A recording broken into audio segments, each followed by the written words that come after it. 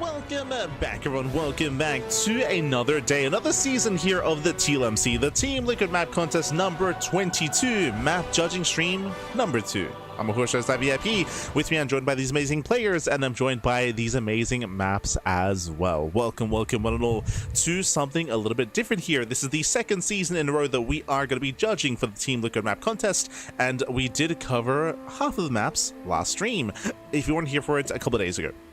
A couple of days ago, we were live with the initial TLMC 22 judging stream, going through all of the standard maps and going through all the rush maps. It was a lot of maps. It was like almost a 6-hour long stream. It was it was a very long stream, a lot of maps to go through. Now we are live with the second half. Now we're live with all the macro maps and with all the dynamic maps as well. Oh boy, there's a lot to go through, Pappy. There's a lot to go through, so let us jump on in together. Once again, there was a bit of a disclaimer when it comes to the overall judging process. Of course, I'm only one of many judges. I think last time there were 5 judges in total. I can't say with certainty if there's more or less this time around, but all the judges, we all have kind of our own perspective. We have our own criteria. We have our own kind of ideas to what is healthy for the game, what we want for the game, and where we want to push the game as well. Everyone has their own biases, of course, and hopefully through the process of this judging stream, we can kind of have an idea as to how I look at things, what my perspective comes from, and kind of how I judge said maps. And you can even join the discussion as well in the chats. You can of course join every now and then. Of course, we do have some of the TLMC map makers join the chat. Of course, be very respectful as well. They put a lot of hard work and effort into making these maps, into submitting on a regular basis. So big shout out to all the map makers for all that they do for us here as well. Big shout out as we are soon to jump into our first map. Oh boy. let's go, Bible, let's go. As up first, we're going to be jumping into our first macro map here of the TLMC. It is going to be Defender's Lab. Let's go. Bam. Let us go. As I quickly set up the title. Beautiful. Okay. So there's going to be a lot of maps to go through. I believe the plan. Oh my god. I believe the plan currently is to. The plan currently is to go through all the macro maps, and then we'll be taking a break. Then we'll go through all the dynamic maps as well. But of course, first things first, we do have our initial map of choice. It is going to be Defender's Lab. The rush distance background is going to be a little bit longer on this map. Let me just quickly double check. I do have the stats open here. Okay, 30 seconds. 30 seconds from natural to natural. Very quickly, aesthetically, the yellow grid pattern is not easy on the eyes. I will say that. In the center of the map, we have some speed zones. We have some larger entrances. We'll get to the center momentarily. I guess for now we'll focus on the main bases. We have bottom left and top right spawns. Now when it comes to our main bases here, we do have a bit of a larger main expansion. That is true. We have a very large main base, a very accessible main base as well. When we judge accessibility, typically I'm looking at the location of the natural entrance, I'm looking at the location of the ramp, and I'm looking at, of course, the wide blink path into the main. Here it's very wide. It's very, very wide, and the distance between the entrance to the main base and that entrance, sorry, I should say the ramp into the main leading into the blink path is quite long as well. Usually you would have the ramp here. You'd have the ramp in this location leading down into the low ground, but here the ramp was actually pushed a little bit further back. So the ramp was pushed further back instead, so this actually elongates the distance that it takes to travel back and forth between locations. So this map intentionally is a little bit more vulnerable to 3 and 4 gate blink aggression. Typically I'm not opposed to that necessarily, but usually there's like a bit of a balance when it comes to the positioning of the ramp, or when it comes to the amount of terrain that you can actually blink up into as well. So here, there's just I would say like a greater kind of pathway into said main expansion. That's something to bear in mind. When it comes to the natural expansion, nothing too crazy. I believe that there are some tank positions down here that can hit the gas geysers, but really only the gas geysers would be under threat. That leads us out into the rest of the map. When it comes to the size here, we do have a pretty large entrance, I would say, like a medium-sized entrance into the natural. There's no ramp. It's quite common nowadays to not have a ramp coming into the natural expansion. It's quite rare to see a high ground natural. Nowadays, again, we do have kind of more exposed bases, and more aggression can be viable here.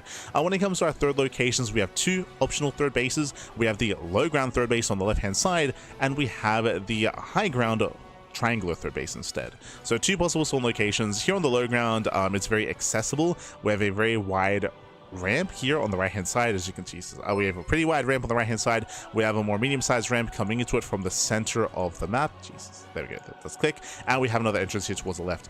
Bearing in mind as well, because it's on the low ground, it also means that if an army does push up the ramp and does maintain this position, it'll be even more difficult to maintain. So usually players are going to be expanding here on the right hand side instead and saving this base a little bit later on, as it is much more vulnerable. When it comes to the base on the right hand side, once again, it is thankfully on the high ground. There is a ramp coming in towards the base on the right hand side. We have not too big of an entrance here coming into the coming to the third base itself. So we have a relatively secure 3-base setup. I say relatively, this is where the rest of the map comes into play. Before I get ahead of myself, a big shout out to Patches in the chat. Patches, thank you so much. Thank you so much for subscribing with Twitch Prime for 5 months. Also, shouts, I see Toppin in the chat, Solenspired, John T, Goodo, Psycon, Slowjo. Bienvenidos. But thank you so much. Thank you so much for subscribing. Do appreciate it. Do appreciate it. Now, when it comes to the center of the map itself, it's really interesting. It's a little bit more unique. So when it comes to the main attack path across the map, we do have our natural leading directly into the third expansion. When it comes to just go across the map, we do have some points of elevation, of course, but more importantly, we do have some destructible debris here. As you can see, we do have these rocks covering the main attack path, likewise here on the left hand side as well. So these rocks will be delaying pushes, they will delay any kind of main assaults. On top of that, we have steam vents on top of them as well as line of sight blockers. Interesting. This does make it more risky or more difficult to push through, because you potentially you could be pushing into a siege line. You could be pushing into your opponent's base if you don't have vision ahead of time with a scan or with some high ground vision with like an overseer or something of that nature. So this does add some complexity to the center of the map. Another thing that we do have are speed zones. Quite a lot of speed zones actually. We have speed zones at each kind of main juncture. So we have what, 5? 3, 4, 5 speed zones. There might be 6. Jesus. We have quite a lot of speed zones in the center. Now, based on their location, it's used in 2 ways here. One, you can flank an army. When it comes to, like, say there's a main army pushing. Quickly, there we go. Say there's a main army pushing through the center across the map. They're knocking down these rocks. As the defending player, whether it's with Ling Bane, whether it's charge lots, whether it's even with a flank with like a triple drop on the right hand side and your main army on another side, you can come in for a flank, come in from either left or right hand side, and you can punish your opponent a little bit harder. They're going to have less time to react and less time to respond as your army comes in, especially with this line of sight blocker actually as well. So there's going to be less vision, less reaction time. They're going to be more vulnerable to said flanks. I say that there's a give and take. I will say that obviously when it comes to these little paths, they're quite narrow. You can see here that these pathways are quite narrow, so a couple of force fields or even just better positioning, of course, can actually punish any rotation through that. So there's a bit of a give and take. Thankfully, I would say these pathways aren't too wide. If they were too wide, that'd be, I would say, excessive. That'd be a little bit excessive if they were wide entrances, which makes it difficult to micro against, and also speed zones as well. But they're narrow. They're narrow, and we have speed zones. This actually reminds me of, we covered another map last time. I think it was the final map of the standard map pool. Imagine this, but instead of speed zones, we had slow zones. And I rated that quite poorly because they were already narrow choke points to begin with, and slow zones on top of that meant that you could not flank the army. You could not engage. You couldn't try to get us around or engage ahead of time, or you'd be punished for rotations. Like, I view that quite negatively. Here, especially on a larger map like this, on a wider map, it does kind of allow for some more counterplay. What I will say though is, again, counterplay and is a little bit more balanced thanks to the more choky nature of these entrances. The other thing that these speed zones do is that they do favor rotations. What I mean by that, say if you want to assault this expansion on the left hand side, you do strike this base, you hit this location, your opponent's in position, you back off, you pivot around, and then you rush all the way to the other side to hit the 5th expansion, for example, and you rotate back and forth. These speed zones will help with rotations. It does give you that bit of a boost when it comes to rotating back and forth and trying to catch the defending player out of position. I do like this idea, especially on maps where it is easier to be defensive on. If it's easy to turtle, then give your opponent some more maneuverability to try to catch you out of position. When it comes to turtle play here, it's not bad. This base here on the left hand side is more exposed, is more vulnerable. That is true, just because it's on the low ground, there are multiple entrances. Here on the right hand side, these bases are much more secure. You have this space here with only one entrance, and your army should be in this general location anyway to be able to react and respond. And of course, you can expand forward towards your opponent and kind of take like this greater defensive stance here. I can see more often than not, Protoss and Terran players going for their natural, going for their third base here on the right-hand side, and then expanding forward and then expanding behind as well for your initial 5-base setup. It looks quite secure here. I will say that when it comes to this low ground area, it's wide enough where we can see run-bys and counterattacks, and the high ground doesn't necessarily come into play. Technically, this speed zone can help with defensive rotations, I guess, when it comes to going down the ramp and trying to engage with an aggressive army. So that is something that may come into play as well. So it's an interesting use of speed zones. As I mentioned before, these rocks also delay pushes, so they allow you to build up back at home. And I'm not opposed to like adding these rocks into delaying pushes and hindering aggression, because this is meant to be a macro map. Like, it's meant to be a macro map. It's meant to favor longer and later games. Bear that in mind. That's something that's like the context that we have to view this in, of course, is that we're expecting longer and later games. When it comes to other features on this map, we do have our high yield gas geysers. We have a high yield gas geyser here towards the left. We have another one here towards the right hand side as well. What I find interesting about these bases is we have speed zones right next to them. This will greatly benefit run-bys, Ling run-bys, Baneling run-bys. Aggression is going to be punishing this expansion even further than normal. I guess it could maybe work. It could maybe work both ways. We can use the healing shrine. Sorry, that we can use the speed zone to pull workers away. So if you take this base as a player on the bottom side of the map, if you take this expansion and say there's like a Baneling run-by or a Zealot run-by or a Ling run-by, then you can maybe use this to get away. Nah, not really. I was like, you can maybe use it to pull away, but also you can be chased down as well. So mainly it's going to be benefiting aggression, rotations, things of that nature. But more importantly, these high yield bases do mean that if you do decide to turtle up and if you relinquish map control, you'll be punished. Right, typically the punish that we're looking for turtle heavy maps is going to be high yield gas and high yield mineral patch expansions to give the player with map control the benefit of having map control. Is this too much? The thing about this here is that we do have, you know, speed zones. We do have this does favor rotations. Likewise, we have the high yield expansions as well. I would say these bases aren't too defendable, right? Like, again, the entrances are relatively wide. I would say that the distance between the expansions as well is not too bad either. As we take our natural, we move down here to our third, we move down a little bit further to our fourth base, and move forward. Yeah, like, the distance is not bad when it comes to defensive rotation, so you could maybe make an argument, and I probably wouldn't be opposed to it, for making some of these bases maybe a little bit more secure. I think an example of that is the wide entrance here on the left-hand side. This is pretty big. Like, this entrance, it's bigger than for some reason, like, it's a little bit larger than we're used to seeing. Like, it's so it's a really large entrance here towards the natural. You could make an argument for maybe making this a little bit more secure. This is going to be a vulnerable location for sure. Like, with this wide entrance, with multiple entrances, with the speed zones as well, like, this is going to be a big point of contention when it comes to counterattacks and trying to find or catch the opposing player out of position. At the same time, this forward base is lined up with your third, so this is an easier base to maintain and secure. You have the rocks as well, which there's a chance that they might still be up and running when you take this expansion, or you can take advantage of this line of side blockers as well. You take advantage of the terrain here, of the high ground, so there's a bit of a back and forth. I could see an argument, though, that maybe it should be a little bit more defensive on your initial 3 bases, that maybe it's a little bit too open, considering the game state.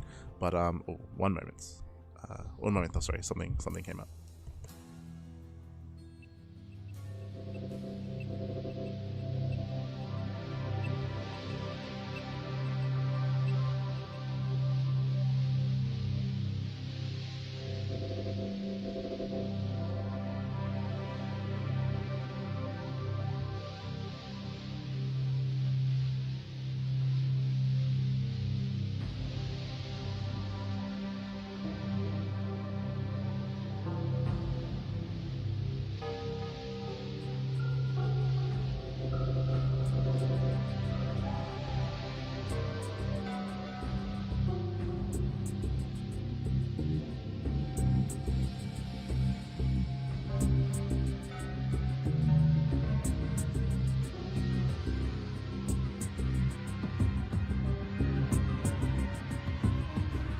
Okay, it's all good. Sorry, something came up. But yeah. So in the end, I don't think this map is too bad for what it brings to the table here.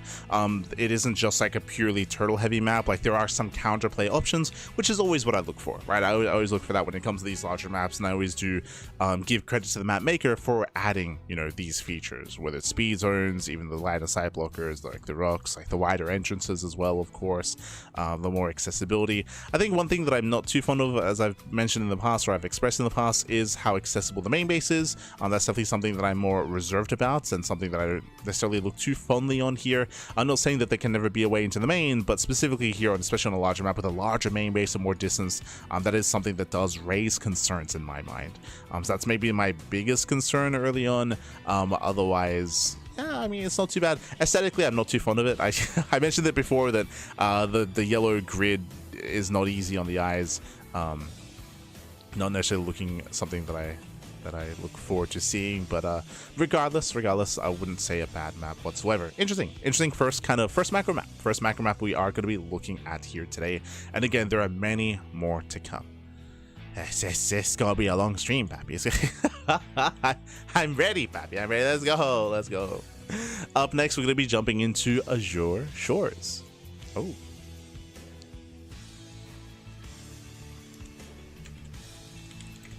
If you're curious about the map makers for each of these maps, that is information that I'm not privy to, which I think is a good thing, right? Like, we don't want like any biases towards names that are maybe a little bit more recognizable. Bienvenidos Greenert in the chat. Bienvenidos. As we are jumping into Azure Shores. I remember this map. This map is an interesting one. If you remember, I think this may have been the last map or the second last map we went through on our personal stream, on our first impression stream on my personal Twitch channel. If you recall, this has a bit of everything. Okay, so first things first, we have horizontal spawns, top left and top right. Top left and top right, these are our two spawn locations, very like habitation station-esque, or I mean, there's been a lot of recent maps in recent memory that are similar to this, of course, with those closer spawned by air. On some of the other maps that we've featured, we have had some slow zones outside of the expansions to make up for the rush distance by air. Here, there are no slow zones in sight. We do have a Zelnaga tower that does help when it comes to scouting, of course, but otherwise, you know, Banshee openers, Oracle base openers will be hitting faster than normal. Bear that in mind. Now, when it comes to the main base, we have a standard main ramp leading down into the natural. The main is going to be behind the natural expansion, and there's no kind of way into the main base from the triangular third location. Bear that in mind. We have multiple Reaper cliffs leading into the main expansion, and when it comes to the natural, we do have some mineral worker paths. Interesting. Now, bearing in mind, this is unique. We do have a pathway coming down towards the triangular high yield gold expansion. These are not mineral patches. These are worker paths, from my understanding. So you don't mine through this. Workers can move through this, but units cannot. So really unique feature here when it comes to trying to rush into this high yield expansion. It does mean that you can take it early on, but defending it is going to be difficult, right? Because you have to go the long way around instead, down onto the low ground to try to defend this area, defend this location. So high risk, high reward, that sort of thing. We have a natural expansion. We have our entrance leading into the natural. We have, no siege positions. Interesting. Intentionally so, it looks like these little floating orbs were added to make sure that tanks cannot siege up here to lay siege upon the gas geysers. So there's been some limitations added here when it comes to siege tanks, when it comes to siege positioning. So that was intentional, of course, to push them a little bit further back and further behind.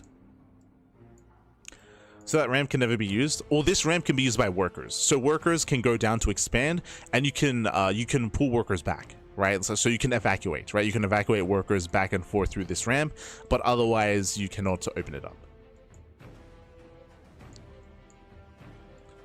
What is that tiny ramp? Is this another worker path? Hold on. We gotta investigate.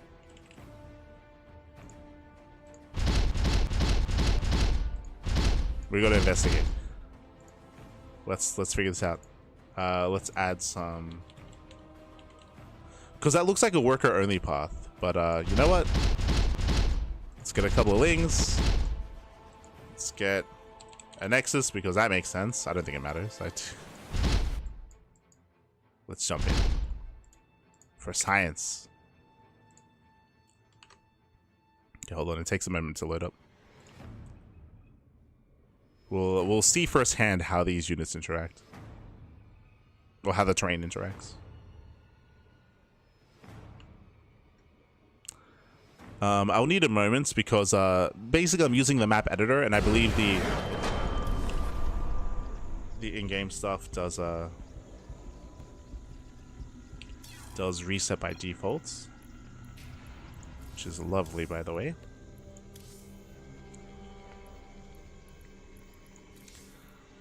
Graphics full screen windowed. Accept. Keep these changes. Yes.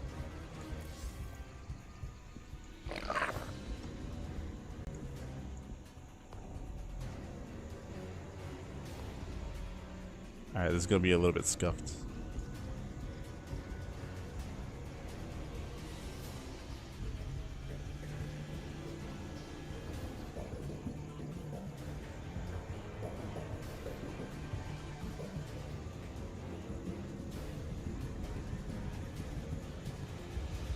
Okay, beautiful.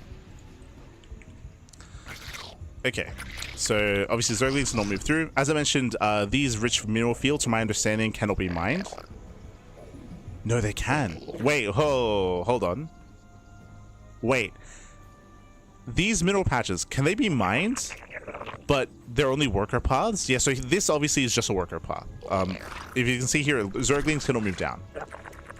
Basically, they're made in such a way that only workers, so SCVs, probes, and drones can move through them, can move back and forth. So that we understand.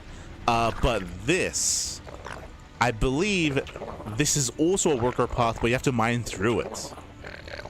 Correct? So we have like double layered worker paths, which is interesting. Because you can mine through this, but I believe Link still won't be able to make it through. So it's pure, it's just all worker paths, from my understanding.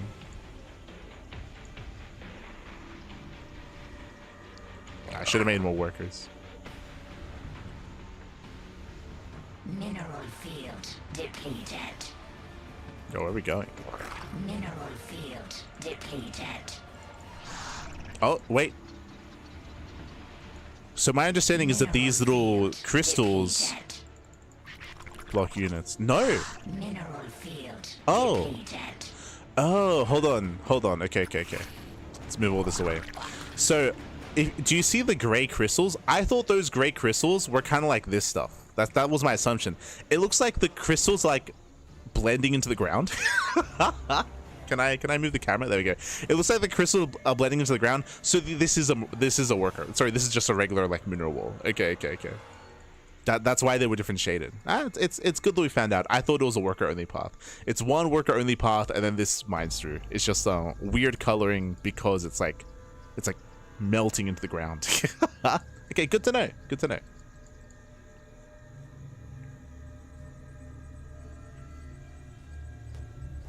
The rocks around the minerals? That's part of the mineral model? Yeah. Ah, I see. See. That effect was a little bit weird to me. But we can get out of here. Okay. Oh, now we know, though. Now we know.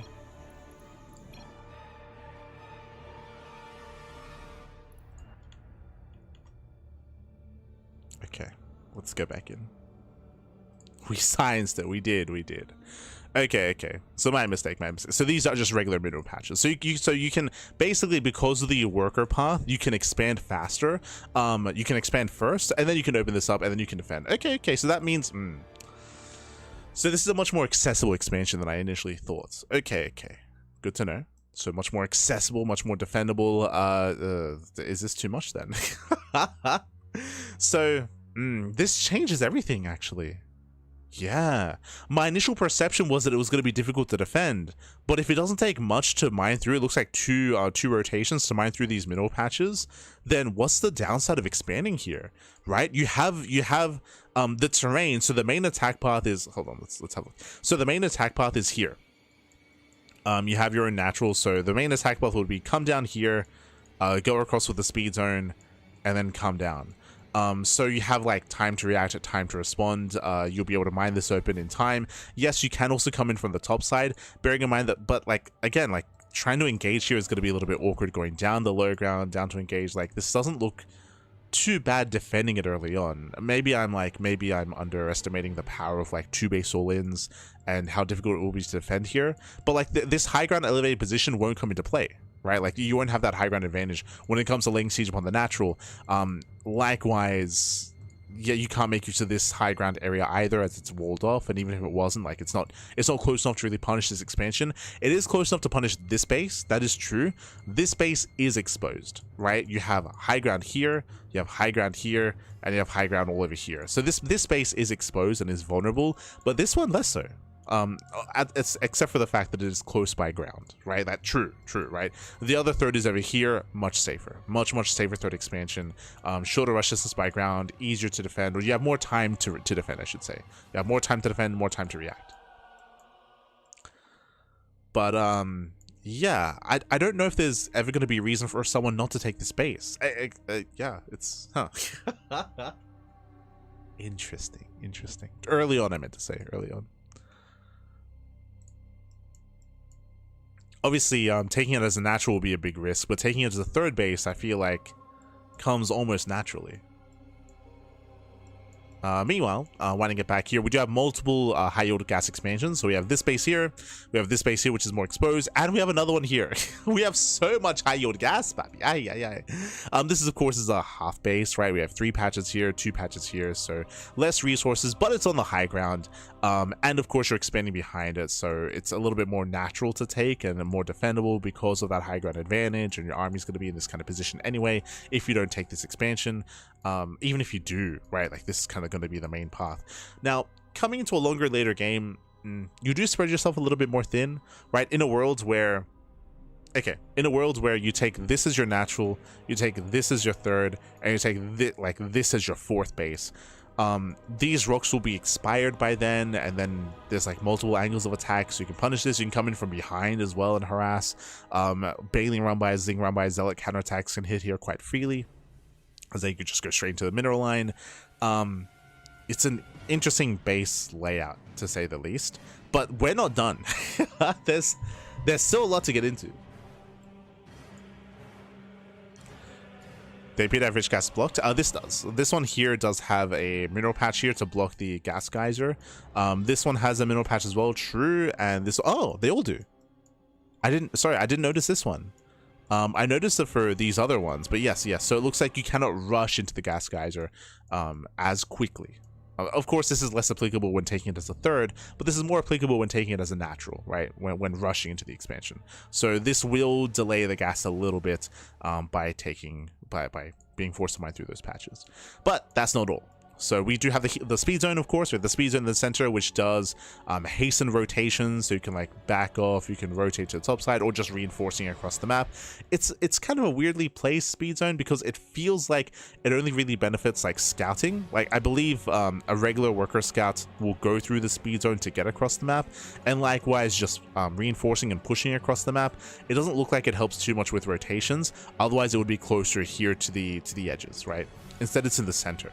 So this doesn't really help with rotations that much. Like it's mainly for reinforcing, pushing, and worker scouting early on. Meanwhile, speaking of we're not done, a healing pad.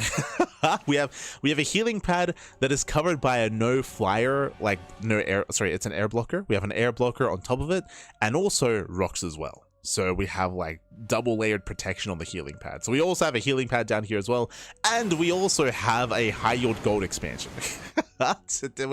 we made the joke at the time when we were covering this during the first impressions stream, but it's like, what did they not add? They've got they've got speed zones, we got healing pads, we got rocks, we got air blockers, we got expiring Zerg debris, we have worker paths, we have mineral walls, we have high yield gas, we have short rushes by, it's just Zaldaga attack, we have the only thing we're missing is slow zones, right? My feedback should be, just give us a slow zone, and then we have one of everything. We have, like, Jesus. We just throw it all in one. All in one, papi. Ay. We have side blocker here as well. True, side blockers. We have blocking minerals.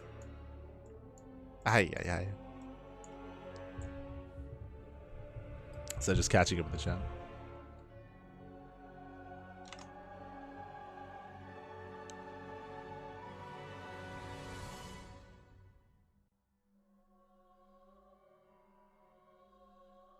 Think you can tone if there's rocks better without map maker? I mean, you mean visually? I understand what you're saying. Like visually.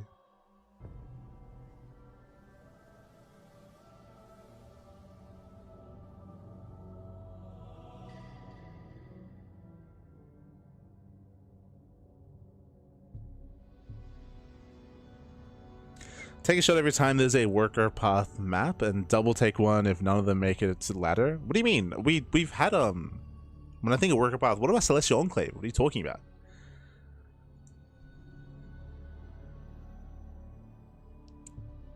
They didn't add rock towers. True. We have regular debris here.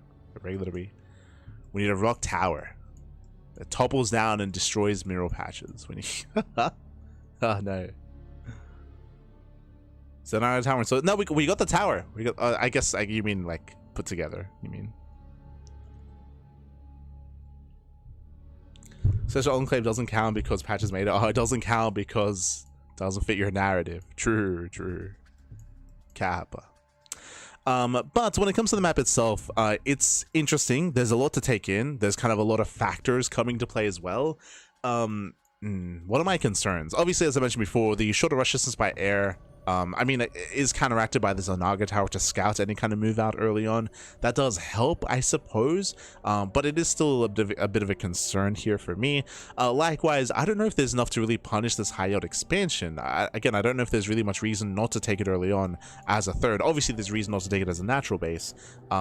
But yeah, there's a lot to take in. Obviously, as a reminder, short rush distance by ground. I don't know why this was submitted as a macro map.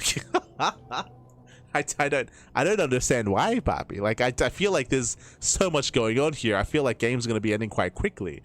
You could argue that we have a bunch of high ground and we have a bunch of elevated positions, but the entrances are very wide and there's multiple entrances, right? We have, especially if you mine out this area here, we have multiple ways up into the high ground, wide entrances that can be widened as well in the center of the map.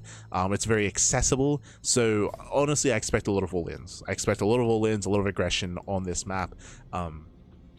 I don't think it should be in this category, but rating it as more of a rush map, I mean, that changes things, of course, and it's interesting to say the least. There's a lot going on. Because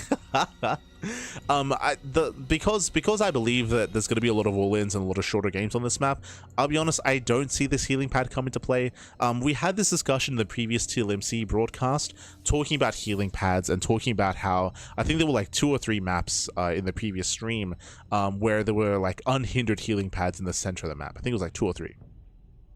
And the question was raised, like, is this too strong? Is this not strong enough? Right? I think there were some people that were it was Omni. He was saying like, but you know, up until now, like healing zones, healing shrines haven't really done much. Like they've been very underwhelming. It's like, yeah, that's true, but I would say the healing pads have been like this for most maps, where they're like off to the side and they're difficult to really make use of, right? This is off to the southern part of the map. It's covered by rocks. I can see games ending before this ever really is implemented and ever really factors in, to be honest. Even if the rocks weren't here, like it's so far out of the way compared to like where the main engagements are going to be occurring as well. I say that, I guess the distance by ground is short enough where I can see a world where can I? Like I'm thinking of like a 2-base all-in and sending like weakened units to be healed up and then reinforcing. It does feel quite far away, especially if we're assaulting this third, right? If this third is taken, it's so far away from the healing shrine. Like I don't really see it influencing a 2-base all-in or even a 3-base all-in.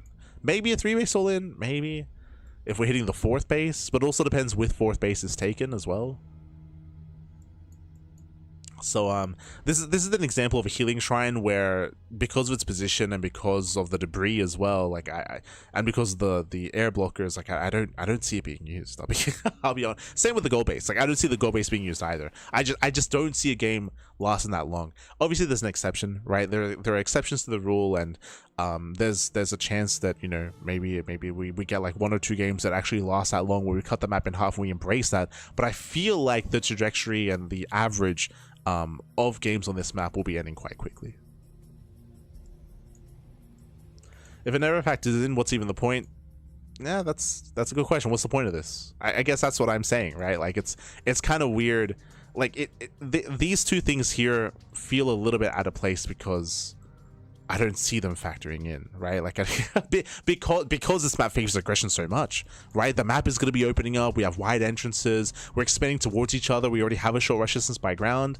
So if what you're saying is that this shouldn't really be here to begin with because it's never going to come into play, I mean, I would agree with that. I'd be like, it feels like a bit of a waste because like I don't see it coming into play too much. There's a chance that maybe in like if we get that rare moments, if we get like some hyper late game and if we get some hyper late game and then we actually see this come into play like once in the season, it'd be sick, it'd be hype, I guess. This is like a what if sort of thing. This is like on the slim chance that the map gets cut in half, like this becomes important. And you're not wrong. True. On the slim chance this will become important if we end up in a longer and later game. So I guess that's what it's there for. Like, hey, like, you know, that's the reward we get if we get into a split map scenario. I just don't see that happening. I don't think the map is defensive enough for that to really.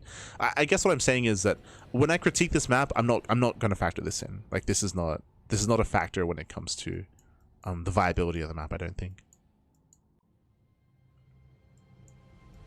Helps defend a ninja gold.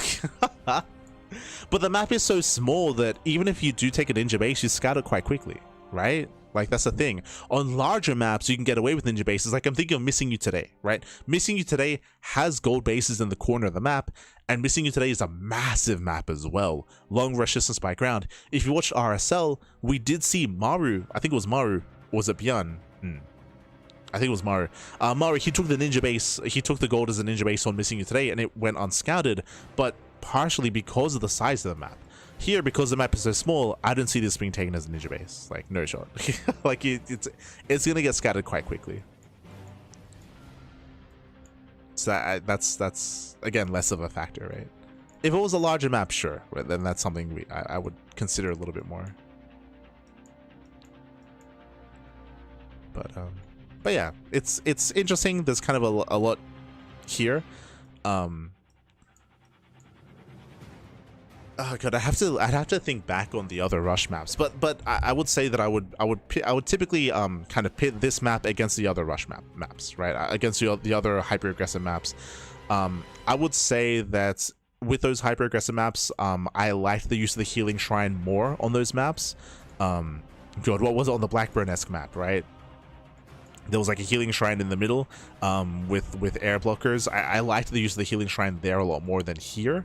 It was actually like more impactful. There was another one, I think Voidstorm. Voidstorm was the other. I think I'm gonna rate Voidstorm a little bit lower looking back on it. I do think that it's an issue that on Voidstorm there's no air blocker. I think the air blocker is quite important.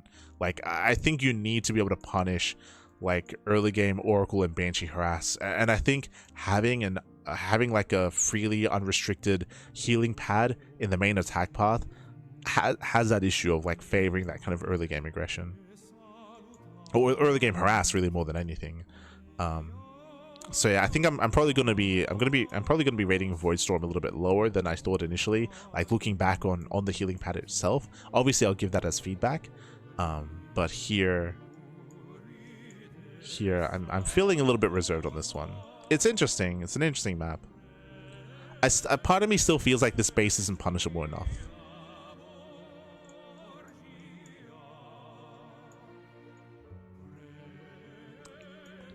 Yeah, the only punish is the distance by ground to the opposing player, right?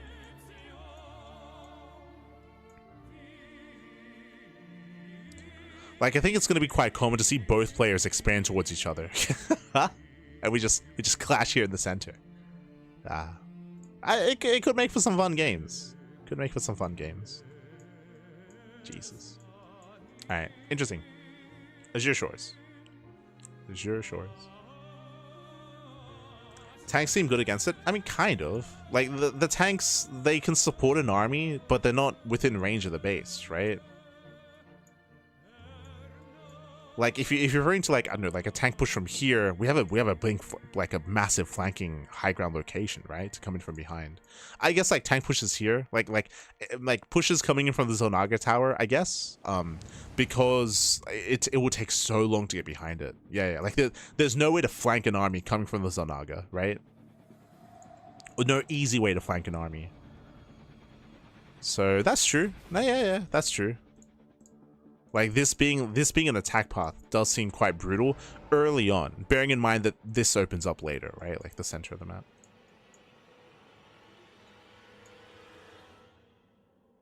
Do you have range enabled? Yeah.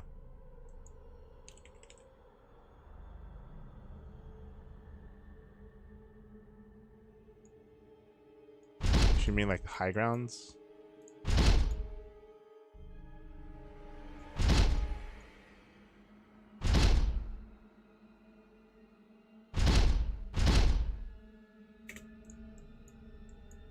So up here, I think that is out of range, right? Obviously this is out of range. Is that in range? Is that?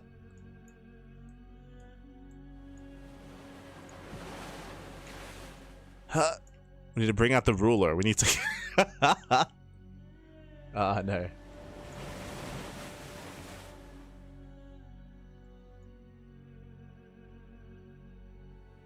Looks close. Hard to. Yeah. We need to. Someone bring the measuring tape, Babby. Bring the measuring tape. Oh no. If this is within range of the Nexus, that's actually pretty huge, to be honest. Like, you can see like a 2-base all in, set up some tanks here. Like, what do you do? Like, how do you defend against that? Like, that would be crazy if that's within range.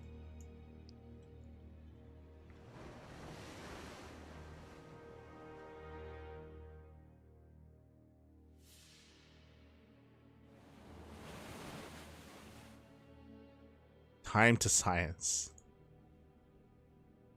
Okay. Okay, it takes the time to go into the game itself, but sure. Okay. I mean, it's important. Let's science it up.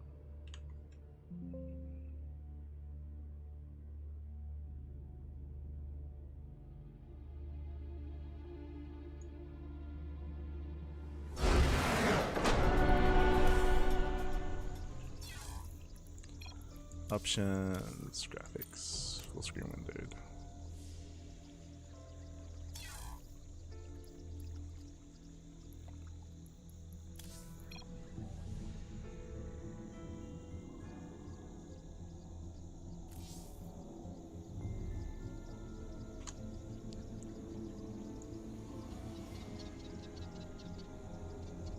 Okay. What's that? Okay, let's hug the edge as much as we can. Give us your best shot. Absolutely. I never tread lightly. Got no patience for Cinderella. Yeah, it's out of range. Yeah, it is out of range. So yeah. So the Nexus is safe from like any kind of high ground location or anything like that. But I would agree that that like a push coming from the Zelnaga tower would be difficult to deal with just because there's no flanking option, right? As we were saying, right? Like you have to go all the way around. These rocks would not be dealt with because in my mind, like this is going to be hitting with a 2-base all in, right? Not a 3-base all in. So these rocks would still be up. So I do think that like an all-in coming from this direction would be difficult to deal with. Pretty hard actually. Depending on how we open up, of course. Depending on the matchup as well. Like I'm thinking of TVP specifically. I'm thinking of TVP. It might promote like early charge. It might promote like early blink aggression to make the opponent be the defending player instead. What's our target?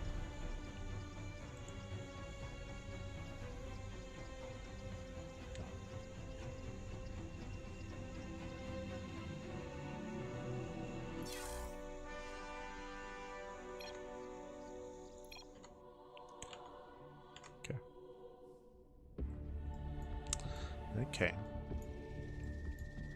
No flank of the Terran tank push would be brutal. Yeah, that's what I mean. But at the same time, I would imagine if it's that good and if it's that strong, I could see the meta shifting if a TVP plays out on this map where the Protoss player opens up like 4-gate blink, or opens up blind charge, right? You go blind charge or 4-gate blink, you're the aggressor instead, and you're able to, like, you know, counter aggression with aggression sort of thing. I can see that happening. So, interesting, to say the least. Interesting map. Again, I have to, I guess for its racing, I'd probably have to go back and check the other Rush maps to compare. It should not be in this in this category, but yeah.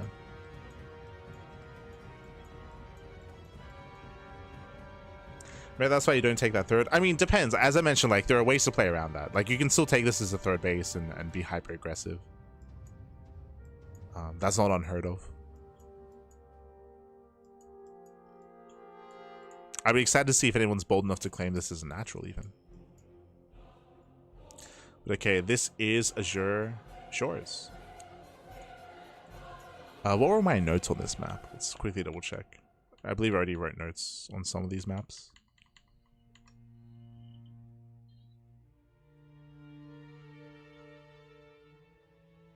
In its current form, I believe all-ins will be very prevalent to the point of never experiencing features of the southern half of the map. I agree. I agree with that sentiment. The shorter rush distance by air is also a concern. We have seen other maps incorporate slow zones to compensate. Okay. So yeah, my main like critiques or thoughts are like slow zones here to help deal with drop play or early game harassment because of the rush distance by ground. This feels like a little bit of a waste because it feels like it's not really going to come into play in the majority of games. And yeah, we'll see how powerful all-ins are pushing in towards that triangular third. We'll see. As said, you don't have to take this base. There are other options, other expansions to take. We'll see. We shall see. Up next is going to be Arbiter.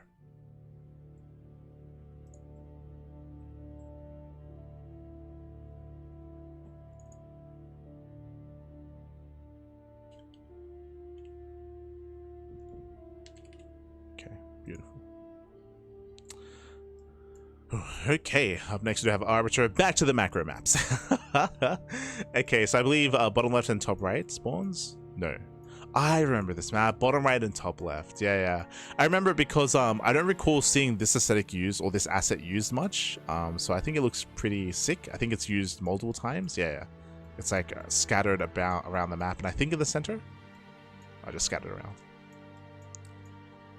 But here we go. Okay, so do we have a larger map, more macro map, bottom right and top left? When it comes to the main base, it is quite large, but this is what I was talking about in regards to 2 maps ago, in regards to, was it Defender's Lab? That's it, Defender's Lab. There we go.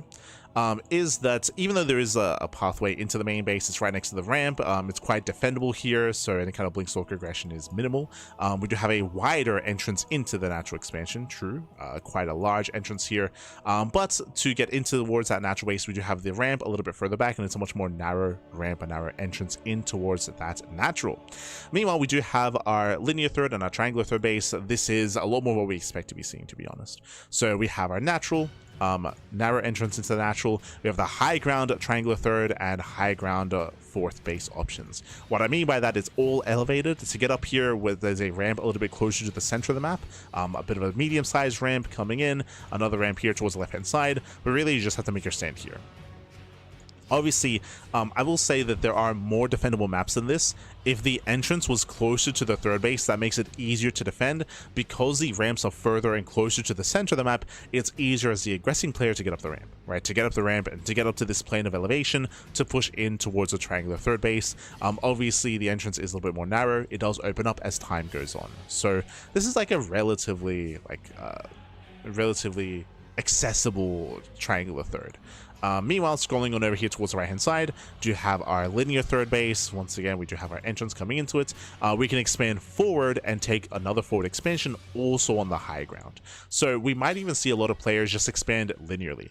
You have your main, natural, third, and then fourth base, right? And that'll be a little bit easier because the issue with taking this expansion, one, it's more accessible, as we mentioned earlier, but two, the distance between these 2 bases is quite long.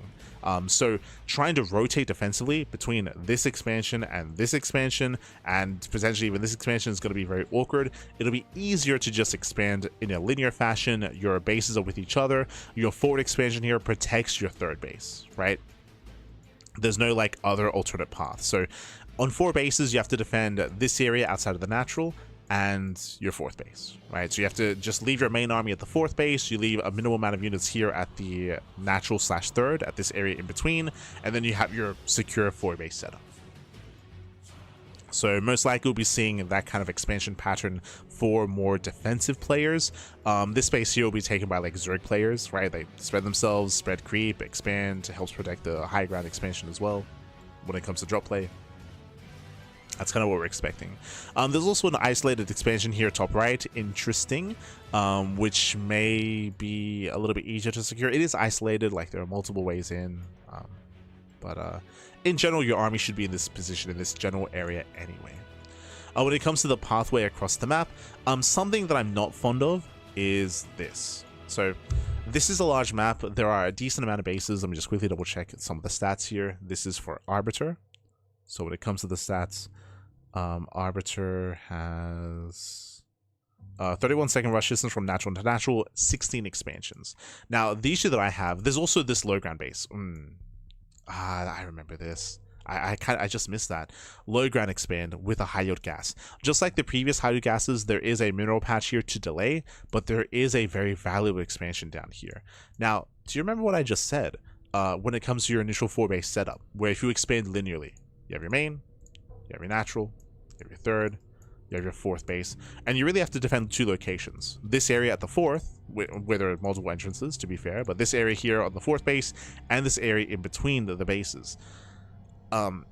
This is maybe one of my biggest criticisms about this map, and there's others, is that this high yield gas geyser base feels very safe. When I say safe, technically it is a little bit further out, down on the low ground. True, it's on the low ground, but there's only one way in. It's the main attack path. The main scouting path across the map leads to this area.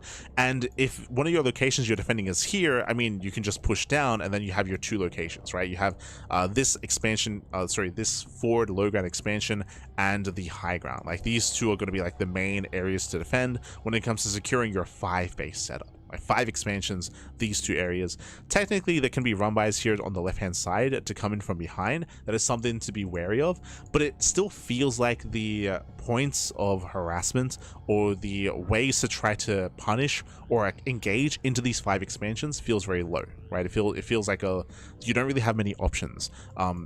Typically, I would expect this expansion to be more exposed, right? To be a little bit more open, to be a little bit further away. But again, it's right next to the entrance, right? It's right next to the entrance to the natural. Like it, at least in my opinion, feels quite close compared to what we're used to seeing. Usually, I feel like these bases are intentionally a little bit more exposed. You could argue, but you can attack from the high ground. In my mind, if you take this as a 5th base, I mean, you have control of the high ground anyway, right? Like, it is more exposed if you take it as a 4th or a 3rd. True, like. If you take this base as a 3rd base, it is more exposed. If you take it as a 4th base, it's more exposed. But if you take it as a 5th, like it feels pretty safe. And in my mind on these macro maps, I'm thinking more long term. I'm thinking more late game. And I'm thinking about turtling players, like a turtling meching player or a turtling sky tossing player.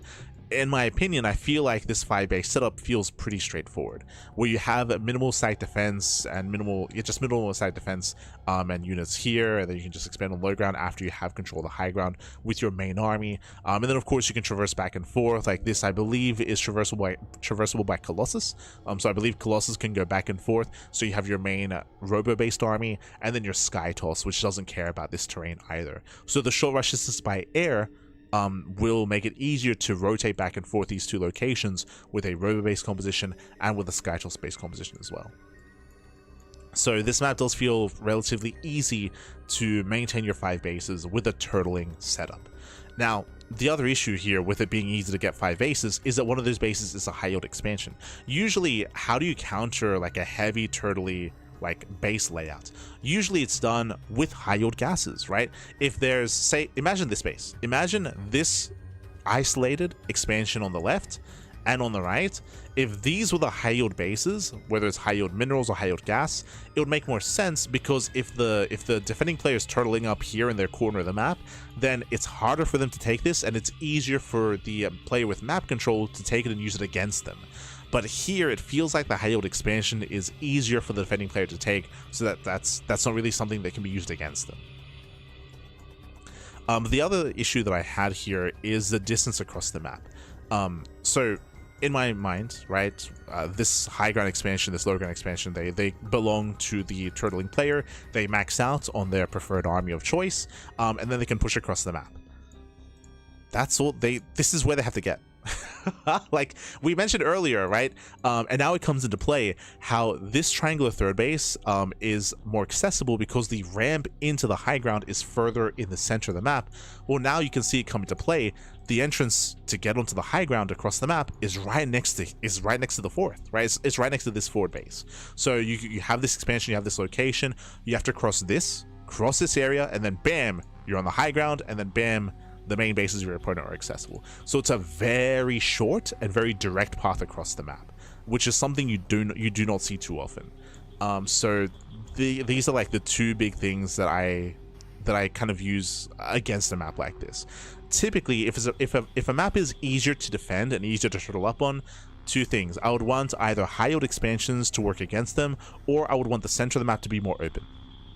So then when like a maxed army pushes, there's like 1, 2, 3, 4, there's like multiple angles of attack to engage and to slow down an army. But the distance here is too short. The distance here is too short, and it just allows for turtle play to be rewarded. Right, it's rewarded because there's just so little terrain for you to move out. The other option here is that you push here through the center instead, which is more open, which there are, like, you can flank from the right, you can flank from the left, you can of course try to engage and slow down from the front. Like, I would say sure, this is a little bit better. Even then though, it's still just one real like juncture that they have to get through. But here from the high ground, it looks crazy. Like, it looks brutal.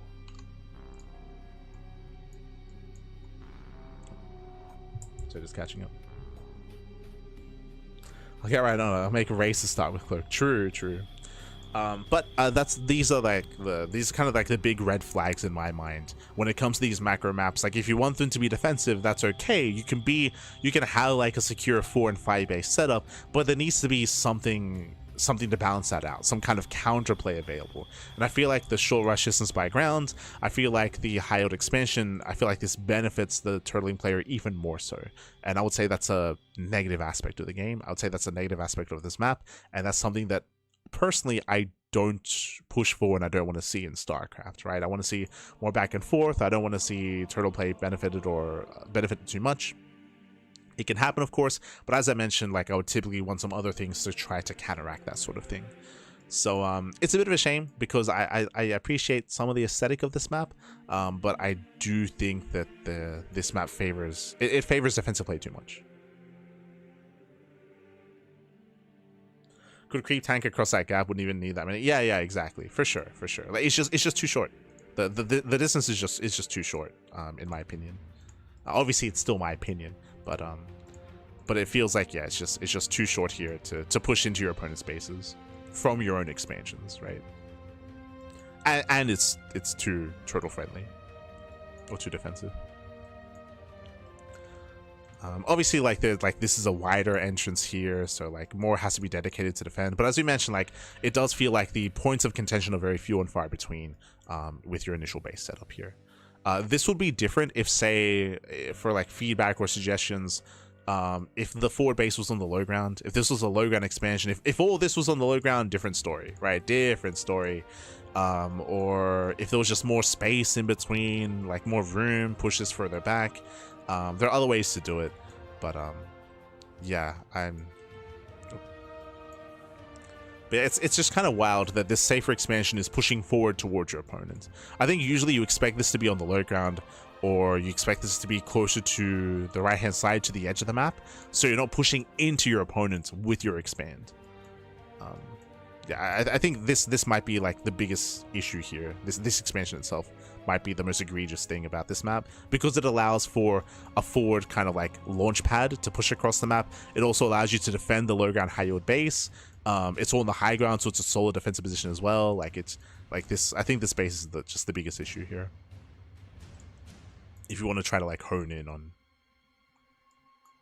the biggest like egregious factor, because it leads into everything. So interesting. Again, this is Arbiter. I mean, as you can tell from for my points, I will most likely rate this a little bit lower, but but of course I'll give feedback as to the rationale behind it, and my big suggestions for maybe approaching this and adjusting this map for future TLMC submissions. But in general, I feel like this map favors a playstyle that I don't think is good for the game, personally. All right, what's next? Up next, we do have At Eternity's Edge. Okay.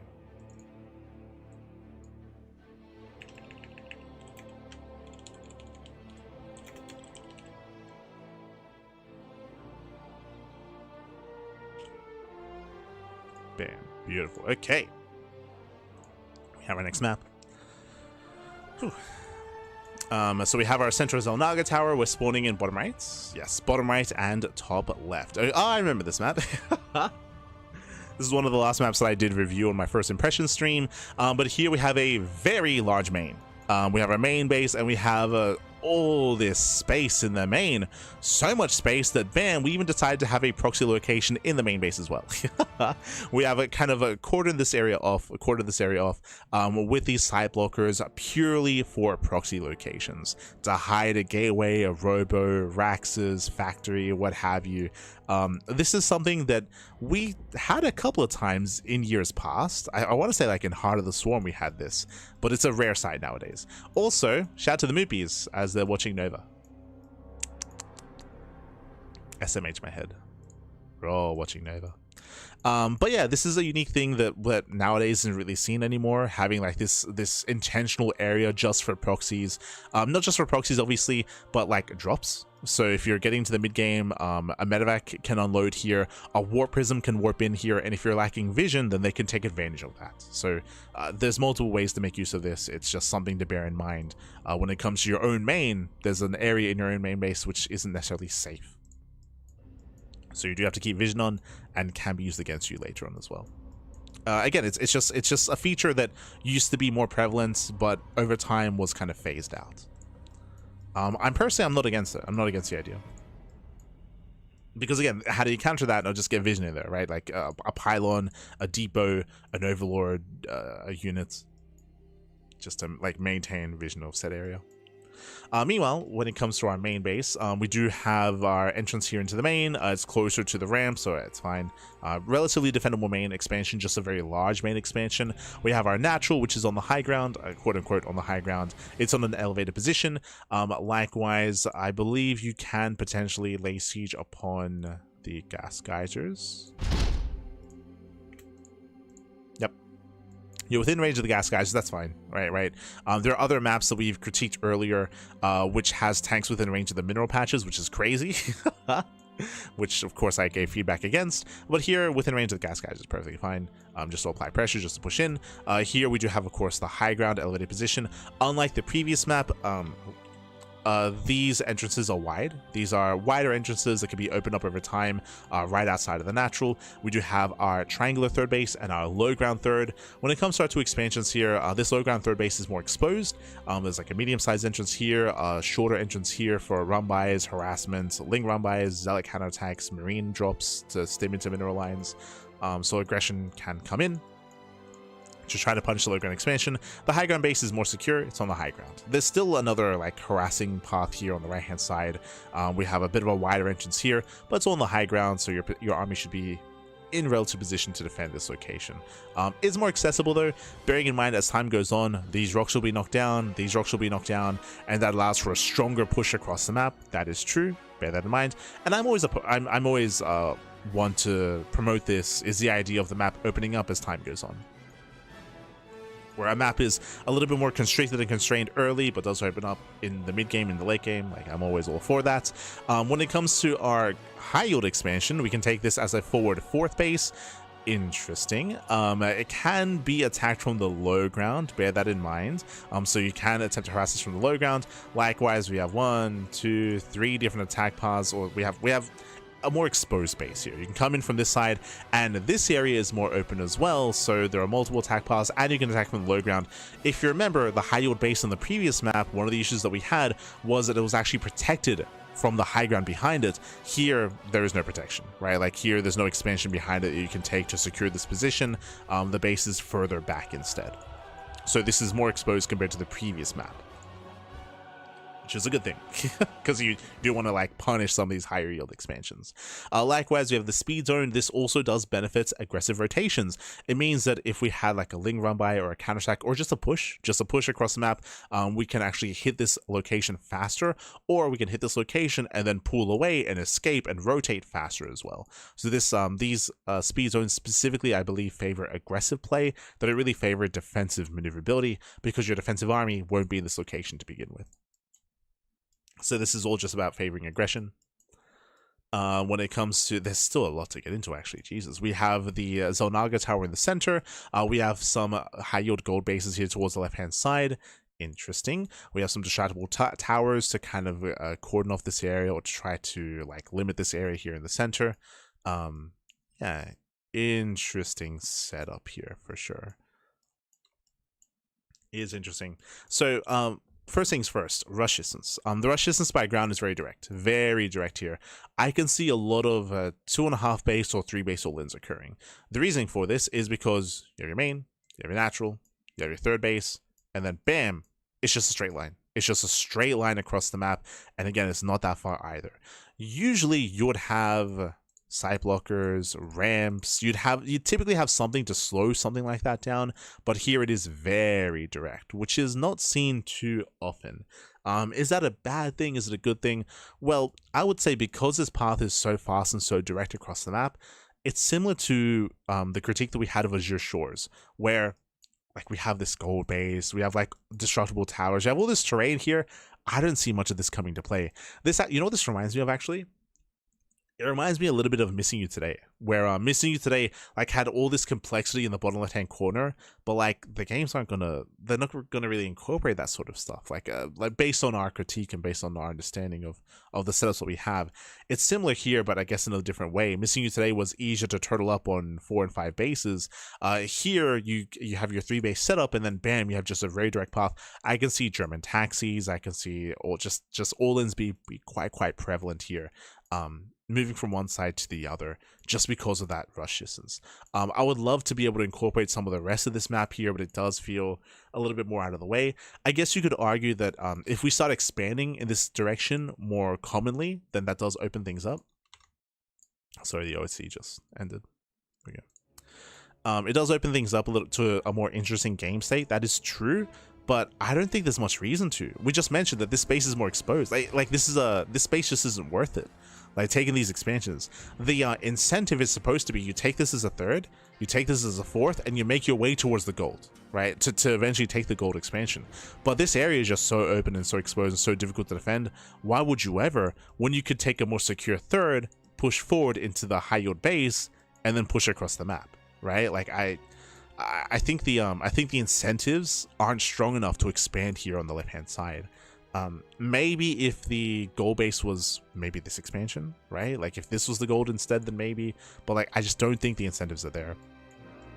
And I feel like we'll be focusing mainly on this area and this portion of the map. I find low ground third base way more defendable. I mean, I would say potentially just because it's further away from your opponent. In that sense, true, right? Like technically it is further away. But I guess in my mind, you're taking the space to be the aggressor. Like you're taking the space to push across the map, and I can see most people doing that. I guess I can see like, do I see a Protoss player expanding on the low ground and giving up on high yield gas? Because you can be aggressive as well, like in PvT, and be very assertive, right?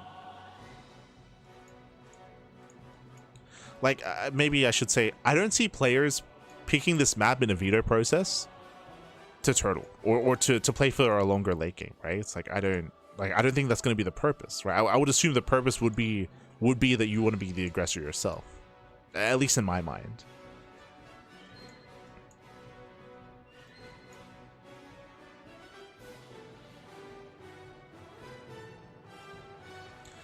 Wall with a smaller choke. You have the army on the high ground here. As I mentioned before, I can see a Protoss player taking the space to be more defensive. I can see that 100%. I guess in my mind they're going to be the aggressor as well anyway. Like, because you can still be very aggressive as Protoss as well. But maybe. I mean, I guess I would say, obviously testing would kind of prove one or the other when it comes to the TLMC tournament. If a map like this were to make it through, then you'd see. And if Protoss players still take the space anyway to go into like 4-gate blink or early charge and early storm and be hyper aggressive anyway, then like, I mean, then we'll see. then we'll see, Papio, we'll see. But in my mind, I can see most people just going for the triangular third anyway. And taking that more aggressive stance. But I do agree that technically you can take this base to be safer against your opponent and try to get into a longer game. For sure. Do we have anything else here? I completely avoided all of this. When it comes to taking these expansions and expanding to like further towards your opponents, it's interesting for sure. Like, you have two options here. You have like two very distinct expansion pathways towards the left or out here towards the right potentially. I still don't really see players not taking this center high yield base. And I feel like the distance by ground is short enough where I don't know if there's much reason to take these expansions on the right hand side to have the game last much longer. But what were my notes here?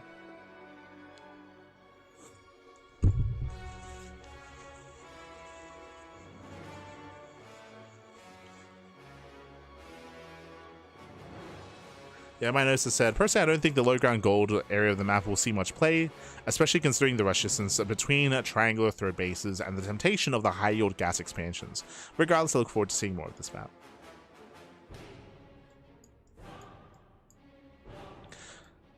Yeah, like you say, easier for Protoss to wall off, but I don't see Protoss having an issue with taking that triangular third and leaving their army in this position and then pushing into the high yield base and taking advantage of the high yield like high yield gas itself, right?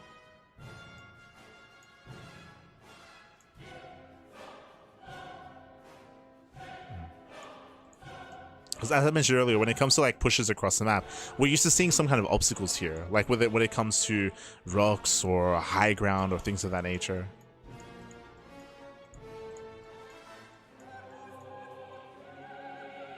Yeah, there we go. It's possible that I'm over expecting like the players would lean towards aggression, but I feel like the recent meta has shown that, right? Like, if you recall, like what was the big critique about RSL? In all of the playoffs, 7 days of the playoffs, we had like 2 macro games. It was non-stop all-ins from everyone, from Protoss, Terran, and Zerg, right? It was like non-stop all-ins from all 3 races in almost every game. Like, as I mentioned, like there were like 2 macro games in like 7 days of playoffs. It was crazy.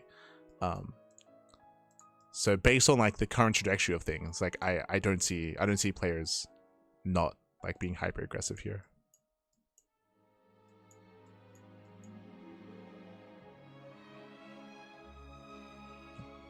But that's my perspective.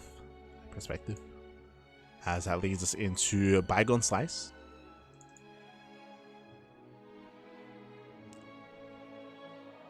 Do you need to set up?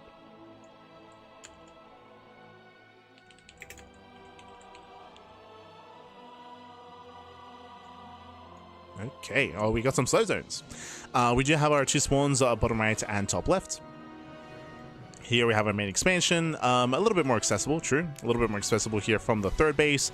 Ramp is further away. I will say that there are ways to get into the main to deal some harassing damage with a Blink Stalker aggression. That is true, more so than on other maps. We have the natural. We have a very open natural. Jesus. We have a very wide entrance leading into the natural expansion. It's also like a little bit shorter than we're used to seeing. Usually the entrance is maybe like a little bit further out and more narrow. So very open natural, leading into, I guess, a more choky position a little bit further out, but there's no high ground advantage, right? There's no ramp. If you recall, for the last couple of maps, usually it's a ramp leading into this area. Here it's all in the same plane of elevation. So that will make it even more difficult to defend.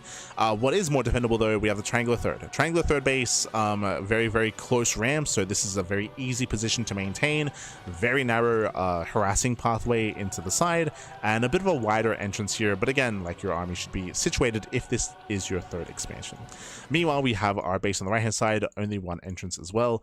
In general, I would say that the fringe expansions are relatively secure, but it's the center area that's more open, and that does open things up for aggression, for aggressive rotations, rotating from here, up, here, here, here as well. And again, this is even more open just because we can knock down these rocks. So an interesting take. Quickly here, what is the rush distance by grounds? Bygone slice. 31 seconds, 14 maps. Sorry, 14 bases. Okay, interesting. We have our low ground expansion on the left hand side. Is there a world where we just expand towards the left? Very wide open area here. I mean, kind of, right? Like this, I feel like this is a little bit disingenuous just because it's cut up. Really, it's two entrances, two smaller entrances into the fourth base. We have the high ground further back. Bearing in mind, usually we have the high ground expansion closer here towards the left-hand side with a ramp coming down to harass, but here the ramp is further out, so this does make it more defendable. Does make this more defendable, as there's really only one direction that the army's going to be coming in, instead of like multiple like directions. Here we have our bases on the right-hand side. We do have our high ground expansions here towards the right. Zelnaga Tower does cover the right-hand flank and, of course, the left. Center is more or less unscouted, as Zelnaga Towers do cover the edges of the map instead. So 2 Zelnaga Towers to cover those edges. We have the slow zone through the center. Interesting, that is going to be slowing down some aggressive rotations, some engagements. It's only one slow zone. It's not that impactful. It will slow down like some scouting and potentially some engagements as well, but there are multiple ways up onto the high ground, so, and multiple ways to flank. It can help a retreating army at least. True. Maybe. It's interesting. Just the one slow zone.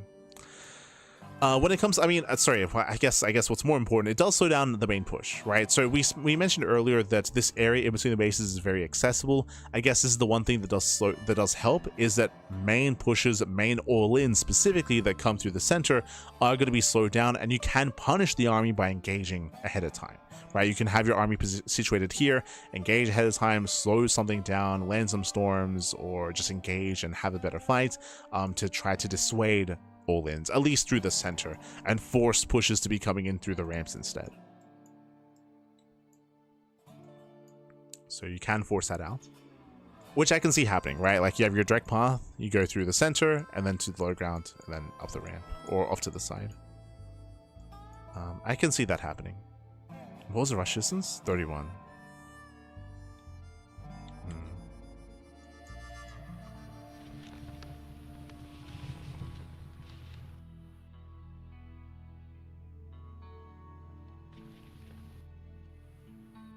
Okay.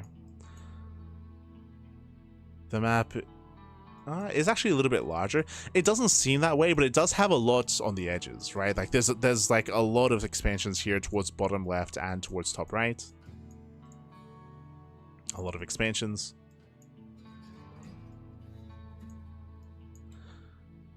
Do I see? I think I do. So comparing this map to the one that we just saw, comparing this map to Eternity's Edge, I do see games lasting longer on this map compared to the previous one. Like on the previous one, there was just a very direct path from third to third. Here there isn't, right? Like the difference here between these two maps is that we have multiple flanking paths from the high ground onto this main attack path or onto this main attack path, and likewise the main push is going to be stifled by the healing zone as well, and you have all this high ground, right? You have more defendable bases compared to the previous map where the triangular third was on the same plane of elevation as the main attack path itself. So this map, I would say, has a higher chance of like stabilizing on 3 bases and claiming a 4th expansion compared to the previous one, assuming that yeah, I feel like that's gonna be the way here. which means we can actually incorporate some of the maps, some of the bases on the edge of the map as well. And again, as the map progresses, as rocks get knocked down, as the map opens up a little bit more, I do think that there's opportunities to be aggressive. I don't think it's overly turtly. I think it's kind of in the middle ground. It's not an overly exciting map, I will say that. Like the aesthetic is nice. Like we have our little gardens, our tranquility, if you will. Like we have a nice aesthetic. But this is kind of like what I'm at least expecting out of. Remember, we're in the macro kind of category, right? Like these maps that we're going to be going through are supposed to be like more macro maps. That's kind of what we're getting here. Like I think this is a better example of what I would want compared to Arbiter, right? Arbiter had a lot of flaws, a lot more apparent flaws, which I don't think exist anywhere near as much here. Just because the rush distance by ground like is more like abusable. There isn't like any kind of like direct path to get across, to just like push across and just commit into some of the bases. It's not as egregious. True. Can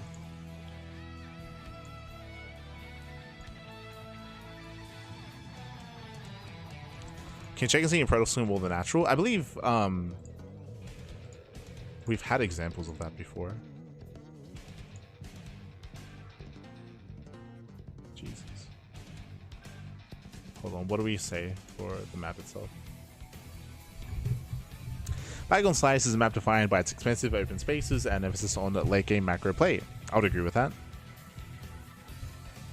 The urban terrain creates great opportunities for surrounds and micro control, while the large map size combined with the central inhibitor zone encourages players to transition into longer macro oriented games.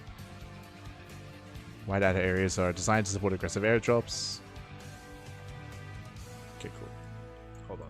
No, but that's a good point, because we did take note that this entrance into the natural is huge. This might be the biggest entrance into the natural we've seen this entire TLMC. 100%. Yeah, you're not wrong. Because for a moment I was like, no, you can wall off, but then I also realized that like the Nexus may interfere.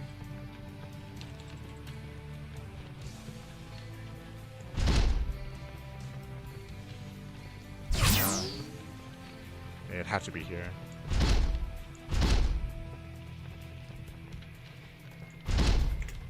Oh yeah, like 3 buildings. Like there's enough room here. Obviously you need, I believe, 2 pylons. So there'd be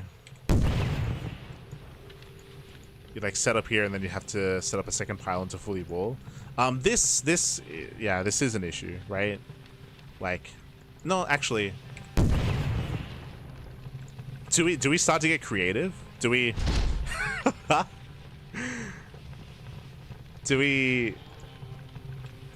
because I'm right, you're thinking ZVP. Yeah, this is a big issue.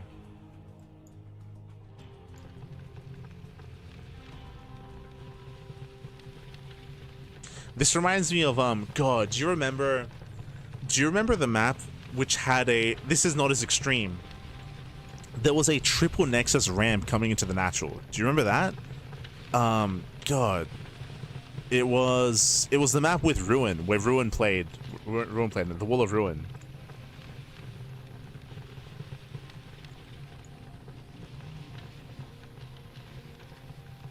So but there's no space for a pylon to not block the Nexus, I think.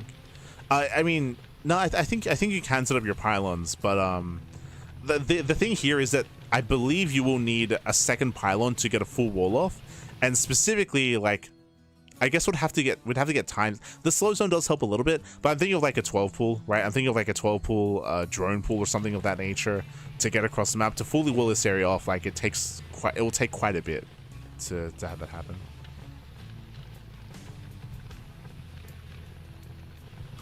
Have a second pylon anyway by the time you lead the wall off, so it may not be a big deal. Maybe. It's just 2 things here. It does, hold on. What this does do, even if you get your full wall off, because it's so wide, there's a lot of surface area that's going to be available on actually all 3 buildings, right? Because you're spread, because it's going to be tight. It's going to be tight to like wall this up. But because of that, it might be too much. It's hard to say because of the rush distance, because of the slow zone. We'll have to see some games, but like I can see like a 12-foot drone pool, like getting a lot of surface area on some of these buildings and like committing in and stuff like that. I think this is unnecessary. Maybe I think that's a better way of actually approaching this. Is I don't think this map warrants the need for a natural to be as open as it is. I don't think it's necessary, right? Like I don't. Close it up a little bit.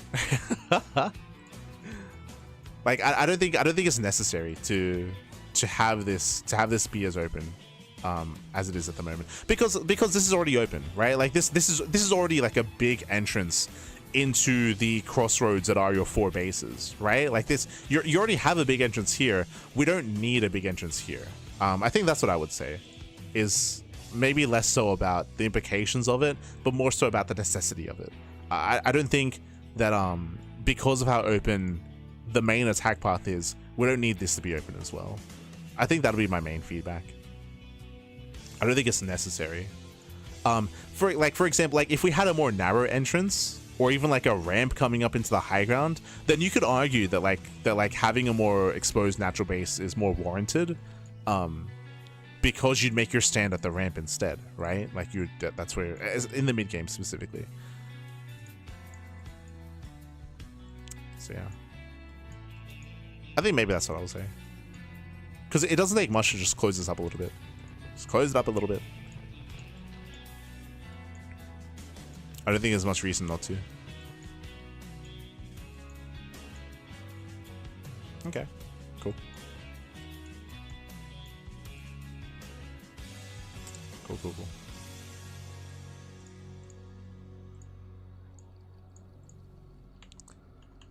As we are going to be getting to our next game, next map, it is going to be Forge and Fury.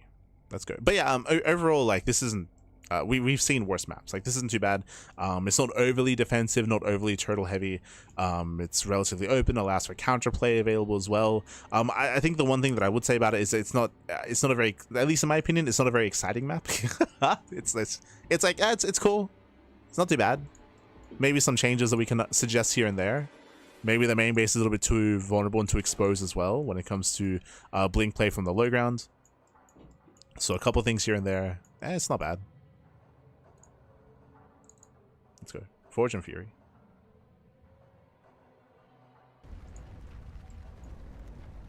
Oh, hello. So load into Forge and Fury to have bottom right and top left. We have our 2 small locations. There's a lot going on here. Okay. Okay, so we have our main base.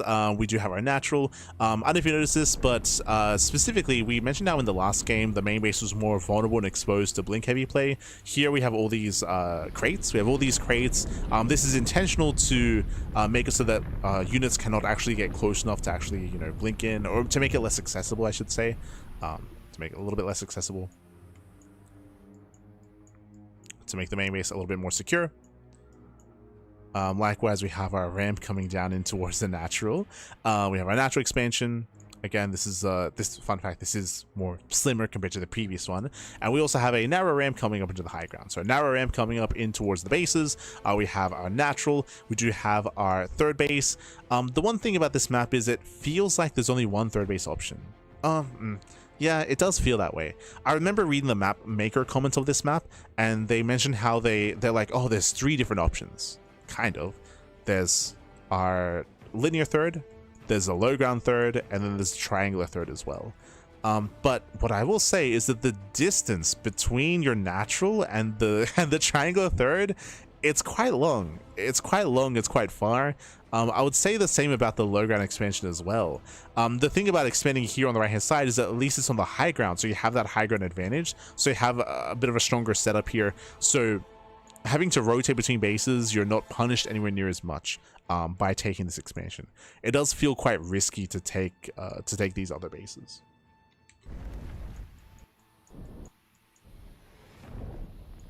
But yeah, going all the way out. Like again, like this path has been elongated, I should say. Like this is a bit of a longer path to come down here to the low ground, then to go all the way here to expand on low ground, or to go all the way up as well. It feels quite punishing. Feels quite even here, like it's still a longer distance to go all the way out here to expand. So interesting. So very far away, or farther away than what I'm used to seeing like third expansions. Again, I do feel like this, obviously the triangle third is a little bit safer, high risk, high reward when it comes to expanding here on the low grounds, I suppose. Getting into the rest of the map, what do we see? We have a Xel'Naga. Okay, we have a Xel'Naga tower here on the right hand side. This does cover most of the right, and of course we have another Xel'Naga here as well. So it covers a bit of the center, most of the right. Fun fact, these two Xel'Naga towers do not cover the main attack path. They do not cover the area here in between. So that is unscattered by the Xel'Naga towers. And likewise, same with this harassing path on the top side, and this path as well, all unscattered by the Xel'Naga towers, which I think is a good thing. I usually say it's a negative aspect. It's usually a negative aspect to have the Xel'Naga towers covering everything. That was our criticism for one of the previous maps. There was a map that we covered a couple days ago where the Xel'Naga tower saw everything. Saw the main path and all the flanking options as well. It's just everything was seen by the Xel'Naga towers. Here, like, there are some avenues which are barely out of vision, which I think is a good thing.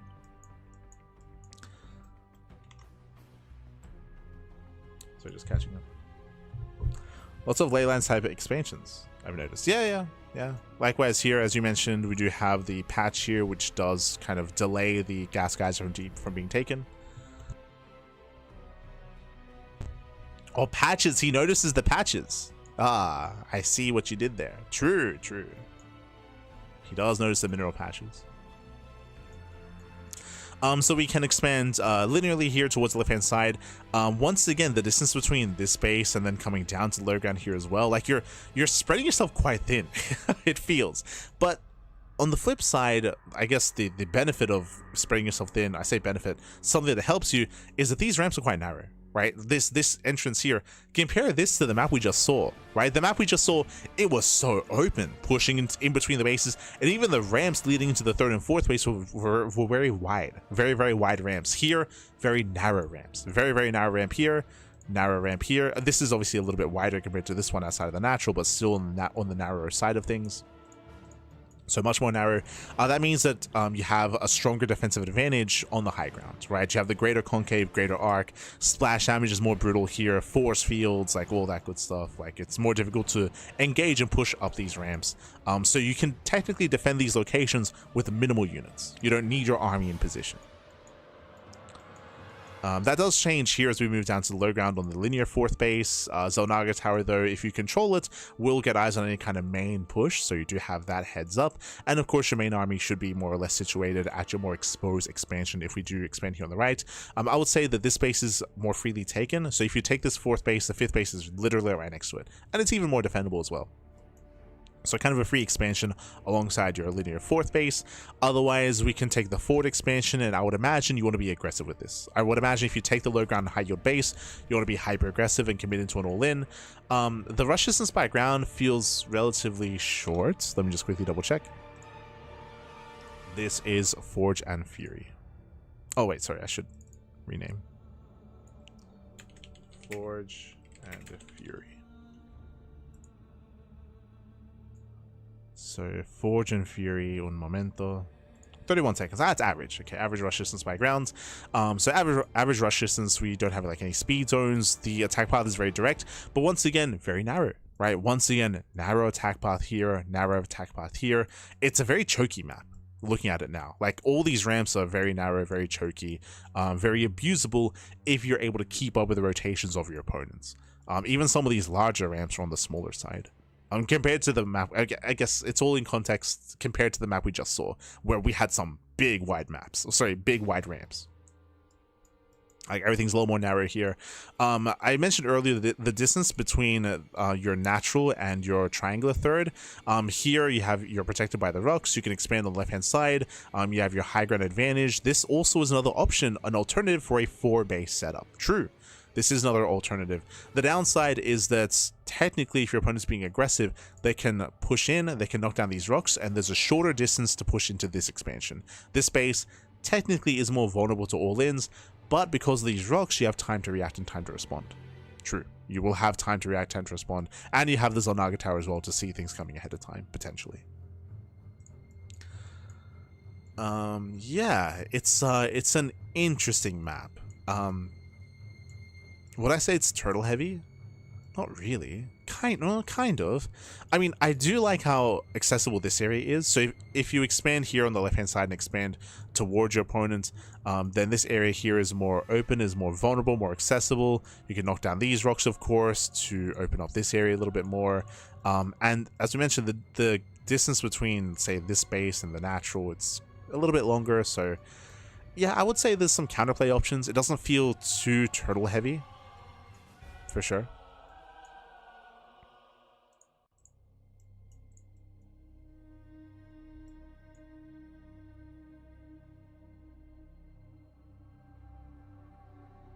Or does it? Like, I'm still trying to judge like this area and how defendable it is, how secure you can make it. It's just so narrow, so narrow. Is there a world where you take this base, and you just wall this area off? Whether it's with depots, whether it's with pylons, you just wall this area off, and then you have your army situated here and here, and then you take the high yield expansion as well. I guess the better thing to ask actually is okay, so if a player is more defensive and if they move out, how do you engage with the army? I think that's maybe my biggest concern. Because the center of the map is relatively short, and there aren't that many attack paths, right? Like, again, the center, it's just very, very choky, so it's harder to engage.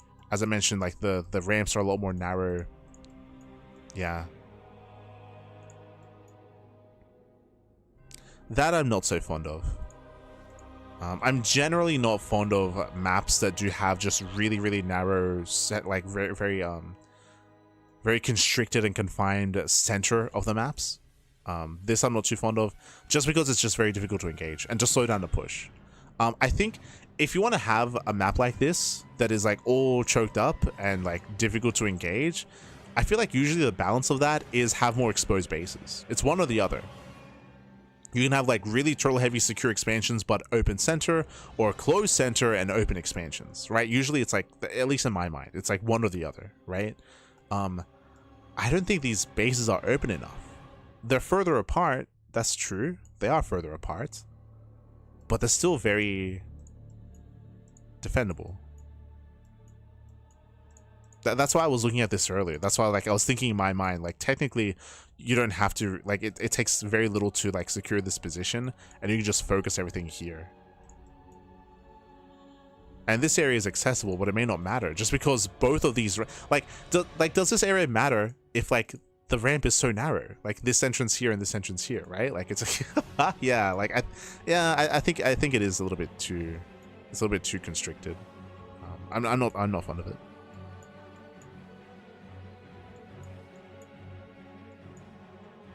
Even if you expand linearly here on the right hand side, again, like, it's difficult to be aggressive here, it'll be difficult to be aggressive here, and then your main forces will be here to like protect your fresh bases. And then you can start to push.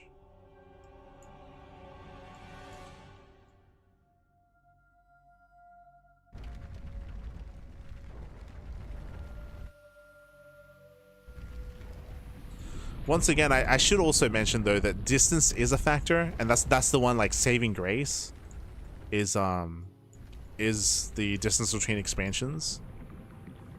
Like, that's the one thing that I will say that has things going for it. Like, even here, like, the distance between this third base and this fourth base is quite long, so you are spreading yourself thin. But as I mentioned, like, you do need just the bare minimum to like maintain this position. The bare minimum might be tough for Zerg. Well, I mean, you say that, like, I'm talking, I mean, this is applicable to all matchups. Like, in general, like, it's not, I would say it's a negative thing for, we spoke about this for the previous map, right? For, was it, God, all the map names blend together. Arbiter, right?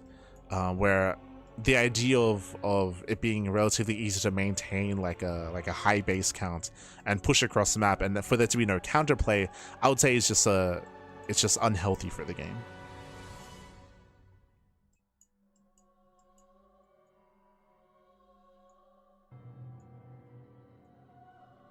Or that's kind of not what I look for in maps, macro maps specifically. Like as I mentioned before, it's one or the other. Either you have an open middle and easier to defend bases, or easier to defend bases and open bases and a more confined and constrained middle, right? It's like usually for me at least it's one or the other. I feel like we have both here, right? I feel like we have an easy like 4 or 5 base setup and a very difficult to traverse like center of the map, or sorry, difficult to engage center of the map.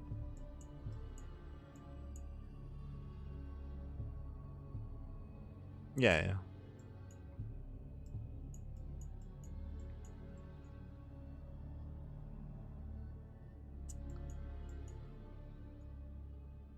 Okay, well, what were my notes on Fortune Fury?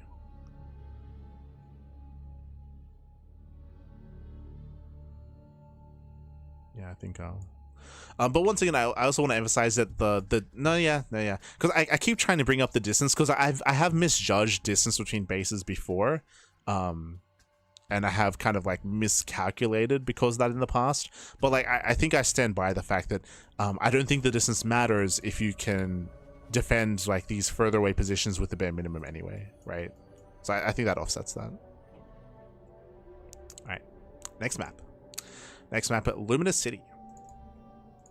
Well, I'll write some notes here.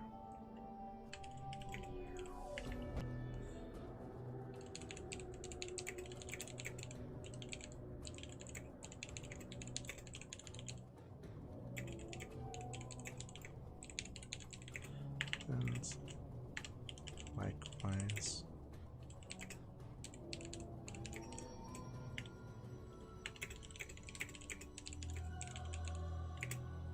Tricky. I will admit the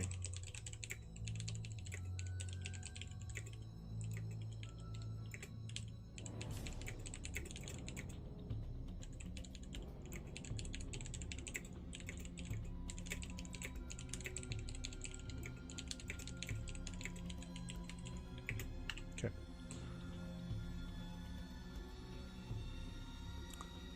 Cool.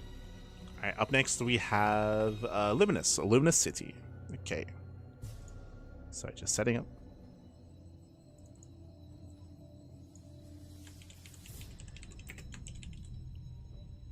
Beautiful.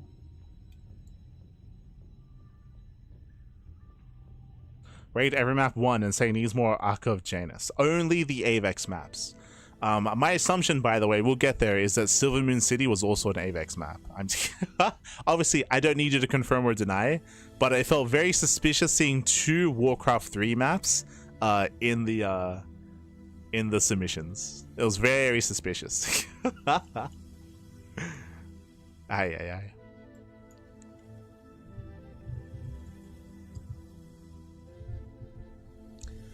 Now seeing some of my maps feature at various points in 2 streams. The aesthetic already looks cool from the single screen so far. Let's go. Estenels. But here we go. We have bottom right and top left. Oh, I remember this. We have bottom right and top left. Speaking of distance, speaking of size, welcome to Luminous City, where we have a massive main. We have a massive main expansion here, and we have 2 possible expansion locations, left and right hand side, and we'll get into the size here because we got a lot of distance. But we have 2 possible locations. We can expand here on the right hand side. Here is our natural expansion to expand on the right and to claim either the low ground 3rd or the high ground 3rd location. Otherwise, we can mine through these patches and take this later on as an otherwise 3rd location. Interesting to see kind of 2 pathways out of the main. Once again, a very large, very wide main expansion. That does make it a little bit more difficult to defend the natural, for example, when it comes to reinforcing and traversing and rotating back and forth between these 2 locations due to said distance. We do have the high ground advantage here a little bit further out. Once again, though, this is quite far away. We have to move out quite far to actually maintain this position and to make a defense occur. Likewise, to make it over to the linear third base, you have to head on over here as well. One of the biggest things that was very apparent to me, at least, is the distance and like the elongated pathways. They're very wide and they're very long. They're all over the place. It's very aesthetically blocky here, and it's interesting. From my just like kind of like a knee-jerk like viewing of this, like I want to say that because of that, like trying to transfer or trying to rotate defensively from like main base to natural up to third over to the fourth base, like back up, like it feels like, especially if you start expanding here, like it feels a little bit excessive. It feels a little bit excessive when it comes to the area that you have to maneuver between these expansions. Oh, it does feel a bit much here, and it feels like obviously if you're out of position, you're going to be punished quite hard depending on how you expand. I should emphasize that as well, right? Depending on how you expand. I'm thinking of like expanding on one side and the other side as well.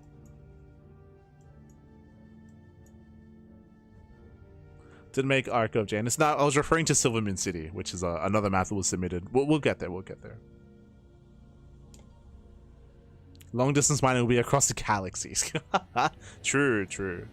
But one of the reasons why it's so long is that, again, like they kind of intentionally like kind of jutted this area out to make it take longer, of course, to go up and then back around to set expansion location. When it comes to our bases, we do have our initial 3-base setup, potentially expanding on the right hand side. That can lead into a gold. We do have the gold base, and we have a high yield gas geyser as well.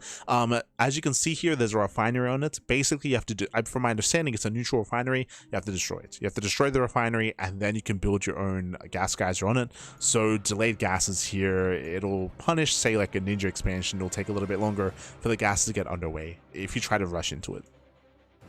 And of course, we have the Zonaga covering this entire area. It's all covered by the Zonaga.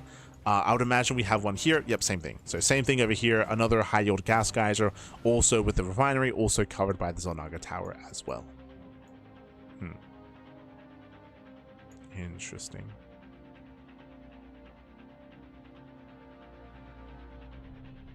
Both will be at a fourth base. So when it comes to the gold base on the left hand side, this is closer to your third if you do expand. But you're not going to be taking this as a third base anyway. That'll be a fifth. Because of these patches, like you would never delay your natural for that long. I say that technically you could like quote unquote Gangnam, right? You could get a CC on the high ground, float down, and take this as your natural, and mine through these patches. Technically that, yeah, like in TVP you go racks expand, right? Racks into factory, sorry, racks into CC. It's not uncommon to get your CC on the high ground anyway in TVP. So there's a world where you can take this as your natural in TVP as a Terran player in the TVP matchup. True. And that can lead into a faster gold, but like you never want to rush into the gold anyway, like in TVP. Yeah, true. That wouldn't be the case. Okay, anyway, when it comes to our defensive setup here, so I was just a little bit distracted by the bases themselves. it's a very unique kind of aesthetic and unique layouts. It's interesting, I guess. So we have our natural, we have our third. We can take the low ground fourth expansion very quickly. When it comes to the bases themselves, they're very open. We have a massive entrance here in towards the low ground expansion, and you have high ground right next to it on the left and high ground right next to it on the right. So this is a very, very vulnerable base. Jesus. As there are multiple angles of attack and engagement. And this is where I spoke earlier about the distance between the expansions. Because of certain points of elevation here, you can punish a player being out of position quite hard, actually. Yeah, like, especially because like these bases are so quote unquote isolated. Like I'm referring to this pathway here. Like usually there'd be a little bit more of a direct path towards your other expansion, but like technically if you can get up this ramp, you can take over this pathway here and this pathway here and just cut off. You just cut off from your own expansion. I want to say there's something similar here. This is a little bit better because it's more open. It's a little more open. It's similar where you can get up the ramp and you can try to take over this location. It is more accessible though for a flank and to try to engage like head on as well. So this is a bit of a more accessible area to try to fight out an army on, but over here less so. Over here less so. Bear that in mind. We have our pushes here towards the linear third base. Likewise, when it comes to this linear third, the entrance is all the way on the other side of the map. So getting onto the high ground here can be done with relative ease when it comes to an aggressive army. To get onto the elevated position to push in towards the bases. So there's not really much hindering aggressive movement. Right? Like usually we have say for example we have rocks here, right? And what would the purpose or terrain here? The purpose would be that if an opposing player wanted to rotate from this place to this place, they have to go all the way around because there'd be like obstacles in the way. But here it's they can just go wherever the hell they want. They can just they can just go back and forth because of like the grid shape pattern of the center. Like again, like there's ease of mobility and ease of maneuverability around here to go back and forth wherever they want.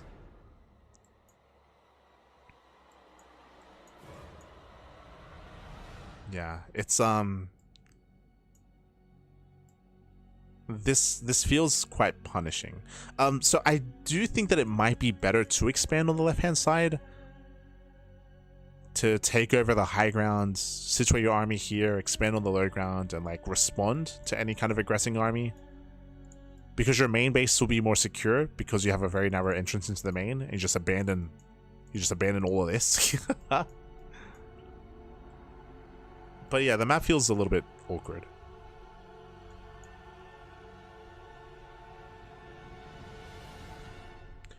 Lurkers and tanks on the high ground go hard. I mean, anything, right? Lurkers, tanks, Colossus, Skytos. It doesn't matter what army it is, but like, outpositioning your opponents feels easy on this map. Maybe that's what I should say. It feels easy to outposition, to outmaneuver, to get onto the high ground, or to rotate and hit another expansion. Yeah, and not even just that, but when it comes to engaging in the center of the map as well, it feels relatively accessible as well, right? There's, especially depending on how you expand. So like I'm thinking of a world where player one like expands here and they expand towards the right hand side, and then they start to push across the map through the center, and they have to hit here, I suppose. There's kind of like a lot of ways to engage ahead of time. Yeah, I don't know. This is a weird one. It's a weird map. Because of its simplistic design, I feel like it hurts the map more than helps it. Yeah.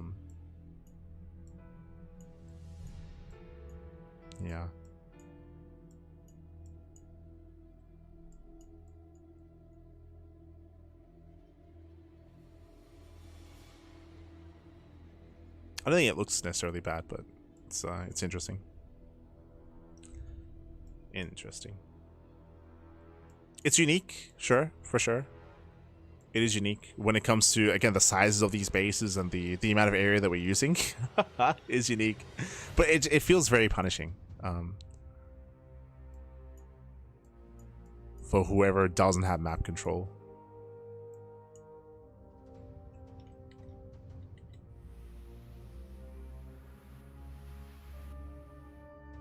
Like, even because we didn't even get to touch on the main, because the main is so huge, like it is also very vulnerable to drop play, Nidus worms, warp prisms as well. Like the main base is massive.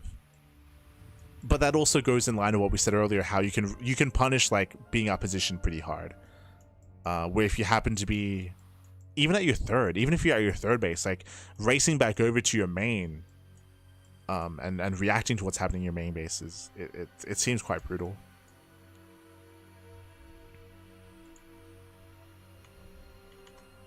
Alright, what did I say about Luminous City?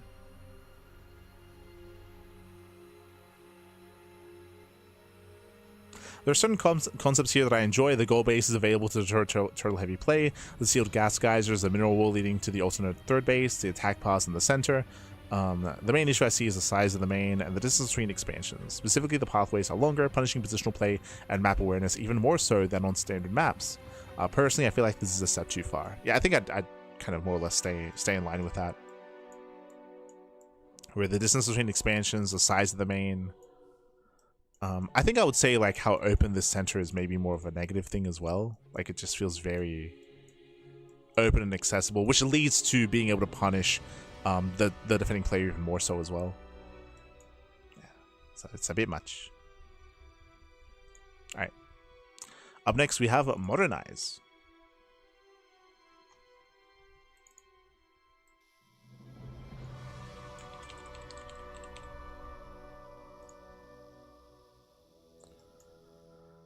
Okay, we have our speed. Oh, I remember this map. Oh, this is I'm probably gonna have similar critiques about this map. What is it with we suddenly enter a massive main like section of the TLMC? Let's go. Hold on, I'll set up here. So we have a main expansion. It's also huge, by the way. It's a huge main base. And similar to the last map, we have alternate expansion choices. We do have our natural expansion here, which is delayed or blocked by a mineral patch. So you do have to work through that first before expanding. Likewise, there's mineral patches coming into the pocket and rocks as well. Very similar to like, I guess, Radisson Station, right? Radisson Station also was quite similar. I guess Radisson Station had layers of minerals and rocks. Here, they're separate. But is similar here. Likewise, here on the left hand side, we do have our third, or I guess our other natural option. Once again, we do have a massive entrance into that natural expansion. Bear that in mind. Not just a massive entrance, but we do have massive ramps coming onto the high ground. Jesus, three massive, like what the hell? You got three very viable choices and different ways to get up the ramp, and then the expansion itself, of course, is very open and very vulnerable. When it comes to our pocket expansion, we can eventually knock down these rocks, or you can mine through the patches as well. When it comes to the low ground, I don't think we've seen a base this open yet. I mean, at least today, this is the biggest third we've seen. Huge entrance here, massive flanking path here. To look at this, oh my god, it's just open. Like why even have the building here? I mean, maybe if you're gonna make it this huge, just go all the way. Just have nothing here in the middle at this point. Like you're just who you kidding, Pappy? Who you kidding? Here on the left hand side, we have a little bit more secure. True. It's a little bit more secure going for the linear third. Yeah, linear third expansion is a little bit more secure. We have the Zonaga Tower. We have a slow zone over the Zonaga Tower to, like, I guess, punish or catch any Zonaga Tower control. That is true. We have a gold expansion here and a high yield gas base. High yield gas. This is a really interesting concept that we've seen a couple of times already in this TLMC. The idea of the gas geysers a little bit further away, so you can kind of pick and choose. Do you want to place your base? Hold on. Do you want to place your base here closer to the gold or closer to the? Actually, no. Is it just the one option? It's the one option. Okay, never mind. I thought you could place it a little bit closer to the gas geyser, but it looks like you can't. Not really. But the gas geyser is a little bit further away, so I mean, again, there's you have in a way kind of options on how you want to make use of this. It's unique. Not the first time we've seen this, but I'll be honest, because of how open everything is, because of how open this area is, and how open this area is, and how open this area can be, I'll be honest, I don't see many people taking this. It's similar to some of the other maps we've seen before, where there's like some unique stuff in the corner, but because of how aggression is heavily favored, and we'll speak about the speed zones, but because of how open so much of this is, like, I don't see many longer and later games happening, like no shot. When it comes to the speed zones, these are specifically favoring aggressive play. So the speed zones are situated to favor rotations. So when it comes to your main army in the center, you can kind of, if you have map control, you can speed over and you can rotate towards the left or rotate towards the right to try to hit this location or to hit this location. Or this location as well. So basically you have faster rotations as you kind of regroup in the center. Regroup, pivot back around, and go back and forth. Technically, you do have to go a little bit further to the center to make use of that. That is true. But like that is viable. That is now some of the benefits whoever does have map control when it comes to maneuvering in the center of the map and kind of rotating back and forth. Yeah, it's this map is kind of wild. It's kind of wild here. I wouldn't be as opposed to this map if you want to have like a more open like fourth location, that's fine. But I think this is a bit much, right? Like in my mind, a more standard setup here would be if this ramp was here, right? Like if the ramp was here, right? If this was where the ramp was, then you have your secure 3 bases, and then you can have an open 4th and 5th as much as you want. That's fine. Like you have your secure like 3 base setup. But here, because this area is so open and accessible as well, like your 3rd is not safe, really, right? Like it's not. I don't know if it was necessary to have this expansion be as vulnerable if you're also going to have these bases be vulnerable as well, right? In my opinion, one or the other, right? Have open 4th and 5th bases, or have a more open 3rd, but like have everything open. Like it feels a bit much, because not just that, but also the middle of the map is completely open as well. So this favors like whoever has map control, like engaging from every which angle. We have the speed zones as well to help with map control, to help with rotations, whoever has map control as well. You have these rocks to open this area up, so your 3 base setup isn't really as safe. As time goes on, these rocks also get knocked down, so you're also kind of spreading yourself a little bit more thin to defend your pocket expansion. Yeah, like this is pretty extreme, maybe more so than the previous map.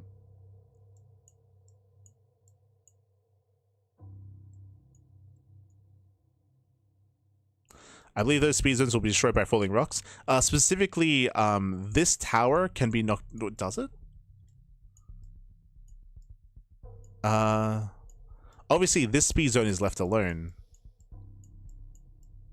Does that destroy, or does it just hinder the usage of?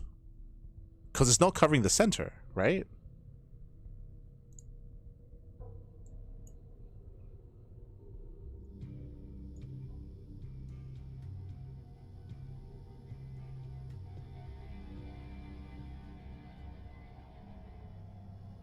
So I'm just catching up. Do the math for map makers in Discord. But for a lot of people that may not have seen it, you need to place a rich gas geyser.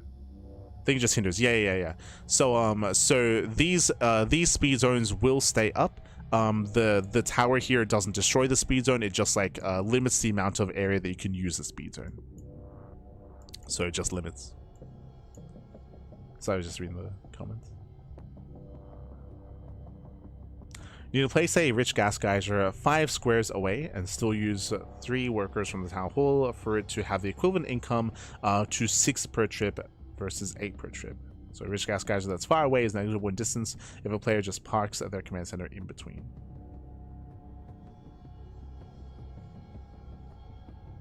Okay.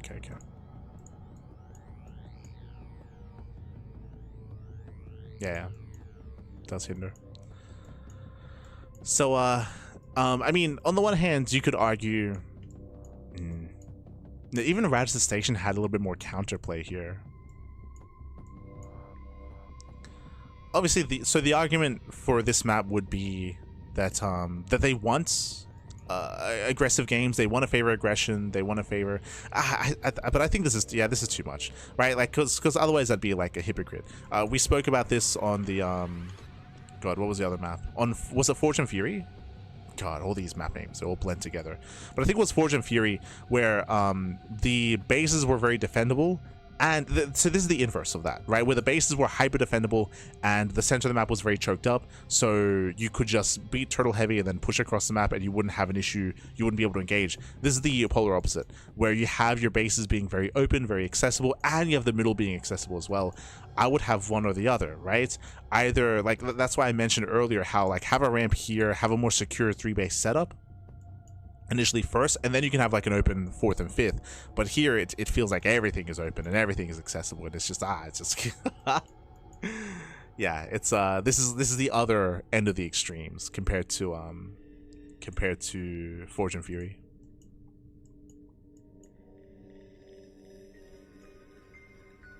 It's the other end, pappy.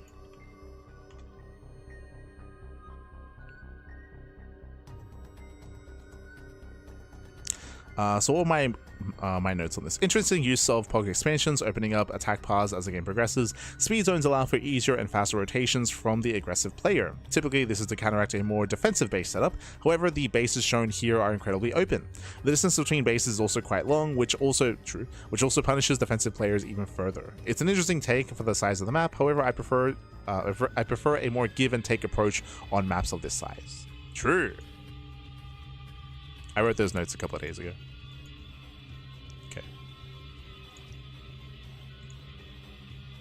Up next is a Planetfall.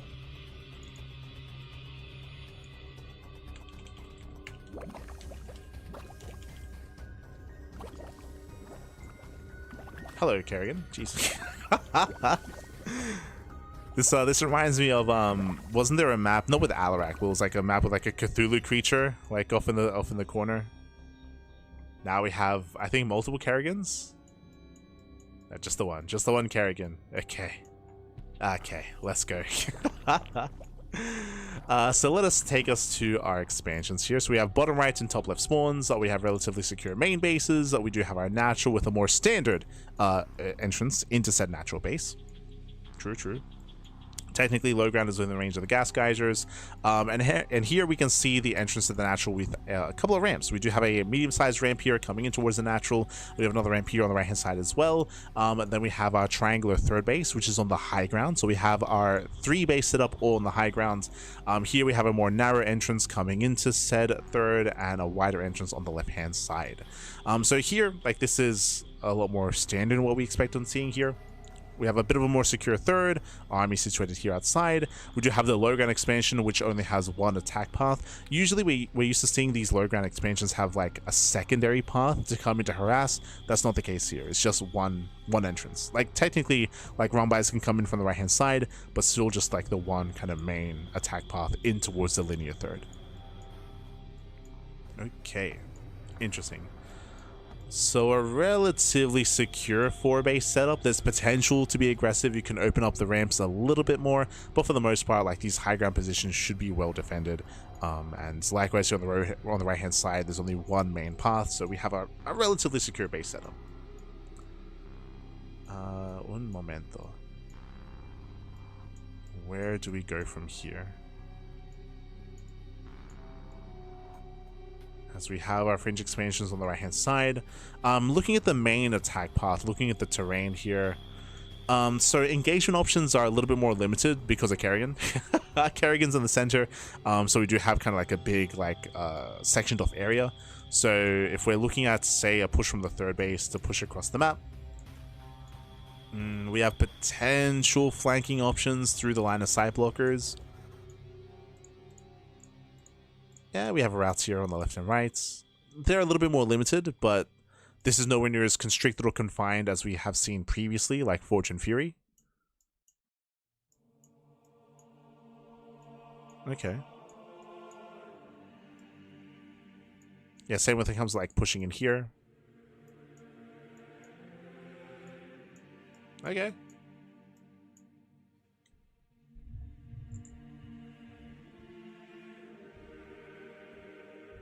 I think the Overmind is also the map.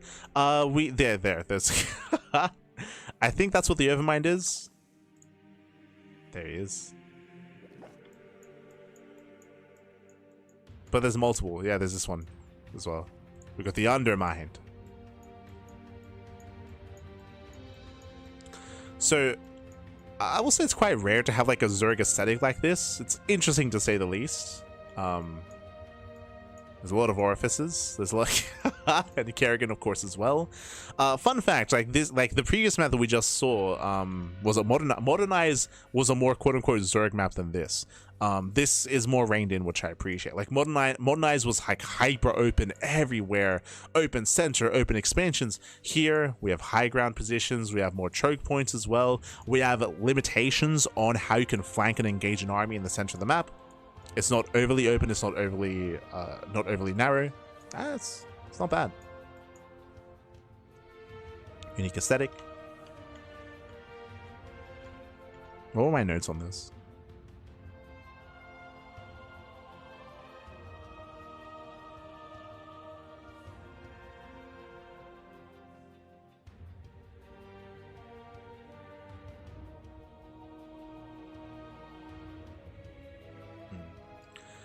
So I'm looking at my comment here, and that is true. This is something that this is why we look at it ahead of time. I will agree with I did leave a comment regarding the kind of rotation path. So what I mean by that, maybe it's better looking at here. All right, so think of your opponent. They have their main, they have their natural, they have their third, they have their fourth, they have their 4-base setup. Usually there's terrain to hinder rotation. So if the army is here, we can push in here, we can go to the left, we can come down here, we can go to the right, and we can rotate up or rotate around. Usually there's like, say, some terrain here to like force you to go back a little bit further and then back around and then do like a bit of a loop before hitting some of the other fringe bases, or maybe instead of terrain here that's permanent, maybe rocks that you destroy over time that then opens up the center a little bit more instead. Here it's open to begin with. So that's one thing that I would say is maybe like more of a negative, is that from the very beginning, like rotating back and forth is very straightforward. Not as extreme as the last map, because the last map was like this plus speed zones. This is crazy. But the last map was like this, except it had speed zones intermixed all over the place as well, which is insane. So at least there's no speed zones here. Like, again, comparing this map to the previous one, I would say this map is better designed. But like there's still nothing like hindering like aggressive movement here. And sometimes you do want like a little bit of that, especially like in the early to mid game, which is why like usually we see like rocks or like destructible debris to like hinder that, to eventually open up the center more as time goes on. So that is something to bear in mind. That is something that I did leave in the feedback regarding this map, regarding like an aggressive army, like rotating back and forth, of course, without much like to hinder, assuming that the opponent is like, you know, turtling or being more defensive, of course. Making that assumption. But otherwise, like there are like multiple attack paths and attack options to kind of like engage. Not too many. It is a little bit more limited, which I don't think is a bad thing. So I think the maps are rare. They are rare.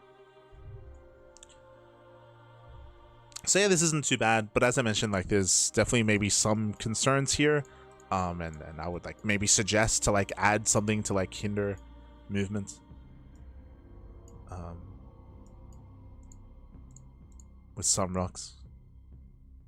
I think here would be not bad. Or here.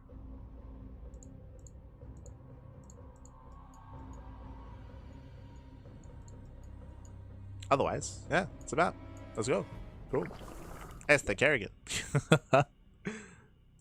But I think one of the reasons why is like, to be fair, like Protoss, like there are so many Protoss aesthetic maps, but like Protoss is like a very elegant race, and I think like you can make like a really nice looking map with it. Like I think Protoss is probably like the most common like themed maps. Like Terran is very mechanical and can be very gray and very ugly, and Zerg, like you just don't see much of it. So it's a nice bit of fresh air for sure.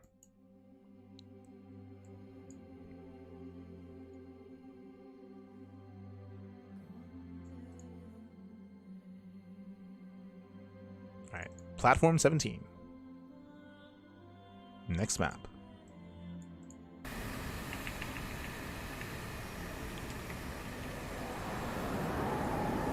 Okay. So we have our center. Oh, we have the moopies. Look at them go. What are we looking at? A medic. What are we planning? Oh no, they're gonna assault the city back. Yeah. This is what I want. Like this is the moopies. They're strategizing. They're animals. What are they plotting? They're plotting a takeover. Oh no. But winding it back here. Welcome to platform 17. Okay, so we do have our initial base set up here. I remember this map. Speaking of open expansions. Okay, so we have bottom left and top right. Bottom left and top right. When it comes to our main expansion here, it's a little bit accessible, but the ramp is right next to it. It's fine. Like this is a relatively defendable main expansion here. We have our low ground natural. Sorry, I say low ground. We have 3 planes of elevation, or 4? 3 planes of elevation. River main, down to our natural, which is also on the high ground, so a very defendable 2-base setup, in towards our 3rd and 4th. And here we do have our linear third base and a triangular third. God, I'm hearing Vikings everywhere. What's going on? Jesus, there's those jets are so loud. I can't hear. Oh my god. Oh, are they assaulting the city on the ground? Is that what's happening right now? Is that what the Moopies are doing? Are we are we assaulting the planet? Let's go. Let's go. But we have a very open third and fourth base. So very quickly here, this is our linear third. We have a very wide ramp coming into it and no high ground. There's no high ground here. Likewise, we have a more narrow ramp, which can be, more narrow entrance, which can be opened up into a larger one, also on the same plane of elevation. So no high ground here at the linear third base. Coming down to the triangular third, it's on the low ground. So we have high ground coming down into it, high ground coming down into it, wider entrances here and here as well. So your two bases are secure. Your third and fourth are very open, very accessible. This is a bit much. Like especially on these larger maps, I'm usually one that is more looking for like a secure 3-base setup, and then you can do whatever the hell you want with the fourth. Like, yeah, have it be open, sure, go for it. But I'm at least looking for like a secure 3-base setup. I guess the issue here is that it's all just open. It's sure, like there are some ramps, no, not even like it's on the low ground. Like it feels like a bit much here because it's so open, and because not just that, because there are multiple entrances into these bases as well. It feels right for all ins. It feels right for all ins. We'll get there when it comes to the rush distance by grounds. Let me just quickly double check. This is platform 17. Platform 17, 32 seconds. Okay, a little bit on the longer side of things when it comes to the rush distance, but it's also very direct, right? Like I'm looking at here at the natural, come down here, straight line, right? Like straight line across the map.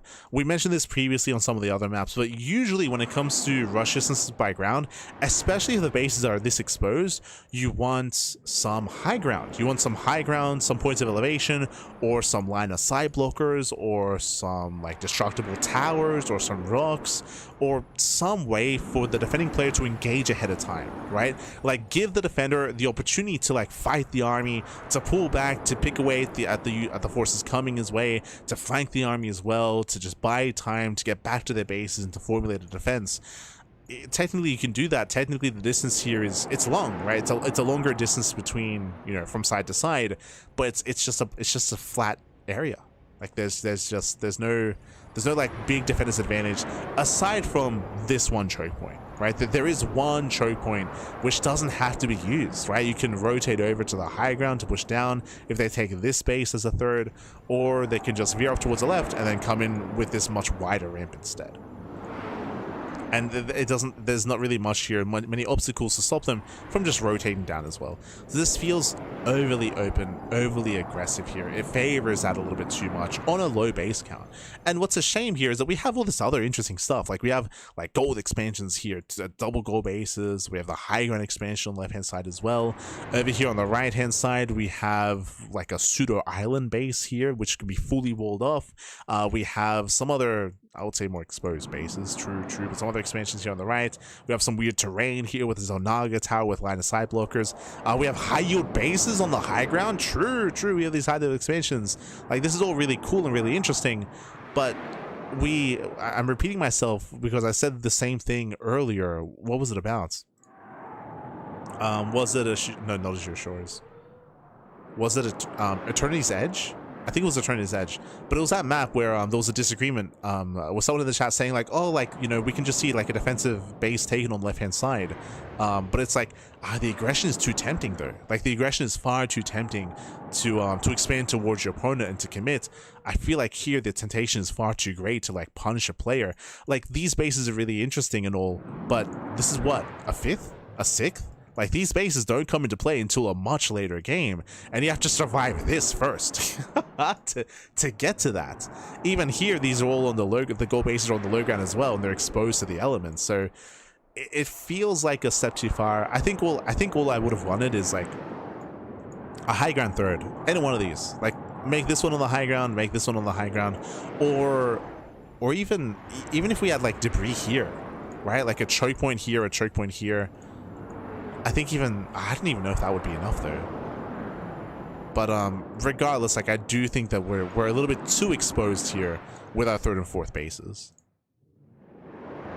To the point where I'm concerned that we just won't ever get to experience what the map has to offer. Because there's some other interesting stuff going on here, but if your initial bases are so open and so vulnerable, then there's a low chance we get there, because like again, like what is it? The path of least resistance, right? Like if players can all in, they will all in.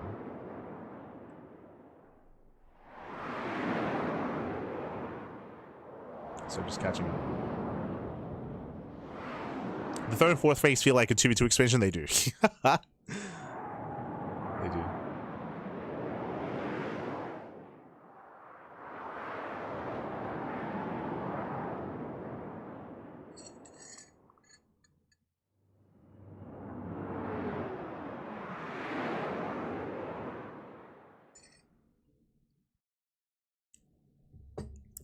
I don't know if I'd say the entrance is that wide. Combined, very wide, but the left one alone isn't. I think that's the issue though, it's like combined, right? Like that's why I said that like I would just want one of these bases to be more secure. Just like one of these bases to be a little bit more secure, to like have a more secure 3-base setup, and then we can open it up, right? We can open up a little bit more and explore the rest of the map.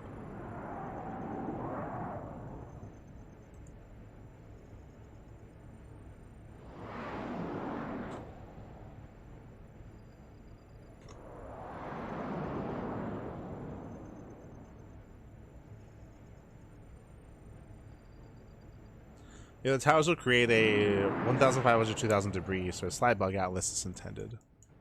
We're referring to which towers?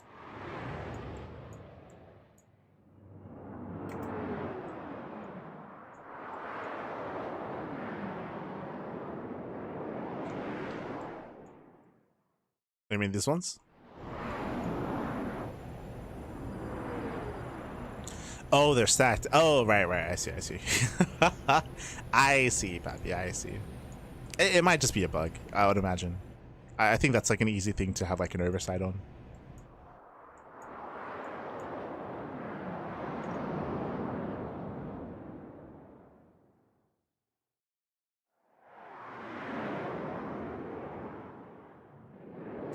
But yeah, it feels this just feels very like abusable. Like I'm trying to think of how you would like avoid that. So very quickly here.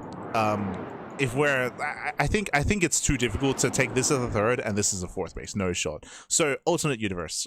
You have your natural, you take the triangular third expansion, and then you go for the high ground base instead, right? And you take this like high ground fourth base, and then you unlock like this half of the map. True.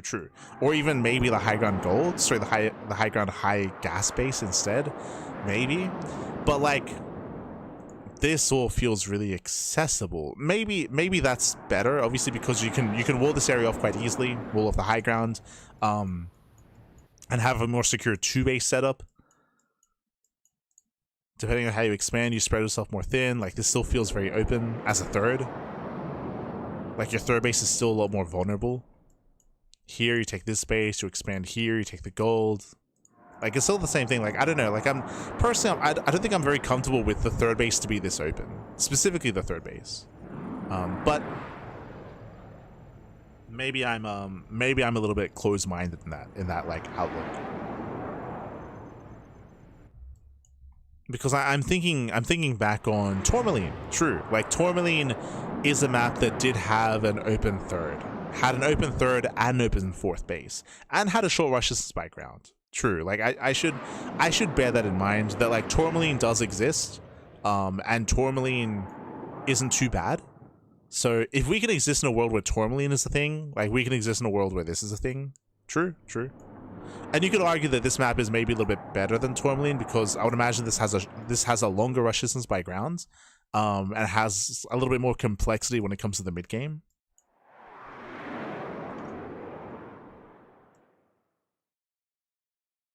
I've heard a lot of people don't like tourmaline. 100%, yeah. Like, obviously. I'm just like comparing and contrasting, right? Like, if I'm like looking at some of these more extreme maps, like tourmaline is an extreme map. And if you remember, I believe I rated tourmaline quite low, right? Because tourmaline, it favors all-ins too much. I mean, it just does, right? I mean, that was feedback that we gave at the time. But tourmaline also has a shorter rush distance, so does it?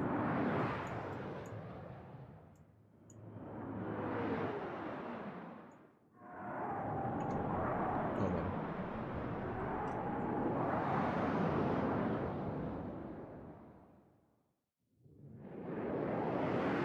To be fair, tourmaline used to be significantly worse, and that doesn't matter though. Like, tourmaline now is kind of what we're referring to, right?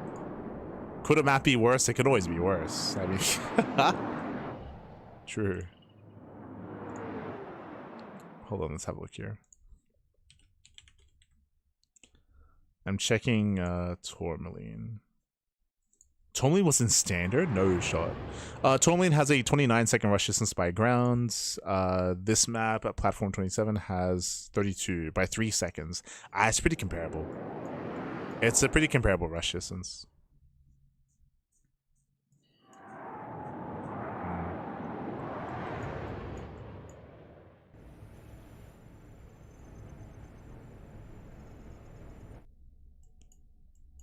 I think this map is a step above tourmaline, I think I would say, just because of how wide it is.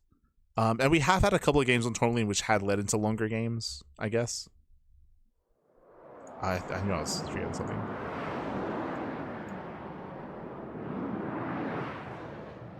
Three seconds is quite significant. Okay.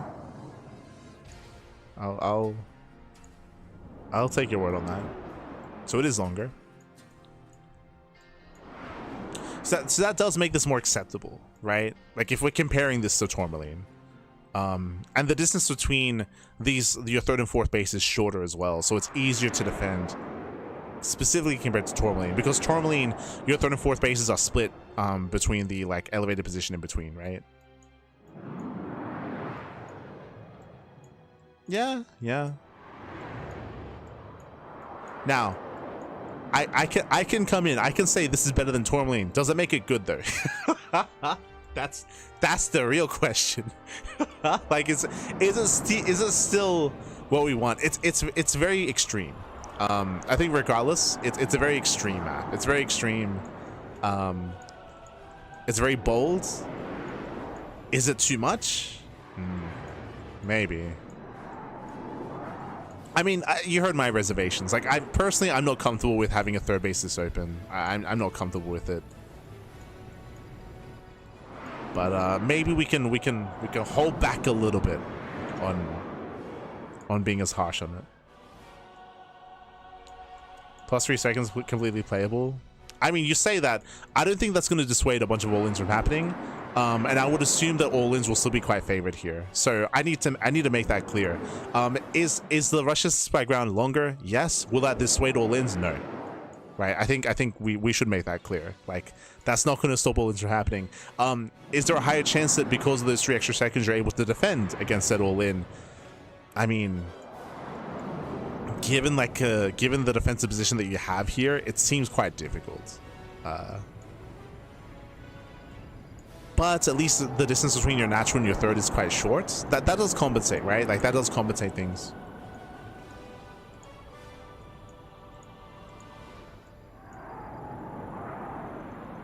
Oh, okay. Hold on. Oh, okay, my apologies. Reference, we absolutely cannot have any map with a rush distance faster than 26 seconds because a couple of matchups just fail. Okay. That's cool to know. That's a nice little fun fact. My apologies, I did miss that comment. Did miss it.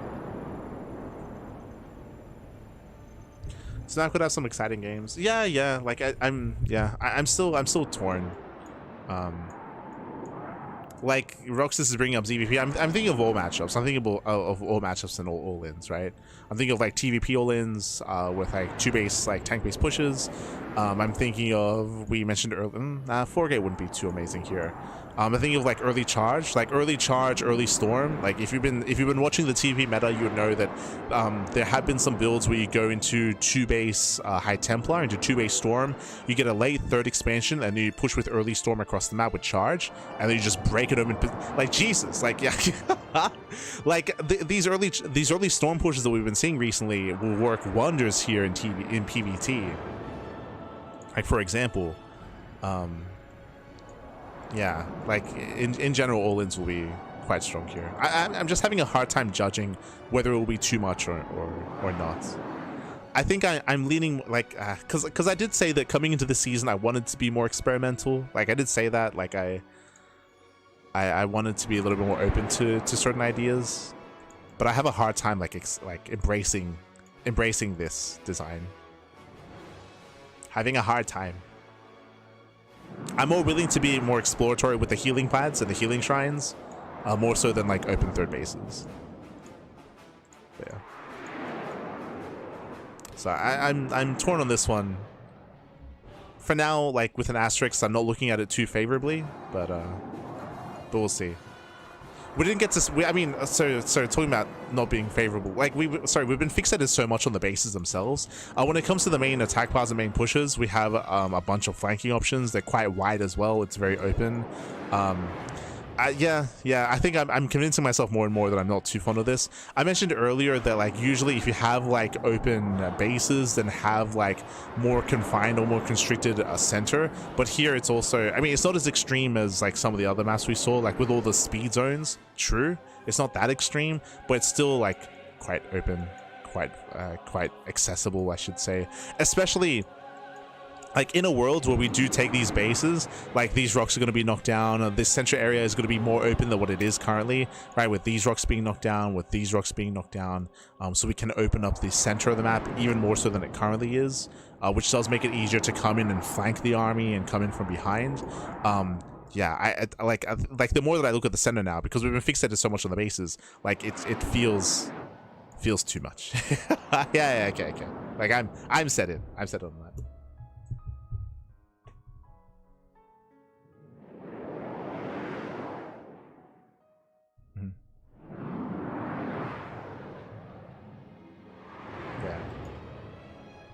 Okay, set in.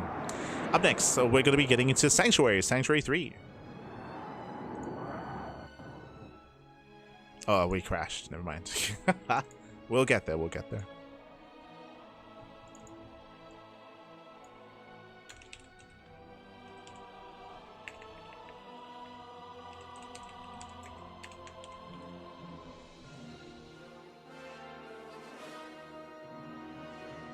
Okay.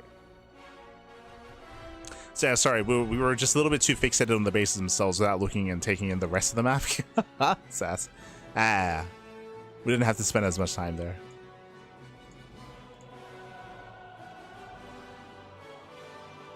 Why do you keep going back to the Crash SC2 map? True.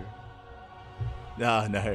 It's just our favorite. We like it, man. We like it so much. Alright, coming into this, we do have our bottom left and top right spawns. Welcome to Sanctuary 3. I don't know if Sanctuary 1 and 2 were previous maps submitted. It's possible. Maybe other experienced map makers can let us know if there were previous Sanctuaries. We have a main base, a bit of a larger main, potentially susceptible to drop play. Yeah, like a little bit abnormally large.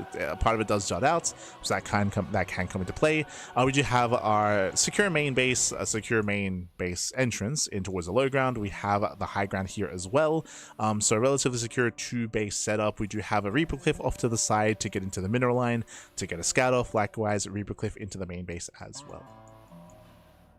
Okay. I remember this map. Yeah, oof. I remember this map. I can't recall if this was a resubmission, but yeah, this map looks eerily similar to some of the previous maps we saw last TLMC. I think this is a resubmission. Correct me if I'm wrong.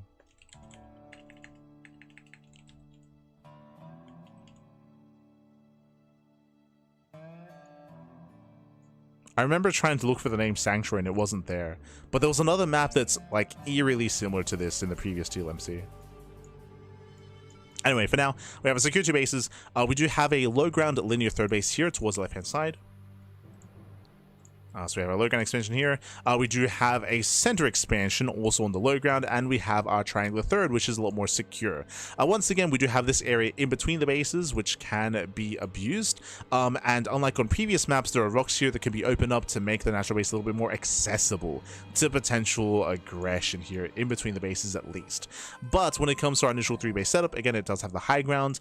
We do have these towers that can be knocked down to wall off the center of the map. This will help when it comes to delaying pushes. More importantly, it will help when it comes to securing the center expansion. Now, I want to say that in the previous TLMC, there was a map very similar to this, which I think had like a high yield expansion here, if I recall correctly. Here we go.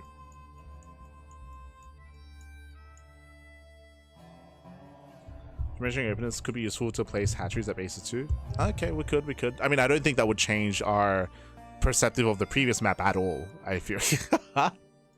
But sure, when it comes to I guess checking how, having a better idea, looking at how much space there is at each expansion. But I don't think that would have any influencing factor on the previous map. But for sure. So we have our triangular third base, we have our high ground location, we have the low ground center expansion. So I recall here, one of my biggest concerns that we had was the direct attack path across the map. Now, to be fair, that is less applicable here. Yeah, all good. For sure. I agree. But if you recall, this is something that was more applicable in the last TLMC.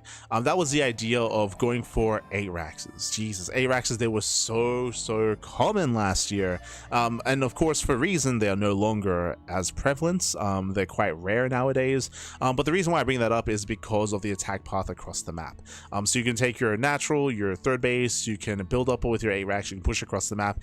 And something that I don't like about this map is the direct path on the high ground across the map, where the only ways to engage would be to push up these ramps, to push up into the army. You can take down these towers, you can limit any kind of flanking options and flanking opportunities, and you can set up your tank positions here on the high ground to punish any attempted movement up these ramps. Now, I will say that this is less applicable, and it does matter a little bit less nowadays because the 8 Rax is nowhere near as prevalent as it once was. That is true, but that is something that immediately comes to mind when it comes to this, and it is applicable to all main army pushes, just because of the direct path from third to third, right? The direct path from third to third, it's very direct. You can, again, slow it down by knocking down these towers and rocks, but they can also be used by the aggressing army as well. That is true.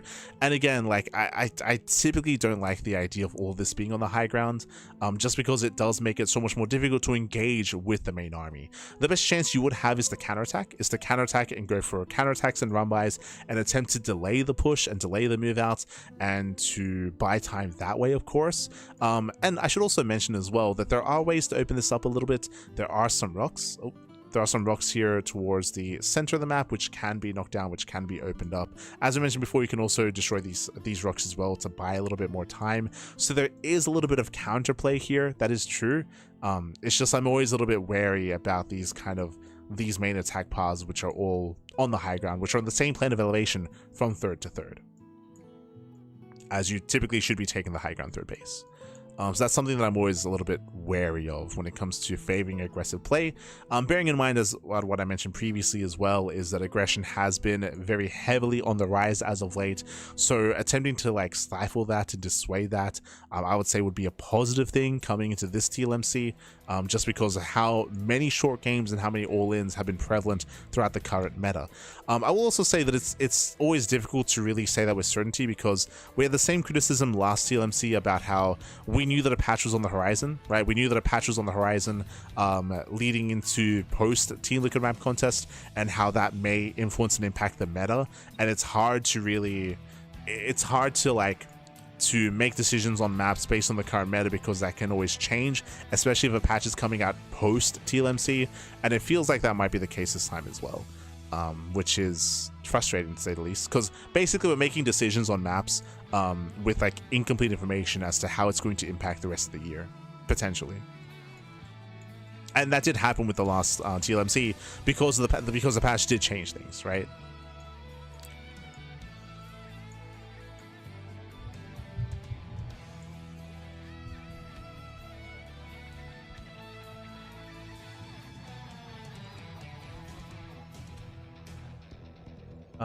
It was called Silkia. Oh, there we go. That's why this map looks so. It looks so similar. Okay, thank you. Silkia.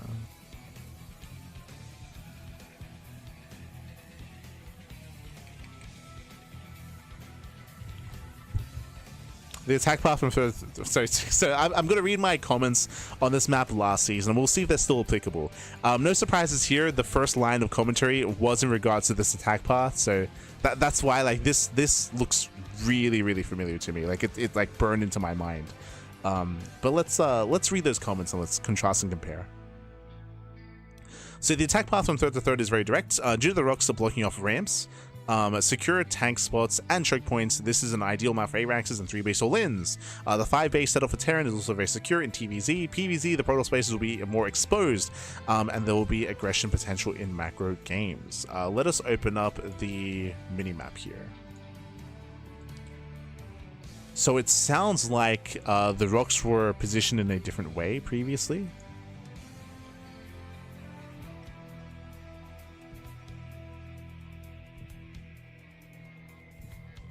I want to zoom in.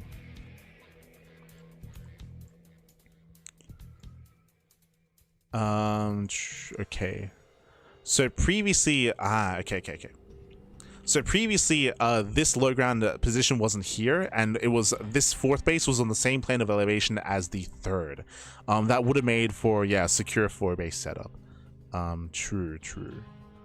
Likewise, we had rocks covering pathways on the right hand side, which made the main route. So looking at the previous iteration of this, it was more egregious. So I would say that improvements have been made, which is good, which is a good thing. Like improvements have been made. This space is a little bit more isolated, more exposed. They removed the rocks that were covering the flanking areas and the flanking entrances to open up the center a little bit more. And I believe the towers, did block off ramps, and now they don't. Now the towers, instead of blocking off ramps, they block off the main attack path instead. So I would say that these are positive changes. Very quickly, let me just actually read the comments, the mapmaker comments on this map, on Sanctuary 3.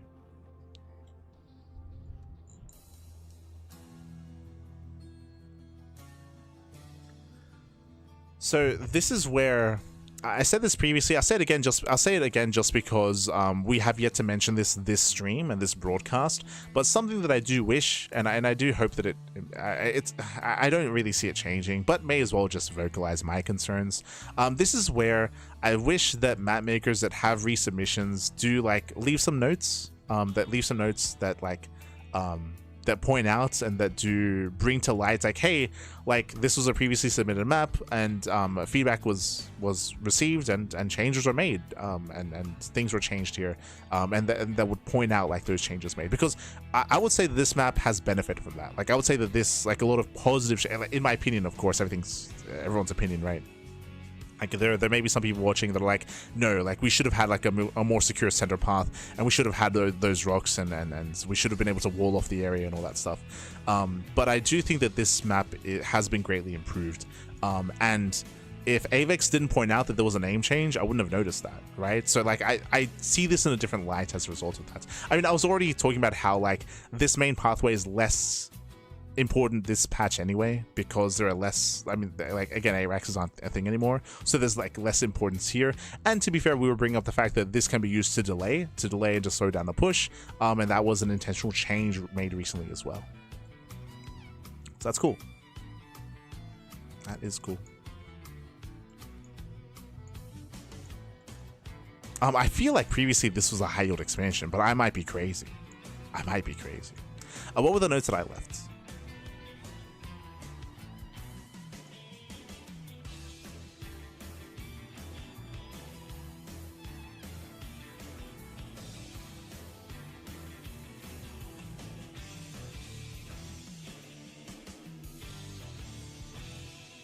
So in my comments, I critique the center expansion. This center base does feel relatively secure, just because it's so close to your triangular third. It's right next to your triangular third base, and typically your army would be situated here on the high ground. So my criticism lies in this expansion, and my suggestion was that if this base wasn't here, then the player would be forced to spread themselves thin, right? To spread themselves a little bit more thin and to have more kind of exposed positions and have like more counterplay available. I think my big concern here, at least from my comments, were that this base did allow for a very centralized like 1, 2, 3, 4 base setup to push across the map, right? To be able to build up your army, to be able to max out and push across the map. I should, of course, though, bear in mind that these rocks, they will be slowing down these pushes, and I mean, we have a line of sight block here as well to help when it comes to that. Is it enough? Nah.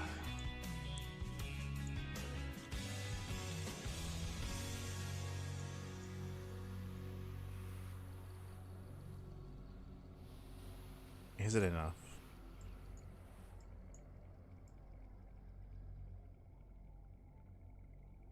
Maybe.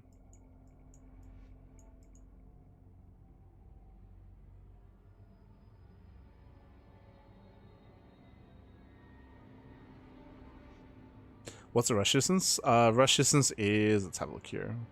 31 seconds. 31.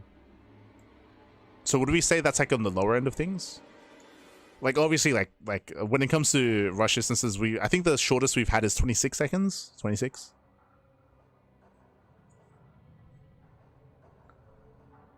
That was in the rush category. But this is 31.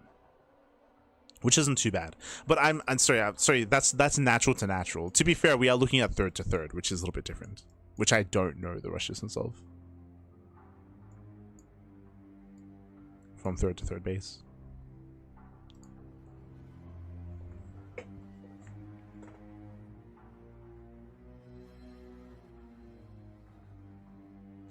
I can bring it up with Contuva to make it a requirement. Yeah. I mean, I mean. It's hard because, from my understanding, I don't think the TLMC judging and submission process has been touched much in a long time. So I don't really know if anything will be changed in that respect. But I do think it's a good thing. And so far, like, we haven't gone through all the maps yet, but we have had some resubmissions. And so far, out of all the maps we've covered so far, there's been one person that actually outlined the changes that they made after feedback that they received. Like, just one person so far. And I feel like it's useful, right? I feel like it's useful. I feel like it's insightful. To me, it's kind of like what we're doing here, where even if you disagree with my thought process or my conclusion, at least you can kind of like see where I came from, or like how that decision was made. It's similar when it comes to like adjustments being made to a map as well, like because feedback doesn't have to be taken, right? They can even leave a comment that's like, hey, I resubmitted this and I like disagree with like the previous feedback provided. I feel like maybe like certain things weren't taken into account, and maybe they can even outline that. I don't know if that would be required, but like even that is useful, right? Because that makes you like rethink and refocus on like, okay, like let's actually, you know, take them at their word and actually like judge like those points like brought up when it comes to what they believe or what they feel like are better aspects of the map that were maybe otherwise like overlooked or missed out on. This is specifically for like resubmissions, of course, that I'm speaking on, for maps that do come in for like a second or a third time.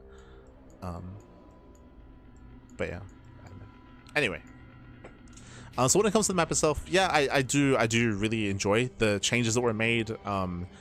Again, I think my perspective, like I'm still, like my brain is still like in 2024 or like in 2025 when it comes to being fearful of this kind of like layout and terrain, because this triggers like PTSD, like this. Like I had some calls with some pro players like going over some of these maps and they're like, yo, this is crazy, but like I have to understand that like we're in a different meta, different era, so I should be more willing to accept something like this.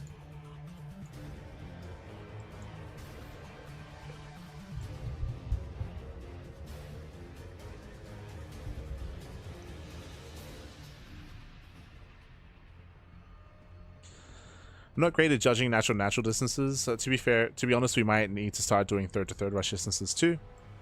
I think there are certain maps where that does matter a lot more, like this, right? Just because specifically on this map, the third bases are close to each other, and I mean it's just more applicable to this kind of situation. Is third to third.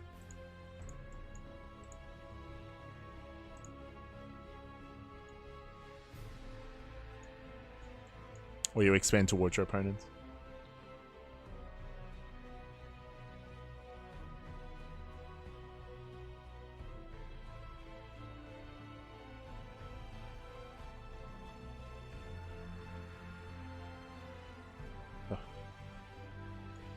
But with that, yeah, interesting map. I don't think I have anything too overly like negative to say when it comes to the map and base layouts. There's like plenty of counterplay option. Once again, like my biggest concern is just kind of that main like third to third push and rush distance across the map. That's like my main concern. But I also like recognize that there are ways here to slow down all-ins and slow down pushes and slow down aggression. So I appreciate that was taken into consideration. I do appreciate that. It's taken into consideration.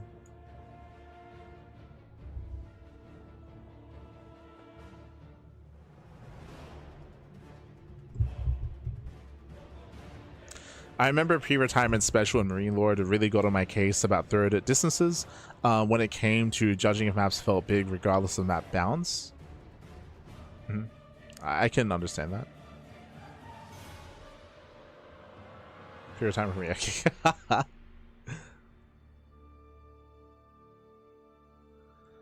I think I mean that's fair. I mean, I don't know if you noticed, but that's kind of how we've been judging some things, right? Like there are certain maps where I've emphasized that, like, hey, like the edges of the map have all these like unique features. That's great and all.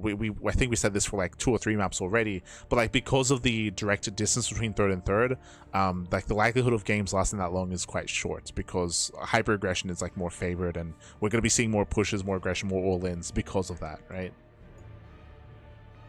I think we've said that about like 2 or 3 maps so far.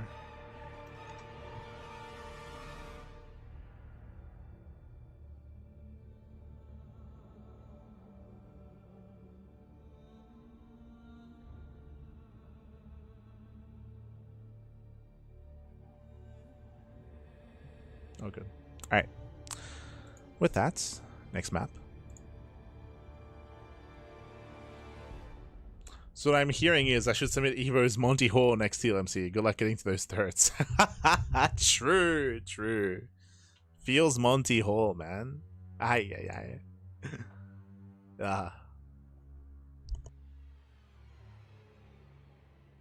No, we need. What? God, I've forgotten the name of the map. What is it? Not Neon Violet Square.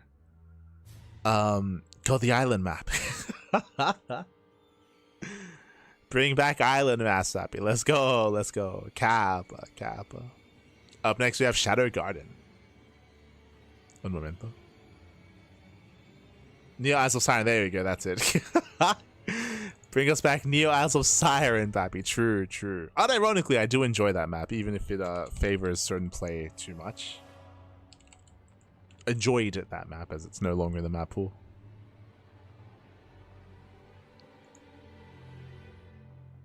Yeah, either one. Fun to cast on, maybe not the most balanced. But welcome to Shadow Garden. Okay, much bluer aesthetic here when it comes to the map itself. We do have our bottom left and top right spawn locations. Coming to our bases here, not an overly, much more, one of the most defensive 2-base setups we've seen. I don't know if you noticed, but we've gone through a lot of maps, and this setup is quite rare. In this Team Liquid map contest. I remember this being a lot more common back in the day, of course, but the idea of having the main base being able to defend the entrance into the natural, like we have seen, I think this is maybe one of the first or second times we've seen this so far. It's quite rare. It's quite rare. Nowadays, very often the main base is off to the side, it's further to the right-hand side, or the natural's further forward instead, so it's just not in position to defend. So this is one of the more defensive 2-base setups we've seen in quite some time. So here we go. So we have initial 2-base setup. Once again, due to all this terrain here, there's no way to like blink into the natural or to have tank shells, to have tanks shelling away at the gas guys or anything like that. So a very secure 2-base setup. Likewise, we do have our forward locations. So this is where I'm a little bit concerned. You know what I'm gonna say? We've seen this before, Pappy. So we have our forward third base. It's almost like we have pocket expansions. So because of the terrain and because how this is set up, we have our main base. We have our natural expansion, and we have a forward third. Because of the placement of this third base, basically there's no way to harass the natural, right? It's very common to have pathways and entrances in towards like the natural and the third separately, but here this expansion protects everything else. Technically there is a harassing path, but I would say this is more or less a harassing path more than anything. I don't really see a main army really threatening to come in from behind and come in to like push in towards the natural, especially in the early to mid game. For the most part, securing this forward position will secure your 3-base setup. Not just that, but your 4th base as well is right next to you. Like the distance, we were giving a lot of criticism earlier in this broadcast. There were a lot of maps. There were like 3 or 4 maps that had massive distances in between the main, the natural, the third, the 4th, and we were talking about how the defender's advantage was just too short, right? Like it was too easy to outposition the defending player and too easy to punish the defending player for being out of position as well, right? Like we had those extreme maps. We had, and they were extreme, I would say. They were, I think it was Luminous City. I think Luminous City was one of them. Maybe Bygone Slice. Like there were like 2 or 3 maps that we had already gone through. They all kind of blend together, where the distance between bases was insane. Here, the distance between bases is very short. So defensive rotations are very easy on a map like this compared to some of the others that we've seen so far. So really short defensive rotations, really easy initial 4-base setup, but doesn't matter because we can have a larger map with a longer distance with a more open center that can make up for this. So we have a relatively secure and easy 4-base setup. As you mentioned, limited kind of like attack paths to like hit the natural, so you have your forward bases that protect the bases behind it. Here we have, oh, okay, wait, we're playing some StarCraft. So we have our, hold on, let's do this. Okay, here we go. So we have our bases here, bottom left and top right. So we have our natural, we expand here up, we have this 4th base, very safe as well. Technically, we could expand here and take the high yield gas geyser. This is a much more exposed expansion. I would say there's very little reason to take this early on, and I would say it would be a mistake to take this early on. But it is available, it is there. Ideally, you do want your 4-base setup. You want your additional 4 bases, and then you have these other expansions as well. I can already see it, right? Like this like grid system, this 1, 2, 3, 4, 5 bases. You have all this high ground terrain in the center. You have 1 choke point here, but for the most part, this looks very easy to cut in half. We haven't seen a map like this yet in today's broadcast, but this feels like a really easy map to just cut in half. Cut the map in half, bam, you have all these bases.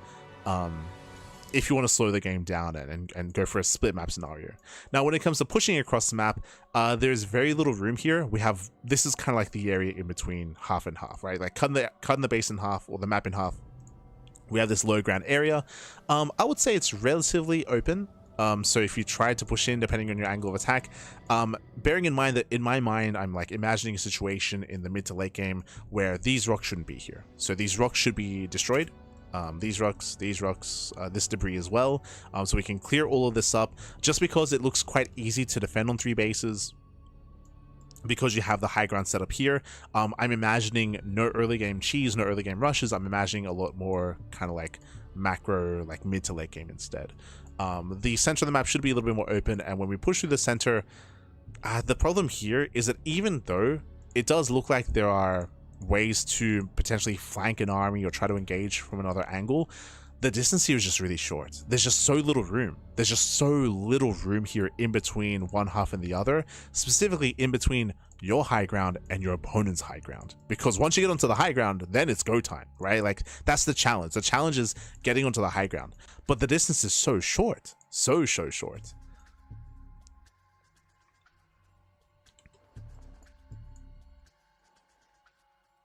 When it comes to pushing here, it's just this one avenue of attack into your opponent's bases, which they should have like heavily fortified.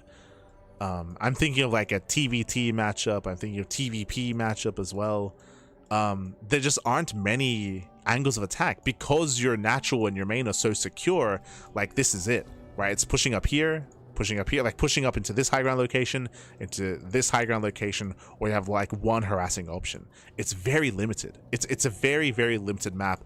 Very few options of attack, very few options of harassment, just very few angles available to you here. Like, the specific center is a little bit more open, but it's very slim. It's a very short, small area. Yeah, this is... Yeah.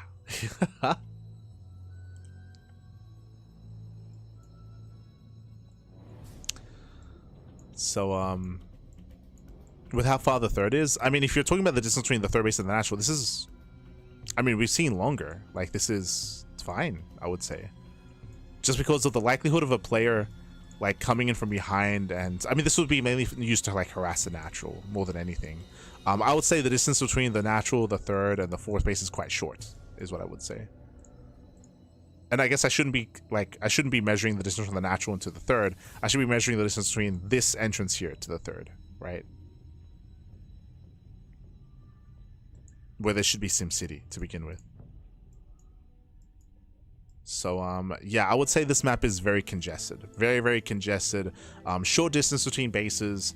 The terrain favors a more defensive style just because of where the elevated positions are, right? Like, specifically, these elevated positions do allow for, they just allow for like a split map scenario. I feel like it just looks quite clear, right? Like, from here to here, you maintain these central areas. If you even need to, right? Because you already have your safer fourth base to push across the map. By no means do you have to cut the map in half. No, not at all. Not at all. But yeah, it just feels like there aren't many options to be active or aggressive.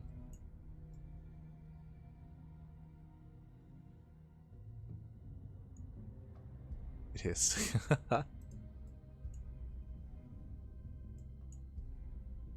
Feels like a Heart of the Swarm map. Yeah, this does remind me of... God, what does this remind me of? I think of Death Aura? No. But for sure, there are certain... The aesthetic here, the layout...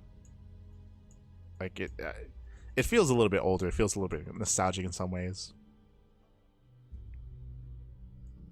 I might be thinking of some Death Aura vibes. But yeah, obviously just cut out the middle with all the bridges and the speed zones, of course.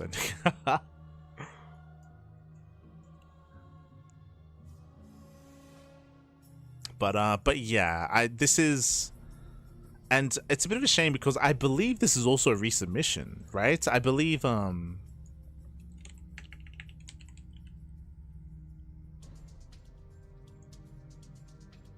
not, it's not. No, it is. Yeah, this is a resubmission as well. And I believe this map has improved. Let me just double check. But this is a resubmission from last time.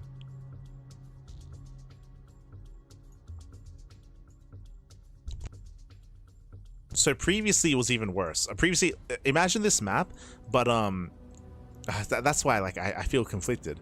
But imagine this map, but this base here would branch out and would connect with this base all on the high ground. So it was even more extreme, where these two center expansions were connected by the same plane of elevation, and the low ground was only here and only here. So this extra low ground in the middle was added, which I think is a positive thing. I should outright say that. I think it's a positive thing here, that this low ground area was added, but I I don't think it's enough. I still think there's still issues here with the map itself, where now technically it is still a little bit more difficult to push across the map. Earlier, because this was on the high ground, it was easier to push across the map and easier to engage. Now it's more difficult, that is true, but I will still say that the ease of setting up here and cutting the map in half is still there.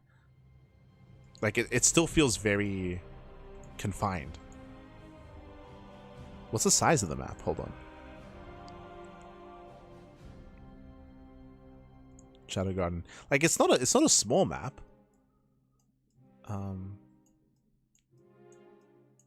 But yeah, it still feels quite restrictive.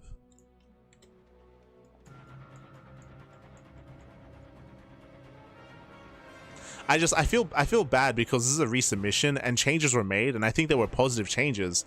It's just there are other issues, and when it comes to like the map itself, like intrinsically so.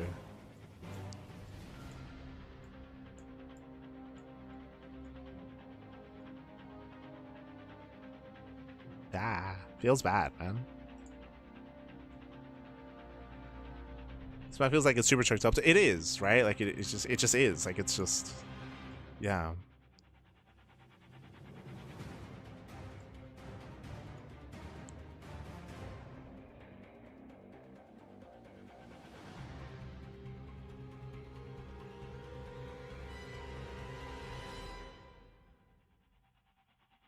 It's a very small map for how much is going on. 132, 132. That's crazy. As in, that's crazy that Celestial Enclave feels bigger than this. How? Celestial Enclave is a smaller map technically than this. I think it's just because there's a lot of room given to I guess this corner, like the corners of the map, but like that's not as important just because like it's so confined. Or I should say just because there are so few attack paths. Maybe it's the dead space that adds to that as well. Like I couldn't say.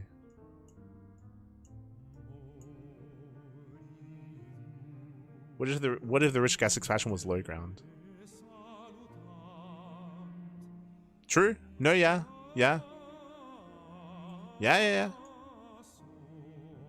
No, that would fix it. I mean, like, that would help a lot, because if all of this was on the low ground, then suddenly that opens up this whole part of the map, right? Like now suddenly, like this area can be more well utilized to harass and go for counterattacks and run-bys potentially, or to flank an army that's pushing across. It doesn't fix this.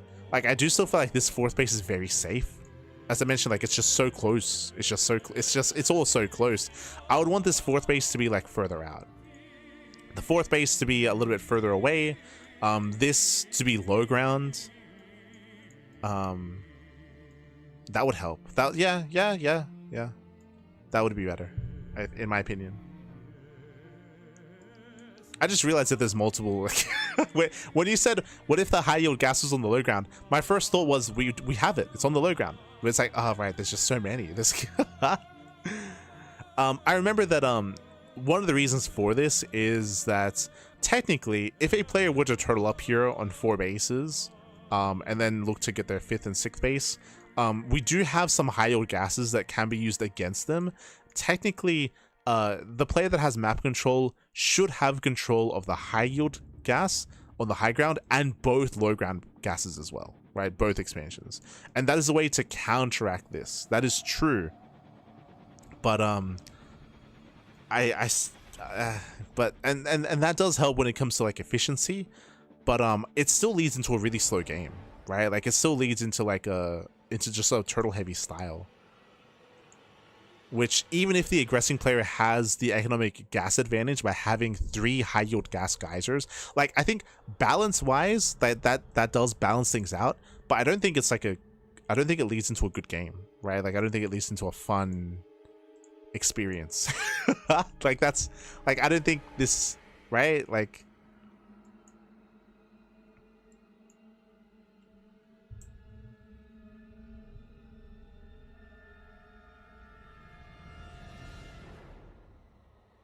I'm just catching up. Yeah, it would open it all up for sure. For sure.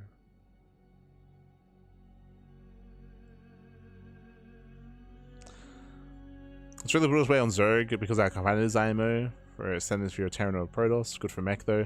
Bearing in mind, I don't necessarily like that. I don't like that framing. I guess what I mentioned before, I'll mention it again. I don't think that promoting, because I just mentioned it right now, right? Where even if you threw down like a high yield base here and extra bases here and extra expansions, and even if it was technically more balanced, I don't think that the kind of game that this map promotes is healthy for StarCraft, right? Like I think that's more important. I think that's a more important point than trying to look at race balance and be like, oh, but this is like good for mech or something. Like, oh, this is like really good for like that shouldn't be like how you look at, that shouldn't be how you evaluate a map. That shouldn't be how you look at a map. That shouldn't be like the go-to thought process.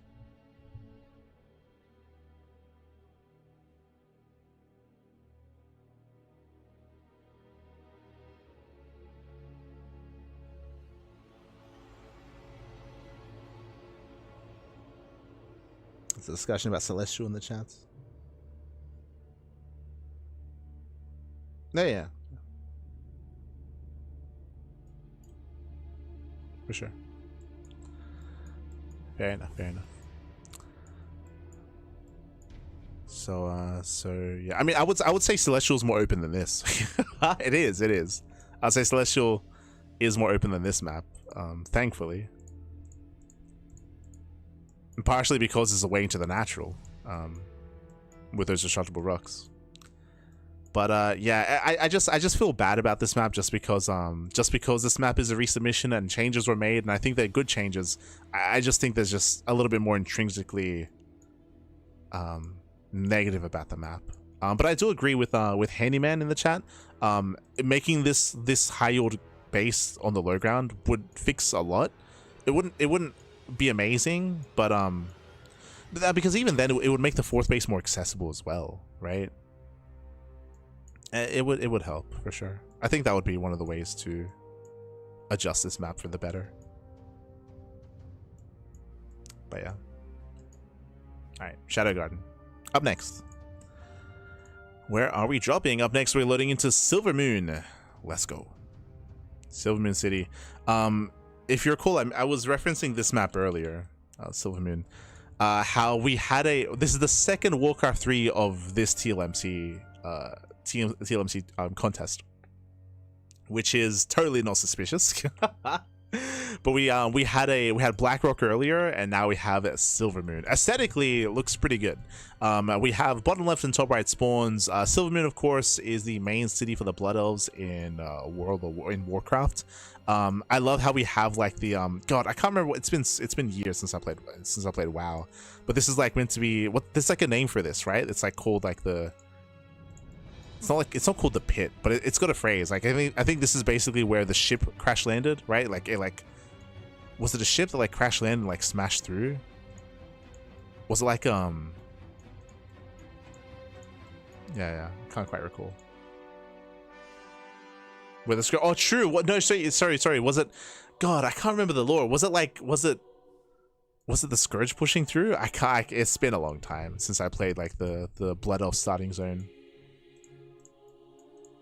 Yaku, as someone that's never played WoW, you know, right? You know. I don't think this is meant to be Scourge. I think it's meant to be. I mean, you can see it here. It's like the remnants of a ship crashing through. Or was it something else? This map looks pretty amazing. We'll get into it. We'll get into it. Okay, so first things first, we do have our main. We have our main expansion. The main base is a little bit more accessible. I mean, I say that. You know what I think is really cool aesthetically is that if you recall, we've been pointing this out a little bit here, is multiple ways to kind of fill in the gap and try to increase the surface area outside of the main entrance, sorry, outside of the main cliff face. And often it's like full of like crates or like floating orbs or like whatever, right? It's just like cluttered up with stuff. Here they've got some hedges, which is, you know, aesthetic, and it fits like the theme of the map, so I appreciate it. Like this is specifically to reduce the space behind the patches and leading into the main And it's done with like little hedges. So I appreciate that nice little touch. I appreciate it. I noticed. But we have our main leading to the natural. It's going to be a low ground expanse, or low ground natural base. There is a wider entrance leading into this. I say wider. It's not as wide as some of the other natural entrances. True. Leading in towards our third. Now, one of my big concerns here, we'll get into more of it later, is we have a massive ramp. We have a massive ramp here in between the natural and the third base. Often it is not uncommon to have entrances in between the bases, but this is maybe one of the biggest we've had, outside of some of the more extreme maps. So we do have a massive entrance here. Leading in between the bases. Likewise, we have our triangular third. We do have a wider entrance coming into the third base. I mean, it does open up into a wider entrance, I should say. Initially, it isn't too bad when it comes to entrances into the third bases go. Likewise, we then have a low ground beach expansion here as the fourth. Now, very quickly, something that was really interesting that I did catch on to is we have pure gas bases. This is something that we have not experienced before. Earlier we had bases that had like the gold patches and the high yield gases like spread out and split, and you can kind of pick and choose which one you wanted to take. But here we have purely a gas base, just pure gas. Okay. three gas guys. There's nothing but gas here. That's something that we haven't quite seen before, and this mainly comes into play in the late game, right? So that's typically when you need all that gas as well, is taking up and getting towards the mid to late game and getting into a split map scenario. So cool, interesting concept, interesting idea.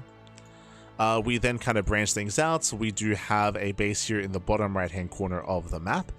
We have our two bases here, these fringe expansions off to the bottom right. Again, they're a little bit more open, a little bit more exposed. They can be opened up with these rocks being knocked down. So a very wide open low ground here towards the bottom side of the map, mirrored on the top side. We then have this high ground that you can gain access to as well, to try to gain access to some of these mineral patches from the high ground to lay siege and harass here on the low ground. Same can be said for the gas guys as well, bearing in mind they're exposed to the high ground. I need to rotate to get a better idea as to how things are moving. So we have our one half, we have the other half as well. So all this is elevated, true, it's all elevated, but what I will say, as opposed to some of these other more congested maps, is that a lot of these ramps are quite wide. We have some of these wider entrances, wider ramps to try to get onto the high ground and try to fight for control of the high ground as well. So very open. I mean, I say very open. It's relatively open in the center when it comes to different attack paths, different angles of attack. The center of the map is a little bit more choked up. That is true. That can be dealt with. That can be opened up as the game does progress. But early on, it is going to be a choke point to get through, to get past, to push in towards your opponent's bases. I think my big concern is early aggression and early all-ins when it comes to the natural rush distance towards the natural base of your opponents. Very quickly here, what is the distance by grounds? Let's have a look. So this is for Silver Moon. 27 seconds. Ooh, okay, very short. 27 seconds from natural to natural. The one advantage, of course, is this very narrow choke point that you can use to slow things down. But if you fail to engage ahead of time, then all-ins or pushes can hit very, very quickly. Not just that, short rush distance and a very accessible entrance into the bases as well. If we have a short rush distance by ground, like 27 seconds, personally, I would want a more narrow ramp. I would want not even narrow, but like even just this size, right? Like even just a slightly more narrow here, like 7 to 8, as opposed to what is this, like 14? Like this ramp is huge. So I think I would prefer for it to be prefer for it to be a little bit smaller, a little bit slimmer, just a little bit, because you still want this area to be accessible for sure. You still want aggression to be viable here, in between the bases. But especially coinciding with a shorter rush distance, I think this might be a bit too much. Might be. It is high ground, so it does help, right? You do have that high ground advantage at least. But because it's so wide, like that kind of counteracts that a little bit.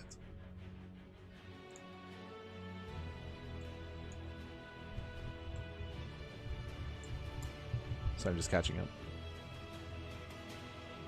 It's catching up in the chat. Scourge pushing through with Arthur's leading the charge, I believe. Oh, there you go. There you go. It's been a long time since I've delved into the lore.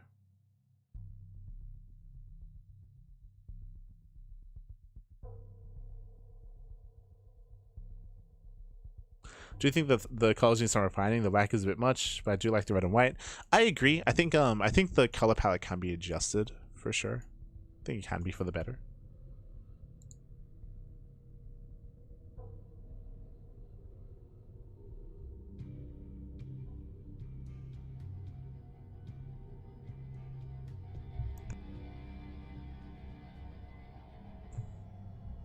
Excuse me, Among Us. Among Us, which was a previous finalist, had a reduced gas island base with 4 geysers, no minerals. Sorry, I should say we haven't had a fully gas base in the ladder map pool. There we go. There we go.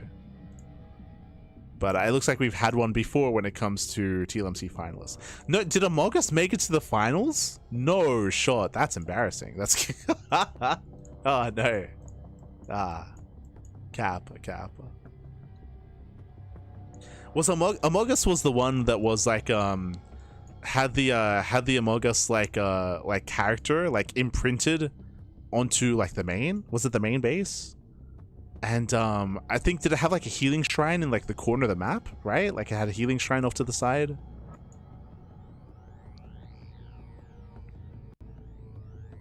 That was a map.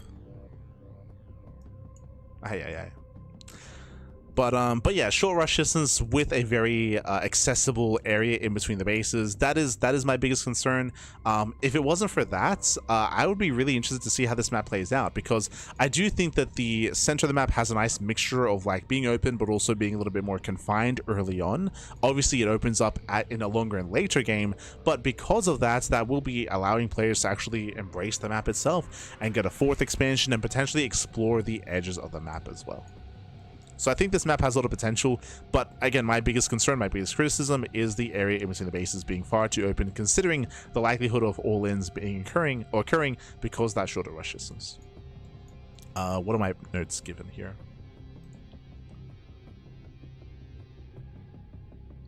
Love the aesthetic, the idea of pure gas expansions. My concern is the ramp in between. Yeah, spoke about the ramp.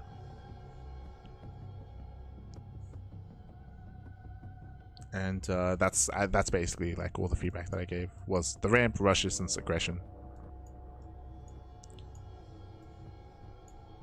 Also, one of the other reasons why there's a higher chance we get into longer games, if we can survive that more aggressive phase, is because we're expanding away from each other, right? The expansion is here on the right-hand side. There's no central expansion, so you're not expanding towards your opponent. I think for a lot of these maps, we typically see like a forward base here, like a forward expansion on the high ground, or a forward expansion here on the low ground. But for the most part, we're expanding away from each other, further towards the edges. That does kind of promote more longer gameplay. But at the same time, that's not done by having like a hyper defensive setup or a hyper choky center of the map or anything like that. We're just naturally expanding away from each other while having a more diverse center. I'm looking forward to it. Do appreciate it. Again, just close it up a little bit more. Then you have my vote. Up next, Sunset in Reverse. We're almost done. We're almost done with all the macro maps. Un poquito más.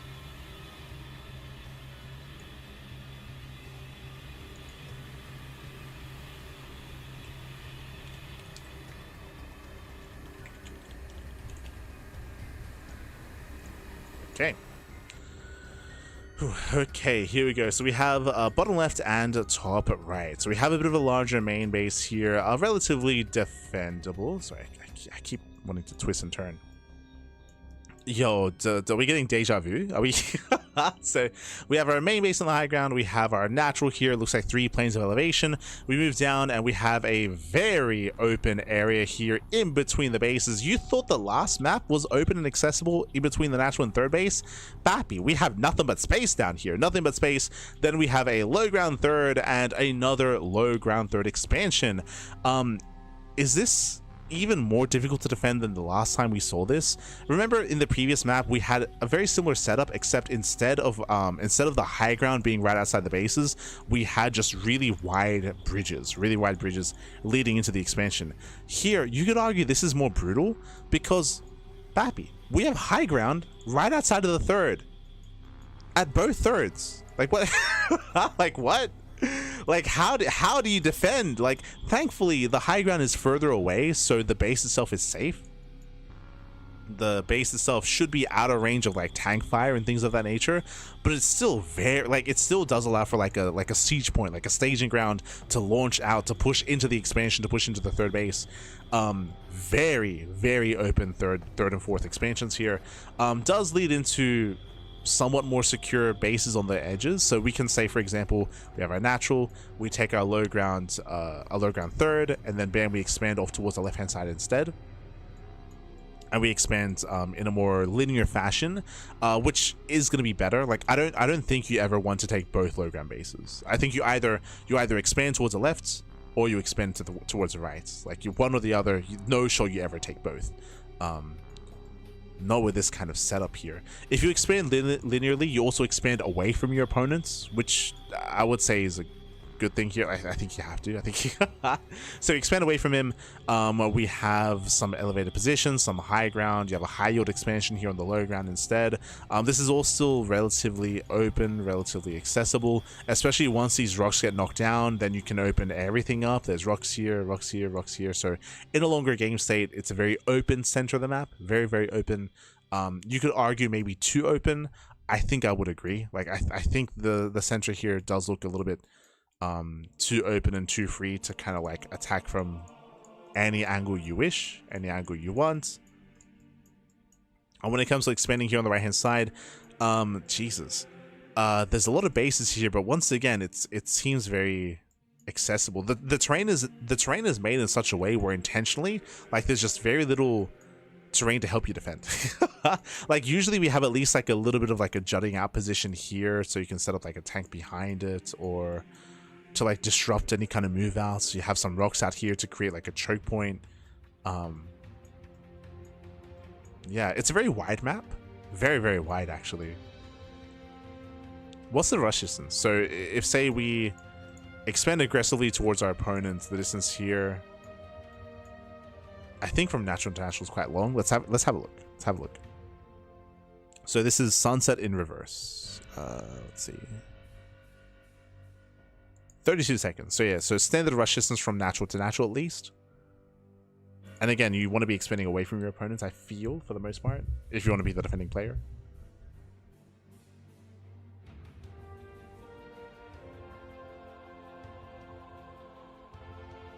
So let's see, the third expansions are very close to the natural expansion. In fact, they are glued to it. The balance is achieved by making them more open than usual.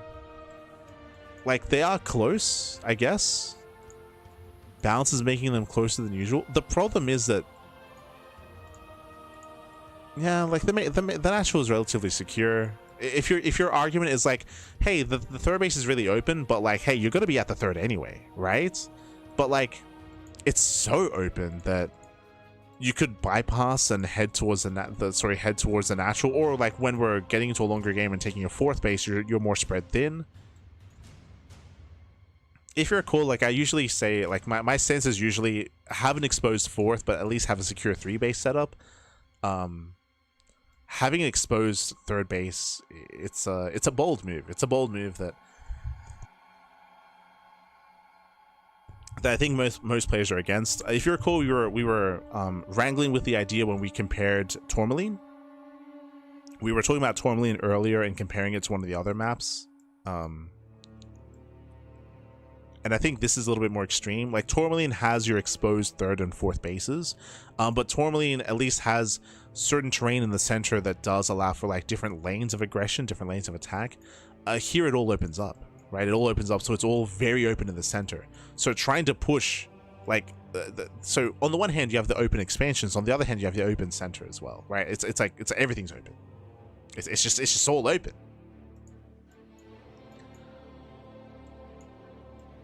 Once the rocks get knocked down, of course. So yeah, it feels a bit much. It feels like a step too far. Like, yeah, it feels like a step too far. I think that's where I draw the line.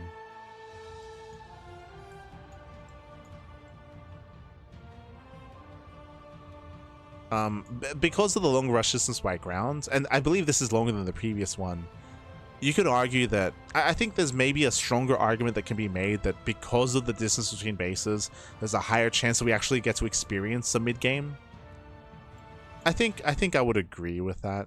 I think there's a higher chance that you get to experience mid game here than on the other extreme map. I can't even remember what it was called. Was it Modernize? No, sorry, it's Platform 17. That's it. Platform 17. That was the other extreme map with the moopies in the middle, and with like the green areas. Is there a higher chance we get more macro here compared to Platform 17?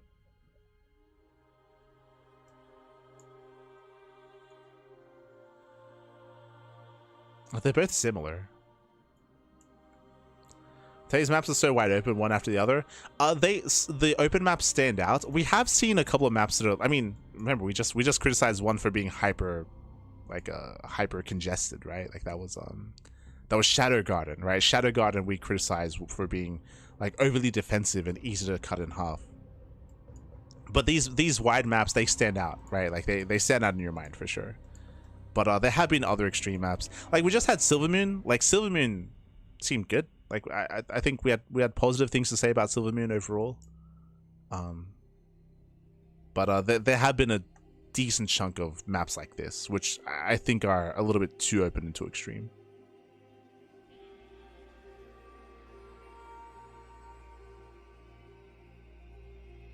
If the rocks are there, that the rotation for the defender is still shorter than the rotation for the aggressor. That is true.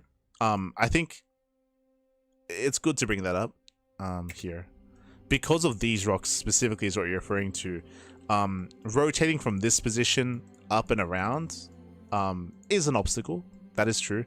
If you remember, actually, this is something that we were criticizing some of the other maps for not having. The Kerrigan map, the map that Kerrigan was in the middle. If you remember, that was one of my big criticisms, was that rotating aggressively between 5 bases was just one straight line, and we often do see rocks to hinder that. And you can see it here, like these are rocks, and this is a positive thing for sure.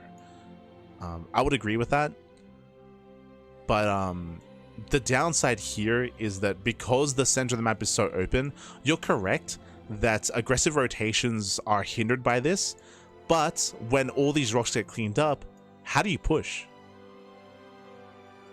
Like if you're able to, if these rocks help you securing a 4th base, once you're on 4 bases, once you build up, like how do you get across the map? Like as anyone, like how do you get across this, Pappy? Like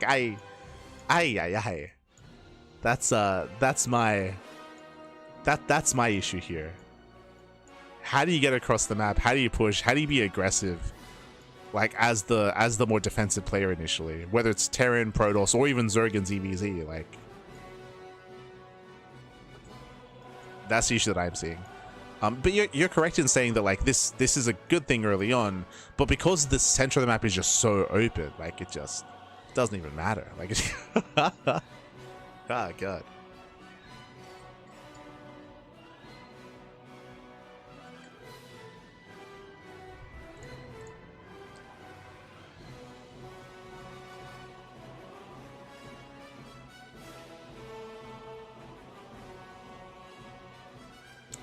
So yeah, it's a little bit too open, Pappy. Too open.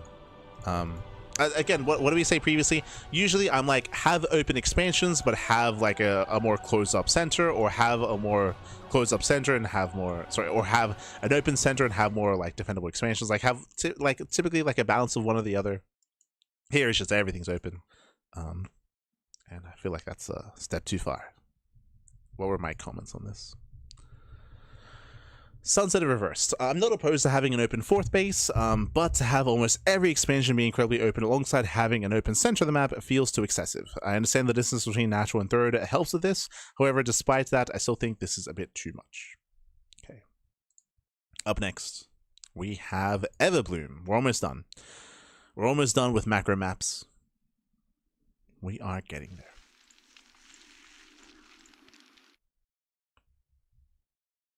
Oh, I recall this map. Okay, Everbloom.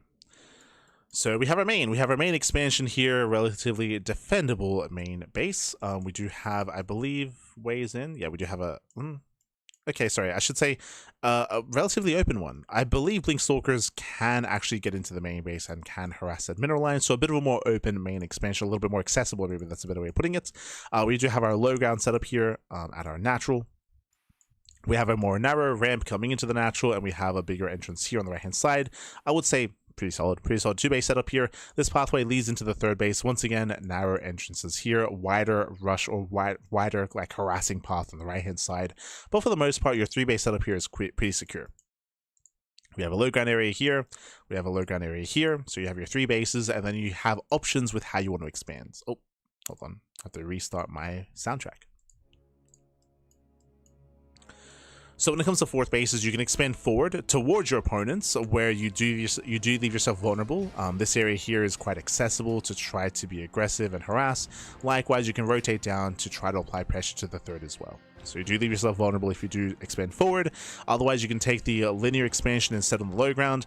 I would say this will be the safer base to take, just because you can situate your army here, and then you have like the narrow choke point. So relatively secure four-base setup for the most part.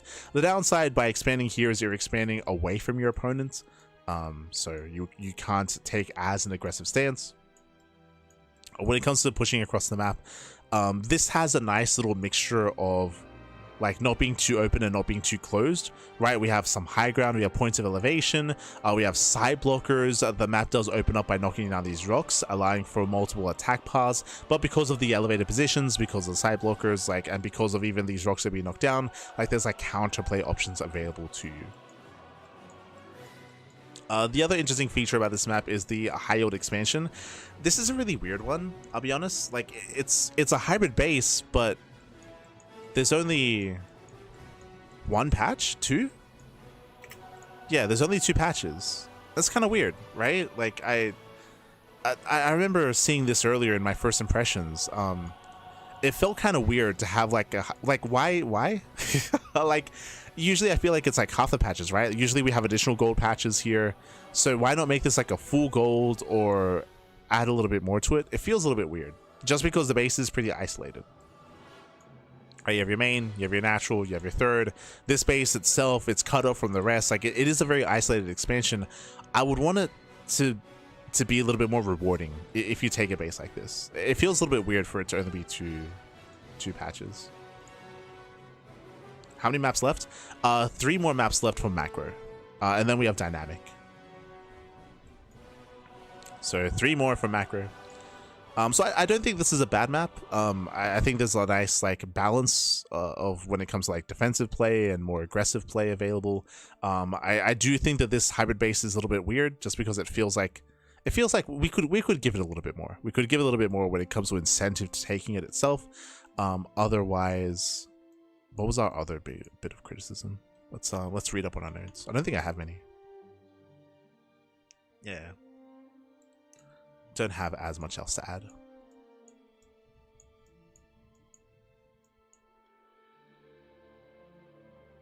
If we knock down the rocks, nah, it's still accessible. It's crazy. Like even if you knock down these rocks, like there's still attack pods here, attack pods here, attack pods here, attack pod. Like yeah, it's crazy. Like yeah, it's just a solid map. Let's go.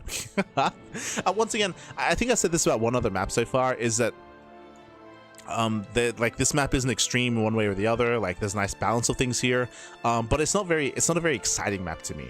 That's the downside. Like it's like a solid map. There's not much like to really critique too poorly about it, at least from my perspective. But at the same time, there's nothing overly exciting about it either. Yeah, best of luck to Everbloom.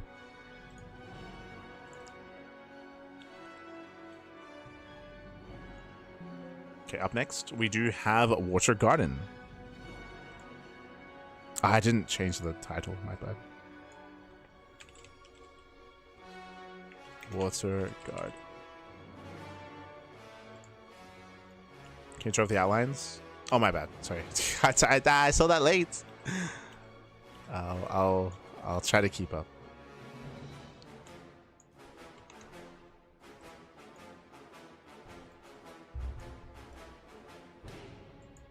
It's so reachable for Zerg. If it's 3 or more, I think it'll be too powerful for Zerg, just my opinion. If you're referring to trying to defend... Hold on, let's just open it up.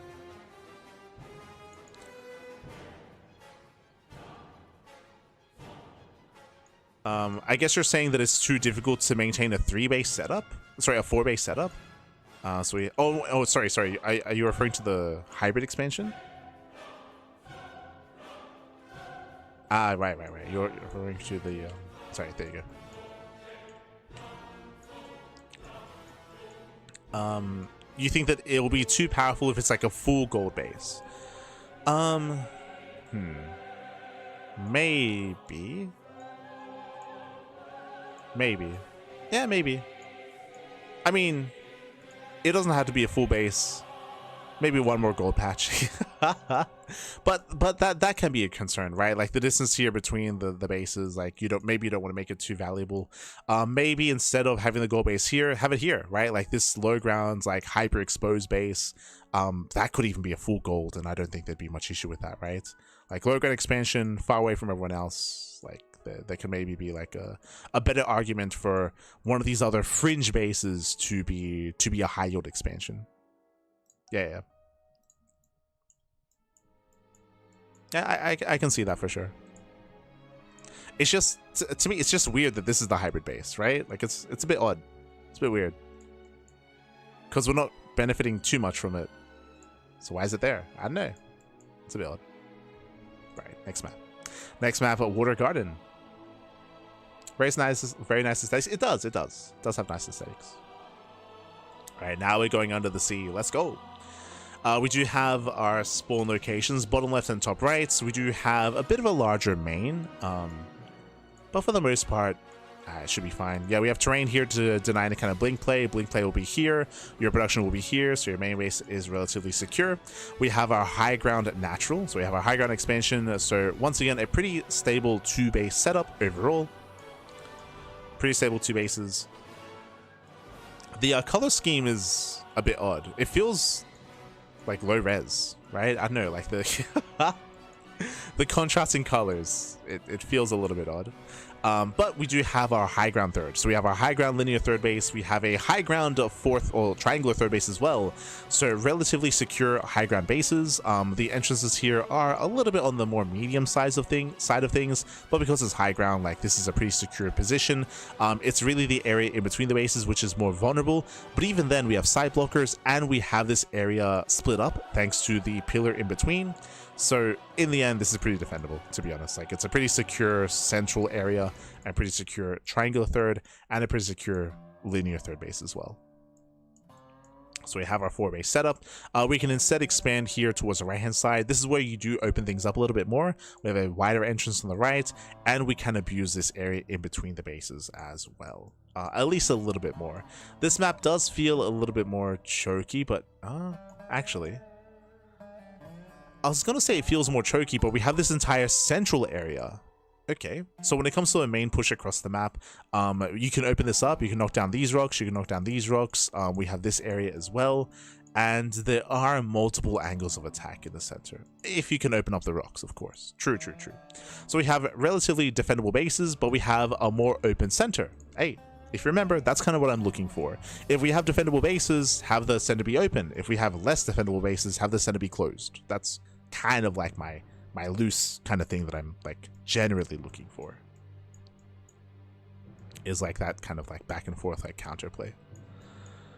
Meanwhile, we do have high yield bases. Okay, we have high yield expansion here in the center left and a high yield base here when it comes to the center right. It is very accessible when it comes to harass from the top side, and also very open on the left hand side as well, as it leads into the center of the map. So I do think that this is reasonable to punish, a reasonably punishable expansion when it comes to the center bases. I would not say that this is hold on, there we go, trying to get a better perspective. So our main, we have our natural, we have the We have our third. Getting into our fourth. If we do start expanding here linearly, we do spread ourselves. Oh, no, not even. Yeah, I was gonna say, do we spread ourselves thin a little bit too much? Like, nah, like these are still, because of the high ground, because of the ramps, like we can still leave the bare minimum to defend, to have ourselves be secure. You could maybe even make an argument that these two bases are a little bit too defendable, right? Like, because this base leads into this expansion, there's only really like one attack path here. You have an army here. The plus side is that these bases are, you're expanding away from your opponents, you're not expanding towards your opponents. So so this is like less egregious. Like if you have secure bases pushing towards your opponent, then that can lead to some issues. But again, you're expanding away, you're spreading yourself thin. The other advantage here, that if you do decide to be more defensive and expand here in the corner and be more defensive, then your opponent can just claim the gold. Sorry, claim the high yield gas, right? They take these bases, they have that gas advantage over you, they have that tech advantage over you. That's usually what you want, is that you want these bases to kick in and come to play if your opponent's turtling up,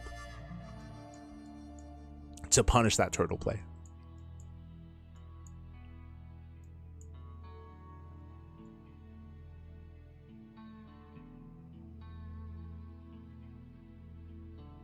Very striking map. It is. It is. I can get rid of the highlights if that makes it look a little bit better. The tinted doodad's a little bit too tinted. I don't know what it is, but I think striking is maybe the correct word, but I don't know if it's a good thing. Like the low ground sand stands out a lot against like the darker shades of blue here, and against like the highlighted like shades of red. It's interesting aesthetically. Interesting. Reminds me very much of 2000 atmospheres layout wise, but not quite. I can see some similarities, right? Like where you have you would have the Zelnaga tower out here. You have the low ground bit in the center. Like it's I can see where you can see some similarities. It's as you said, it's not quite, but yeah, a little bit.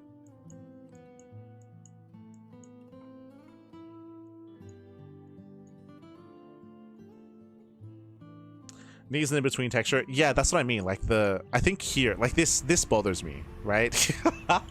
Like the contrast, like the striking difference where like bam, we go from like one color to the next.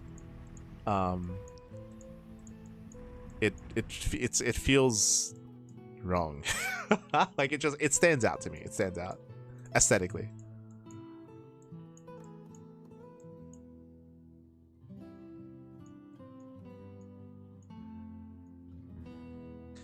But we don't often try to rate things on aesthetic. We try to rate things on you know, the basis of the map itself, and it's solid. Like once again, it's nothing too crazy, nothing to really write home about. Like it just seems like a solid map, I would say. Don't know if I'm excited for it, as I mentioned before. Man, solid map.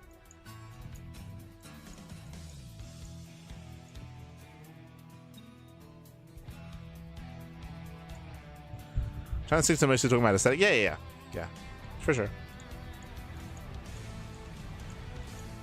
For sure. I understand that, of course, we do often get a lot of map makers that do join in the chat and are quite restricted when it comes to what they can and cannot say, just because, of course, they cannot be influential when it comes to our overall decisions. Understandable.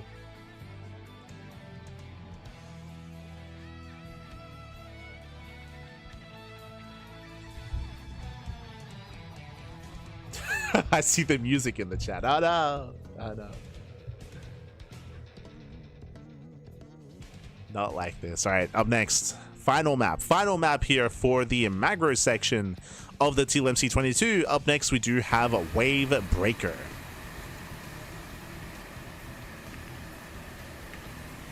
I don't know if you noticed, but we are going through it alphabetically. That's why. So Water Garden into Wave Breaker. Beautiful. Okay, let's go. Oh, I think I remember this map. So we do have our... Oh, there we go. We have our bottom left and top right small locations here. We do have Reaper Cliff coming into the main. I would say the main base is relatively secure, even if we can dive in. And once again, we've seen this a couple of times. We have the forward natural. So we have our natural expansion in front of our main.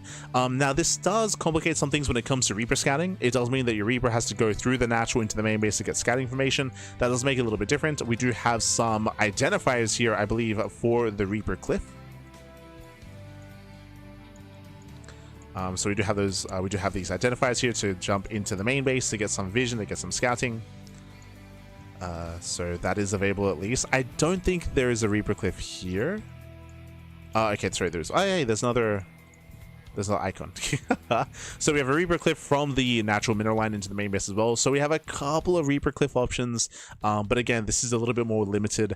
And that is something that can come into play. It's something that hasn't come up too much so far in the TLMC. But there are, of course, some maps like this which do make it a little bit more challenging for specifically Reaper scouting. It can be, I should emphasize. As I have to get through the natural. Meanwhile, when it comes to... Hold on. There we go. So getting into the main. Meanwhile, from here with... Jesus. Does anyone remember, what was the size of the natural that we criticized earlier? This is huge. Oh my god. So we have a secure 2-base setup. We have a massive entrance into the natural, but... you know, I'm being a little bit excessive here. I'm exaggerating a little bit because it is a little bit smaller thanks to the rocks. Eventually, rocks get knocked down and this does open up a little bit, but that's unreasonable to assume in the early game. So this is not bad. It's okay. It's okay. It can be extreme and crazy, but thanks to the rocks, I believe we have seen maps that have entrances this wide before.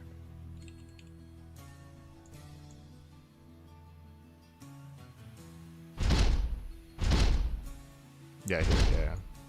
We've had maps this wide before. Is this where we see a bunch of all-ins that actually target the debris instead, and they they just open it up that way instead? Not like this. Not like this. Meanwhile, we do have our own linear third. So we have a linear third base here on the low ground on the right-hand side. Otherwise, we do have a triangular third base. Is it? Wait, I can't even say that. It's just third base options. Like, they're not even linear or triangular. They're just... we have the base on the left, we have the base on the right. Both bases are on the low ground, to bear that in mind. The high ground here, the elevated positions, are a little bit further away, so they aren't really as impactful pushing into the bases. But being on the low ground here still does make it more difficult to defend. That is true. Meanwhile, here on the right-hand side, we have just the main... We have just the main attack path. Here we have multiple attack paths.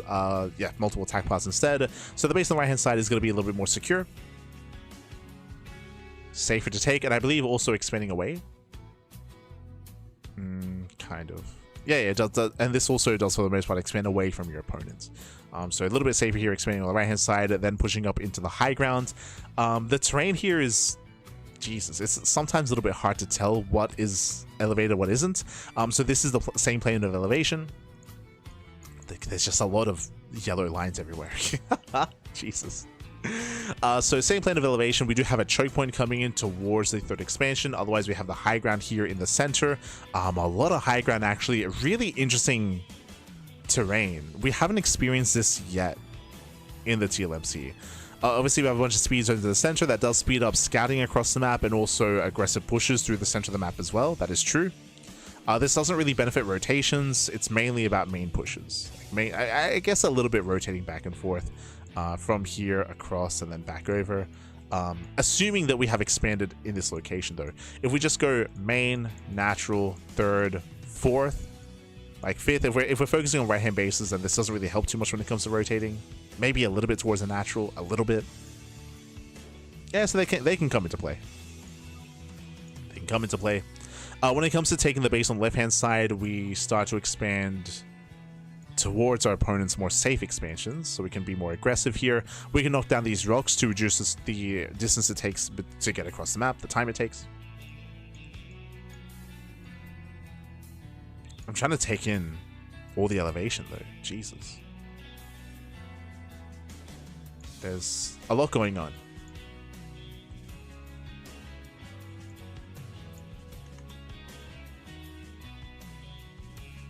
Sorry, I'm just catching up with the chat.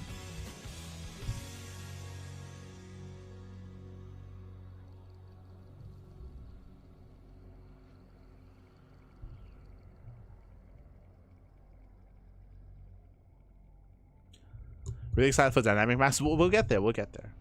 We'll get there.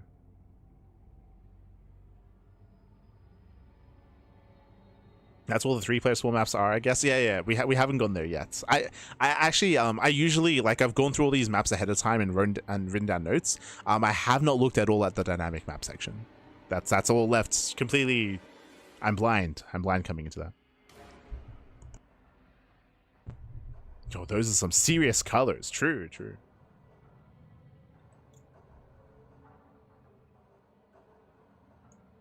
What's going on in front of the third? Yeah, the water textures here. What is going on here? What happened? Aye.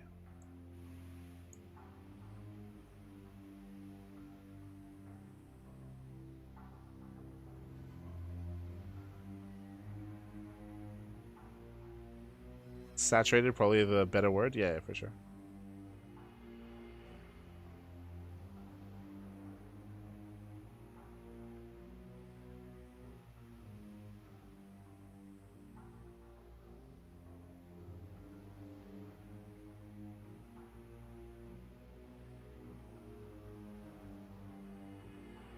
Do some pretty maps. Yeah, for sure. There's definitely some prettier maps available to us. All right, sorry, just catching up with the chat. Checking the YouTube chat as well. Whew, okay, so when it comes to the map itself here, it's a little bit harder to judge. When it comes to the main attack path, we do have the high ground, the elevated position. This natural, of course, is more exposed. True, the natural itself is I mean, it isn't just the massive entrance into the natural, but like all this space as well. You get onto this plane of elevation at the midpoint, halfway across the map, or more than halfway across the map even as well. But it feels like a long rush distance. Hold on, 22 wave breaker. Not quite. 30 seconds. Okay, 30 seconds. So more around the mid-tier, middle of the road when it comes to rush distance.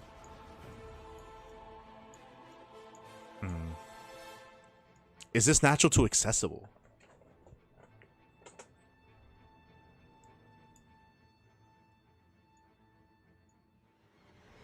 Again, because we're expanding away from each other and we have this like big elevated position, which matters so much more. This is a feature we often see in a lot of the rush maps, for example. And with the help of the speed zones, yeah, you can get up here quite quickly.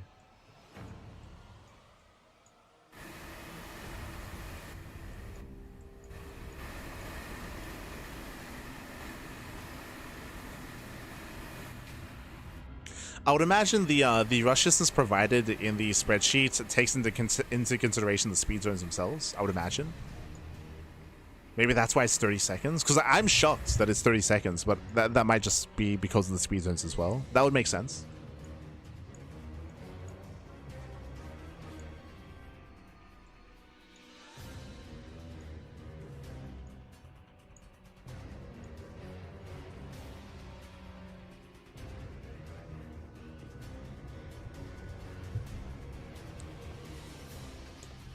So just catching up.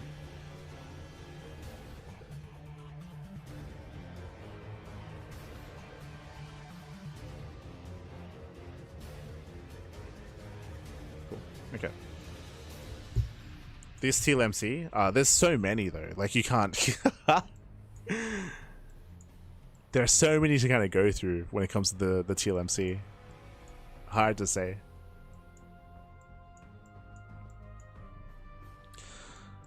But yeah, this map is kind of wild. Like compared to some of the other maps where we've kind of been like, oh, like these, like sure, like there's like a nice balance between like defensive expansions and more open center and things of that nature.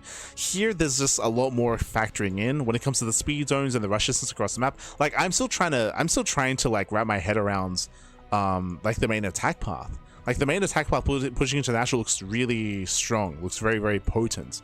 The fact that we're expanding away from our own natural is something you don't really see too often here. For the natural to be the more exposed expansion on a larger map, like it's bold. I feel like this is a bold move to set up in such a way.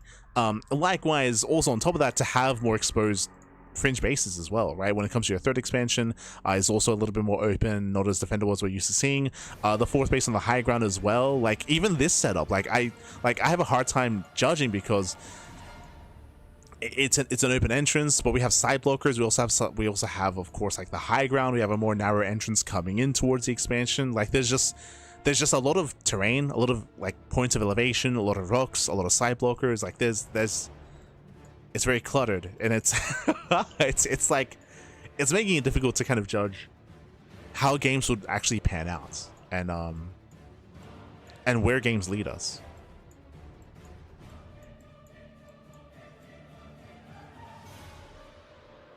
It's not turtle heavy. Like there are plenty of ways to like attack and to punish expansions for sure. As we mentioned before, there's like all-in potential. But the map itself is like wide enough where there are plenty of expansions to go to and you can expand away from each other, and yeah, it's interesting. Okay. It's very interesting. It's very different. I still feel like aggression might be a little bit too favored here. This is one of those maps where I feel like I just need to see games played. Like I don't know. It's just so different to what we're used to seeing. When it comes to the accessibility of the bases, but shorter rushes. It's like I mentioned before that the rush distance by ground is maybe a little bit on the shorter side of things because of the speed zones, but that mainly impacts the main attack path. Like rotating over towards some of these fringe bases will still take more time. The terrain itself here as well, and these rocks do mean that rotations have to go the long way around as well, so more time is given to the defender to set up and to maybe take better fights. You know what? I like this map. It's just weird. It's just like I can't fully wrap my head around what the hell's going on.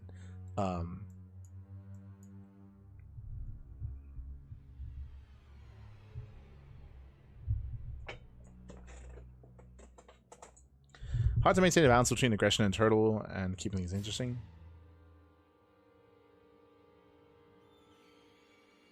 That large natural, you don't need to build anything after your natural. Seems very interesting. Large main, I should say. True, it is a larger main. You can potentially high tech as well. It's a bold map. I think my big concern is whether we can even get past the early aggressive phase. But if we can, I think it can lead into some interesting games. Aesthetically, I don't know if I really like it. There's just a lot of yellow lines everywhere. Like it's all blending together in my eyes, Bappy. But so not the most pretty aesthetic map. Does this help? Oh, this helps a little bit. Reducing some of the red. Yeah, it helps. It makes these containers stand out a little bit more, actually.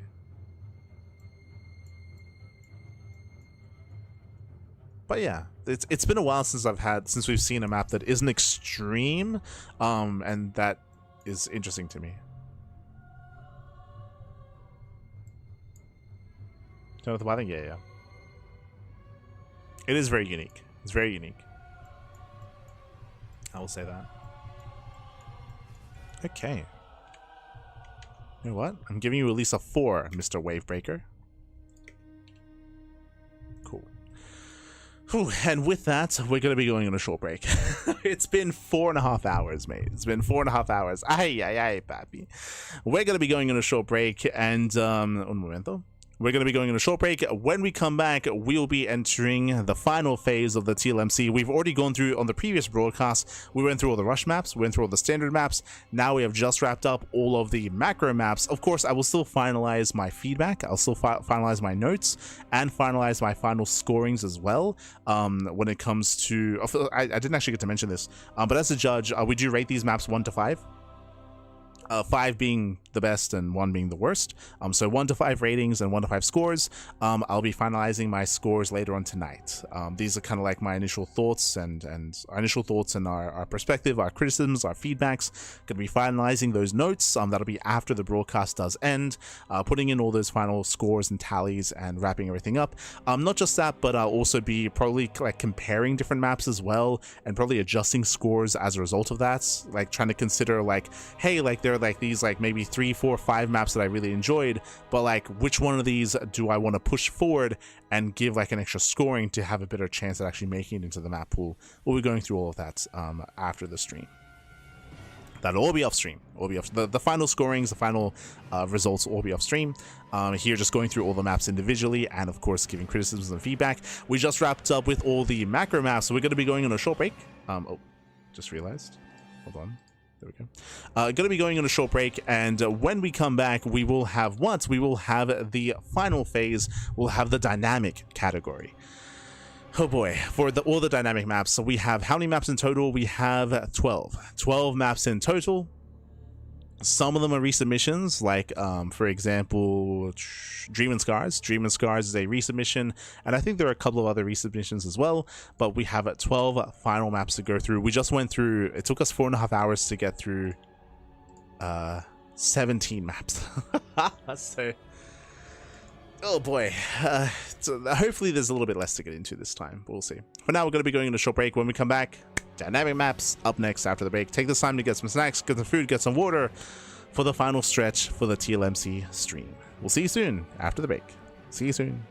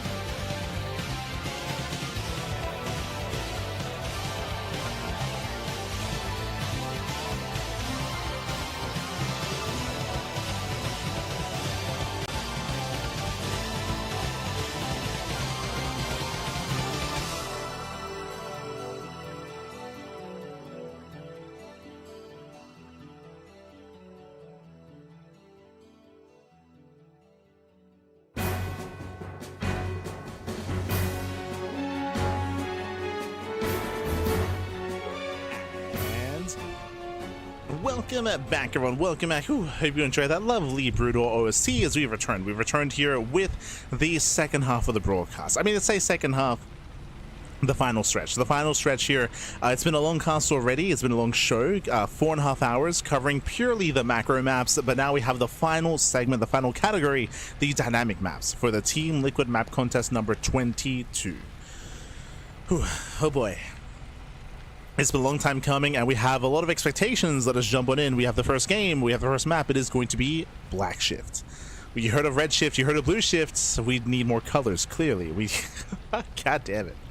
Here we go. We're jumping to Black Shift here. As, we just quickly make sure we have everything set up. Here we go. Oh my God. The hell's going on here? But we have our two small locations. We do have, oh my God, there's a lot going on. We have bottom left and top right. Okay. Speaking of dynamic, so when it comes to the dynamic map pool, there's a lot less restrictions. There's a lot of chaos going on, and we'll see if we find some gems in the rough. This is where we kind of throw norms out the window. There could be some crazy stuff going on. We're gonna have to on the fly kind of judge and determine how good or how bad something is. Already, let's go. This is the main. This is the main expansion, by the way. So we have the main base. We have a random little elevated position. we have some random elevated high ground here right next to the main, which is kind of weird. I guess we could hide some tech. We could hide some proxies. I guess here on the high ground, it also helps us scout on the low ground. And we have a Zonaga tower that covers the main. You can see, right? Like the Zonaga tower does cover the, oh, sorry, there we go, V. You can see the Zonaga tower does cover the entirety of the main, doesn't see behind the main mineral line, but does see the main base, does see the pocket expansion, we'll get there, does scout the forward, it sees everything. What the hell? Oh my God. So we have a Zonaga tower covering your first three expansions for the most part. Down here we have the low ground natural expansion. It is a pocket base, pseudo pocket, because it does open up here due to these destructible debris, due to the Zerg debris that do burn out over time. They bleed out over time. So high ground set up here outside of the third base, outside of the pocket expansion. We do have the natural expansion here on the right. Ideally you want to save and preserve that pocket base for later. True. Now what does this Naga tower do? It means that if you worker scout your opponent, you can immediately see what expansions they've taken. Immediately you will scout as you come in from the low ground. You come in, you confirm whether they took the pocket base, and you can also get a full scout of the main. For the most part, you still have to get behind the mineral patch if you don't see a pylon, but this does provide a lot of scouting information. Crazy. Meanwhile, we have our, of course, low ground natural expansion here. We also have a ramp coming into the main base. We also, Jesus, I just realized we also have rocks coming into the main. So this main base is not secure. It's not a secure natural, it's not a secure main base, and of course the third base has a standard kind of opening here. Another Zonaga tower, which, quickly checking, does cover the fourth location, or I guess the third location, covers the main attack path as well. This will be used defensively. So when you're expanding, when you're setting up, you'll most likely be taking the Zonaga tower defensively, so you can spot any kind of aggression, any move outs, any rotations, any scouting, anything coming your way. Just because, remember, everything else is walled off. So technically, you control this Zonaga tower, you will see all like the main like rotations towards you. We have a healing shrine. There's so much going on.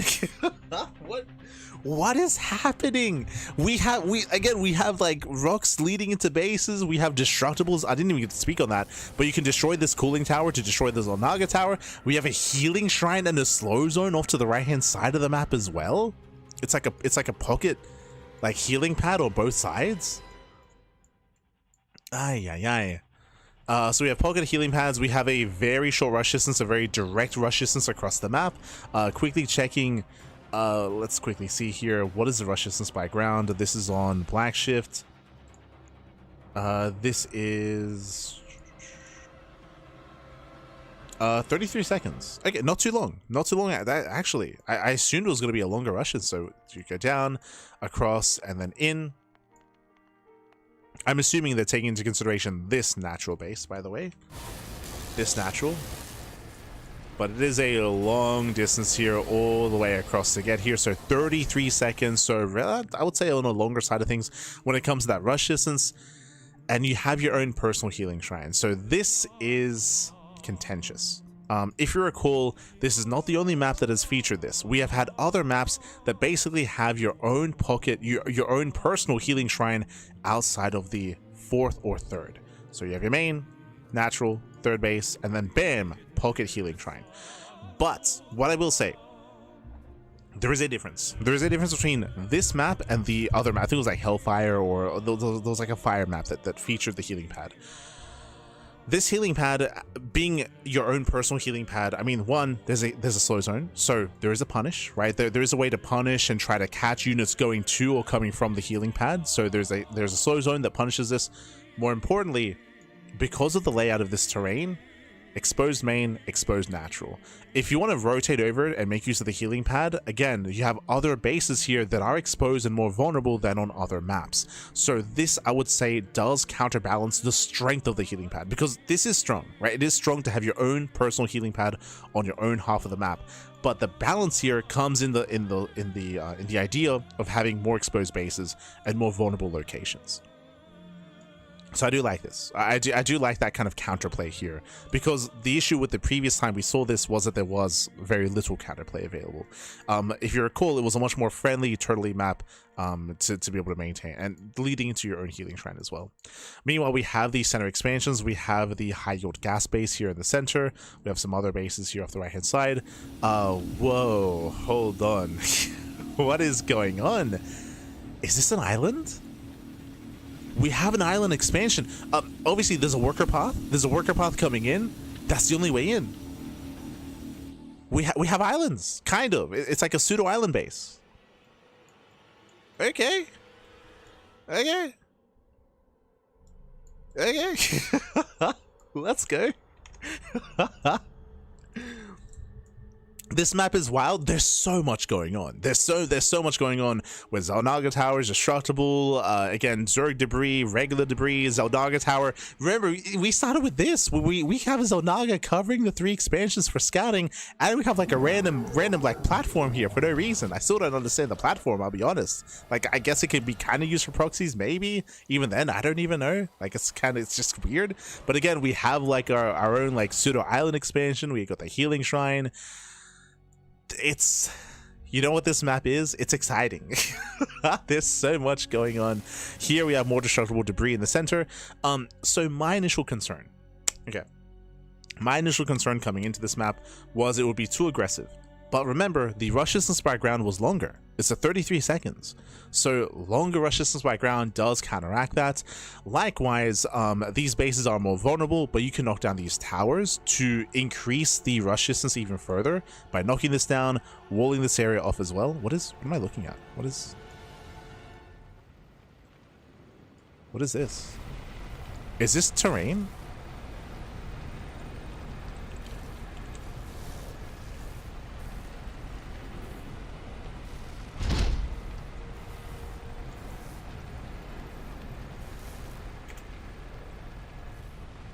Is that a full wall?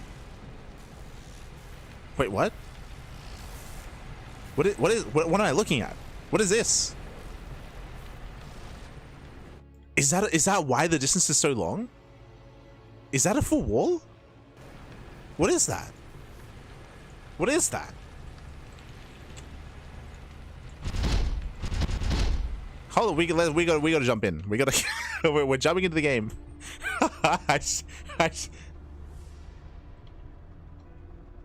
We must investigate, Pappy. We must investigate.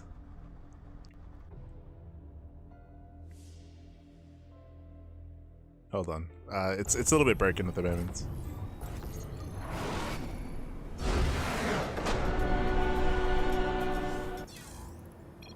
Options.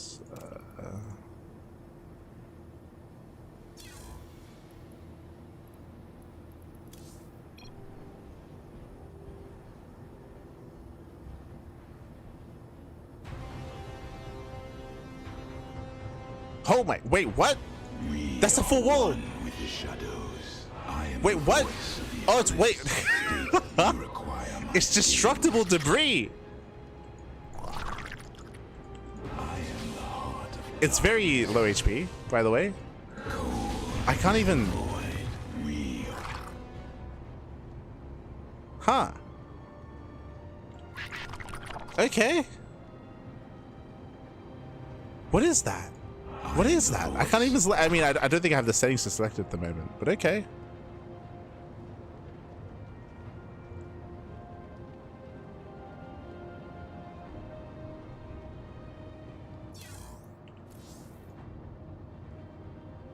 Yo, this map is crazy.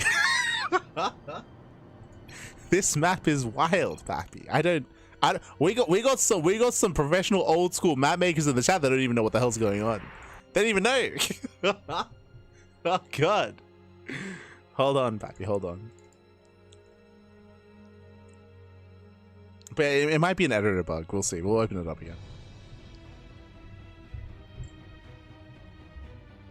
But we have a full wall in the center. It's very fragile. I don't know if you saw, it takes like what, 4 hits?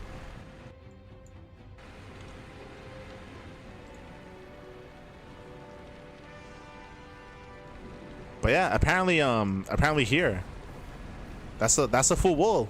Okay. I mean, so that explains the rush distance, because I was perplexed as to like, is this really 33 seconds? But I guess this does elongate the rush distance by ground, at least when it comes to the scouting. But that also changes things, because now suddenly the rush distance by ground provided isn't really accurate, because these rocks are not really rocks. Like they apply to worker scouting, that is true, but these rocks can be very easily killed and destroyed, and that will reduce the rush distance by a couple of seconds. How many, I can't say for certain, but I'll say by a couple. So that does favor more aggression. That was my big concern, was how favored aggression is going to be with how exposed some of these bases are coming into the mid game. Are we missing anything else?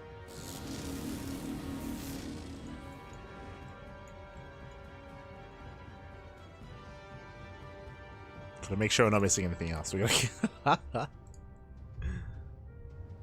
Those are destructible? Yes. I destroyed them when we were in game.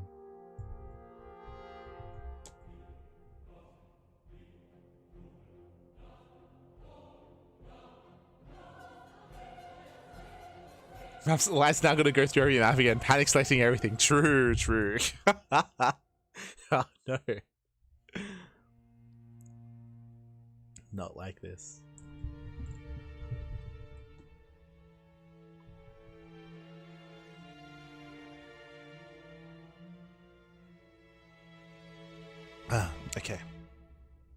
Okay.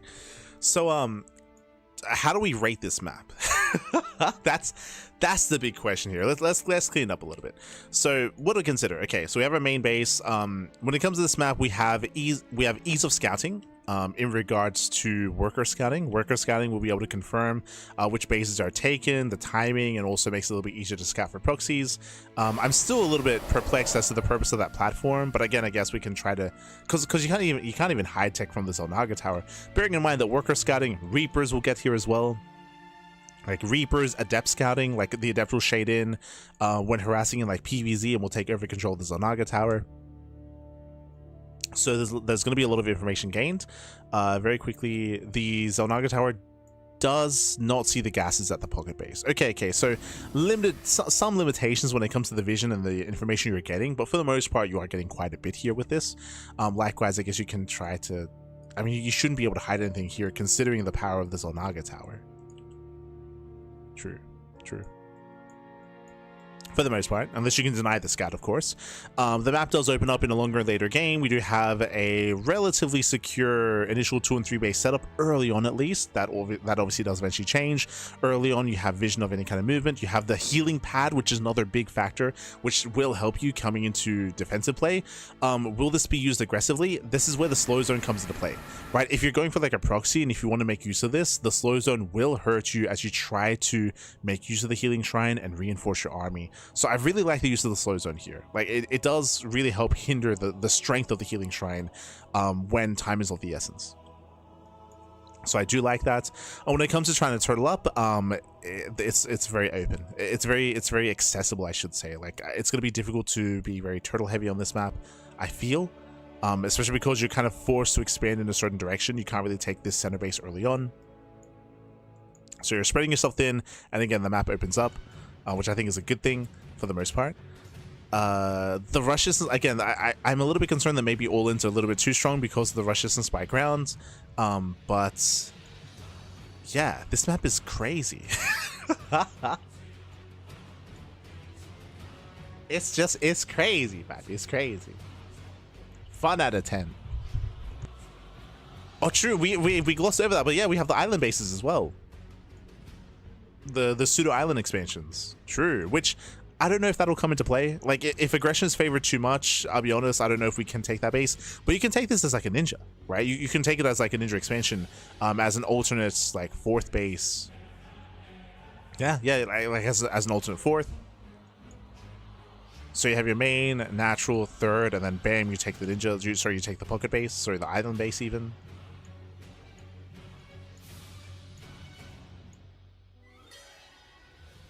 Air blockers on the healing shrine? No. Ah. No air blocker on the healing shrine. Ooh. That's unfortunate. We spoke about it earlier, but the strength of having the Oracle harass, poke in, get 1, 2, 3 kills, take some hull damage and pull away, that is concerning. You know what? You know what I would do? I would either have air blockers surrounding this, or I would have a slow zone. Another one. Just have we have a ground slow zone. Have an air slow zone. I kind of like that idea. Because that would help punish. That would help punish like Oracle usage of the healing shrine. Can you fly around? Or just surround it? Just surround it in slow zones, baby. Ah, all the way, baby, all the way.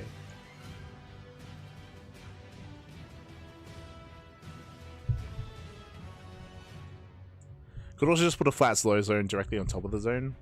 I mean, so the reason why I would have the slow zone here is because that would directly impact Oracle's moving in this direction and moving out of this direction, and that basically means that queens that are here can punish, right? Sorry, so that's why I would have the slow zone here, is that basically it means that defensive queens or defensive units that are on the low ground would punish the Oracle moving in and out of the healing shrine.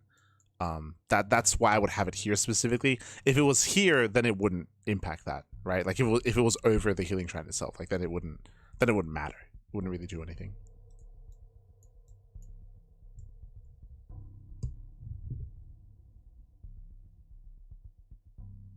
Personally, don't like rocks to the main. Isn't it impossible to defend against Zergling all-ins? Well, first, you would scatter ahead of time thanks to the Zelnaga Tower. That's the first thing. It depends on your Sim City, and it depends on where you are. We have seen Ling defenses where...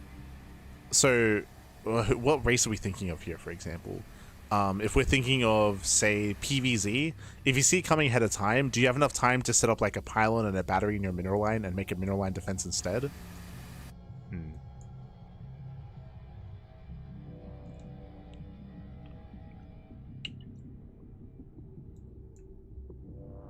I think the strength of an all-in here, I mean, I don't know how hefty these are, of course.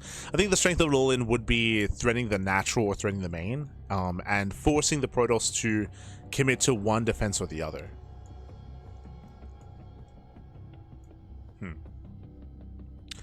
I think that's a good reason for, in PvZ, for the Protoss player to claim their pocket base. Because then you're kind of limiting how the links can be aggressive and where they can go. So think like PvZ, like if you take this pocket expansion, then you can start walling this area off instead. You get me? Instead of expanding here first and walling off like here, you'd expand here first and wall off here. In my mind.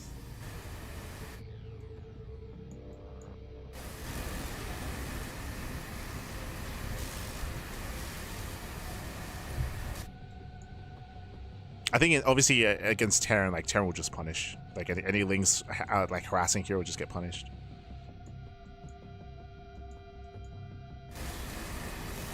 But yeah, I think adjustments will have to be made specifically for PvZ, like with how they approach this and how they expand. Because this doesn't have to be taken as a natural, of course. Okay, okay.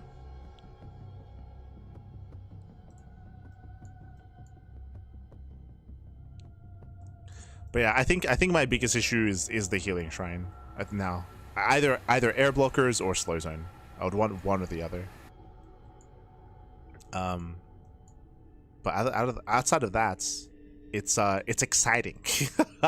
Is it the most balanced? Again, I still feel like aggression is going to be favored here for sure. It's going to be favored. But that's the point, right? Like it's meant to be an aggressive map. So I feel like the bar has been set very high. I feel like the bar has been set very, very high here for black shifts for dynamic maps, and I feel like it's all downhill from here. Because this map is crazy. No. No. We can't go up from here, right? No shot. No shot. Force will stand pocket since Zerg Rock will eventually break by time. Yeah. Can't wait to see that. Okay. It's a high bar. It's a high bar. But I agree. I think for PvZ, I think you have to take the pocket expansion as a natural, I should say, as your natural. Yeah. Okay. Let's go, baby. Let's go. And of course, that's when you have your own personal Zonaga tower to scout for any all-ins coming towards your own rocks and things of that nature. Defensive Zonaga tower. True. Jesus. Okay. What do I even say about this map? TLMC dynamic black shift. Sorry, I'm just writing notes.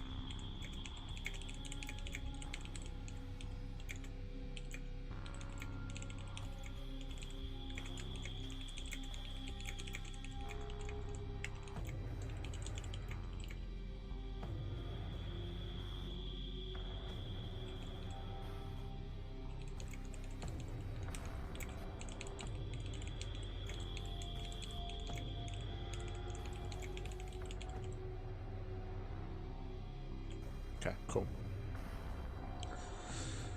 Alright, up next, we have Dream and Scars, a map that we have seen before. So a map that we do have experience with, was in the previous TLMC, and I'm curious if changes have been made. Actually, hold on, very, very quickly, I should actually mention what the map maker comments were on Black Shift.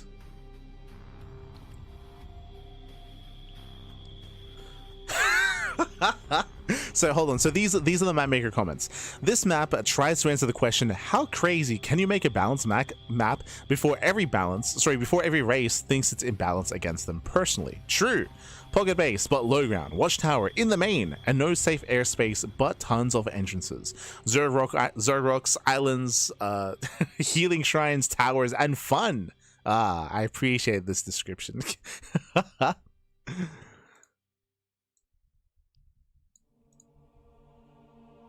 Features: options of natural expansions, Zonaga towers in the main, high ground in the main base, less airspace, such as near the main expansion, more side blockers, airspace due to the edges of the map being on the high ground, pseudo island bases. True. Did mention that. Destructible towers, destructible Zonaga towers, low HP rocks, worker only paths, colossal traversable cliffs, Zerg rocks, inhibitor zones, rich high Vespene geyser bases, and fun. So again, I agree with all of what was said there when it comes to how fun and crazy it is. I would just limit the healing pad more than anything. I think that's my biggest concern. Otherwise, let the fun begin, Pappy. Let it begin. Up next, we do have Dream and Scars. Okay. So a map that we have experienced before.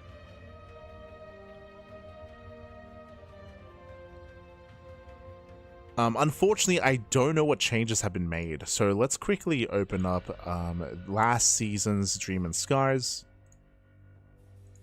and compare.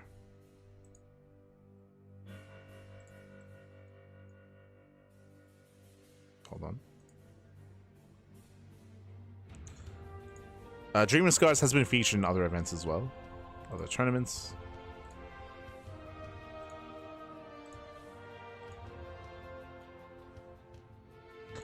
It looks like there has been some terrain shifts in the center. It looks like some rocks were added.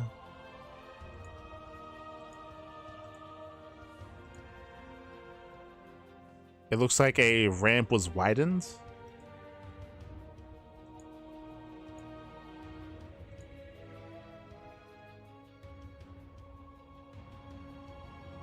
Another ramp was reduced. I'm just looking at side by side. Okay, okay. We'll get into it. We'll get into it.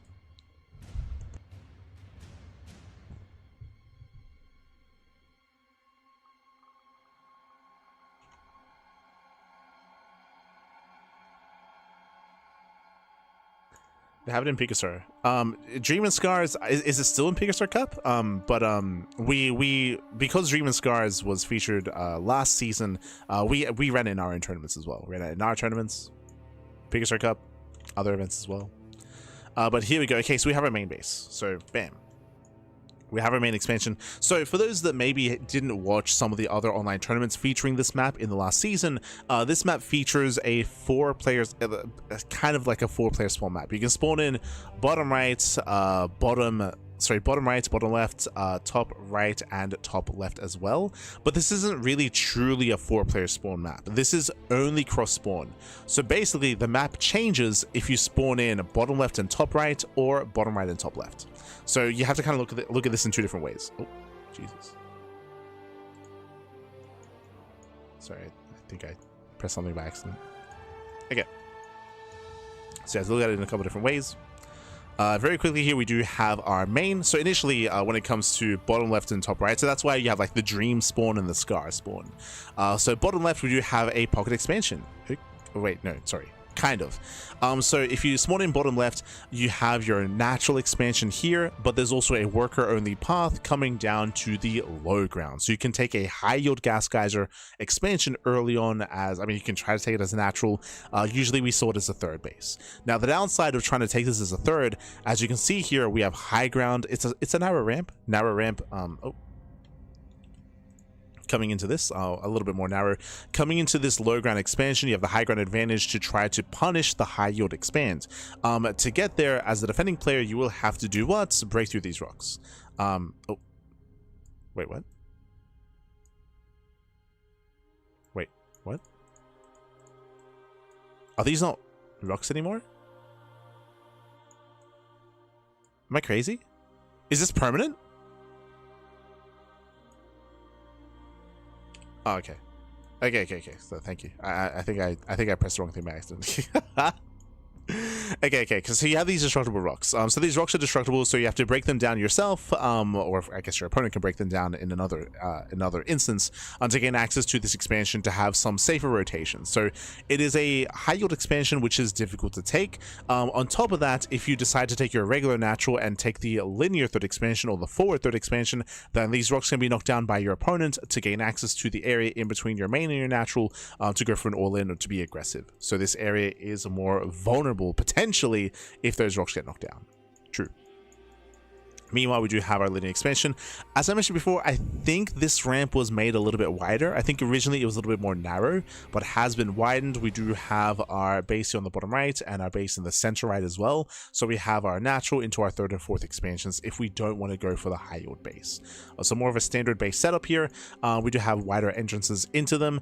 Because of the terrain, you have to go back around to be able to rotate back and forth to defend. So that can be difficult. Aggressive rotations does have that advantage over you as the defender. Likewise, there's also this area here that can be utilized. You have the high ground advantage at least, and you have these rocks that can be broken down as well. So we have multiple attack paths into your initial 4 base setup. Personally, I do appreciate that. Again, typically turtle heavy play is disfavorable, so I appreciate that there are ways to try to counteract that and try to punish an overly defensive player to instead try to fight for map control instead. Jesus. To fight for map control. Speaking of, we have another worker path here in the middle for scouting, so you can scout a little bit faster across the map. We have more destructible debris here in the center, and that leads to, again, the diagonal spawn. Do we have rush distances by ground? Let me just double check here. Dream and Scars 47 and 29. I think this is the longer rush distance, potentially. But 47 seconds is crazy. Oh my god. Crazy, baby, crazy. Oh no, I think this is shorter. Yeah, I think this is the shorter rush distance. Meanwhile, shifting perspectives, we do have instead the alternate spawn location where you spawn in, I believe here, yep, you spawn in on the bottom right hand corner of the map, and you have a true pocket base. You have a true pocket expansion available to you here, which can be taken a little bit later on. Which can be taken later. Sorry, oh, there we go. So we have our main base, we have the pocket expansion behind it. Once we go down to the low ground here, we have a couple of options. We can expand towards the south side, towards this, I guess, triangular third location, or we can go for the linear third, which, hey, that's the high yield expansion from the kind of like from a different perspective. But we can take this high yield expansion as a safer base actually, because now you're coming in from the south side and you can just take it naturally. There are rocks that can be knocked down to open up the attack path, but it's going to be much more awkward to break down these rocks to gain access towards this expansion. So this is a much safer base if you expand here from the bottom right hand corner. So you just have to protect this location here, and of course there's a different attack path over here as well. True. Otherwise, I guess you can take this triangular third and expand towards the south side. But for the most part, you're going to be incentivized to try to expand forward and take the high yield expansion instead. When it comes to the planes of elevation, it's kind of blended in, but they're a little bit further out. So because that, you have no real high ground advantage when it comes to defending. That is not going to be as available. But for the most part, I would say that you have a pretty safe and secure 3-base setup, right? Because of the pocket expansion and because of the secure high yield base as well. Very, very safe. That leads into longer rush distance across the map. I believe that is going to be 47 seconds, if I recall correctly, from natural to natural. So longer rush distance, and does often lead to longer and later games. Often. So it's just really cool. It's really cool to have like two sides of the same coin, a more like aggressive spawn location, a more vulnerable one, or a much more defensive one instead. So you do have multiple kind of ways to approach this map. I did have my own critiques on this previously. What were they exactly? Let's have a look.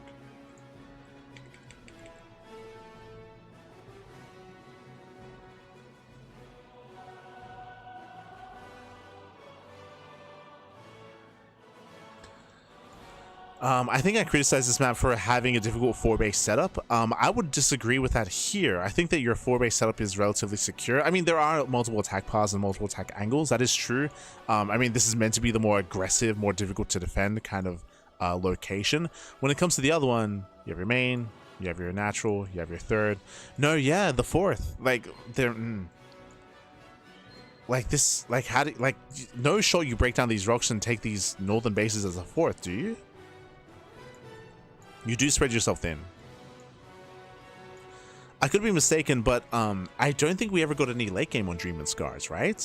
I don't think, at least I didn't cast any. I didn't cast any late game on Dream and Scars.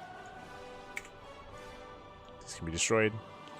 So I think my my critique or my feedback was that like it'll be difficult to maintain 4 bases on a map like this. I think it's easier to maintain this 4-base setup at least. You have one, you have like 2 main attack paths for the most part. For the other one, for sure. Like I can see aggression breaking you in the other spawn location. But it depends. Like if people start expanding a little bit more linearly here towards the other corners of the map, then maybe they can maintain themselves. But they are going to be spread quite thin. They're going to be spread very, very thin, which was our main point. But I don't think that should necessarily detract too much away from the map itself.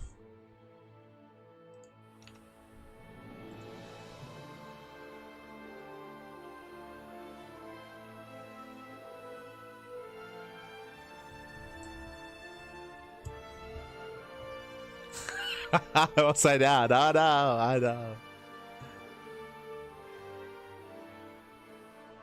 But yeah, I'm looking forward to this map. I think I do have some regrets that I didn't rate this map a little bit higher last time. So I definitely will be doing so next time as well. It is very pretty. It's very aesthetically pleasing as well. I don't have really as much to say just because we've already gone through this map before, and there weren't any too drastic changes. But looking forward to it. I'm probably going to rate this a little bit higher. I appreciate the idea of having like different spawn locations leading to different kind of game states as well. Having that X factor. For sure.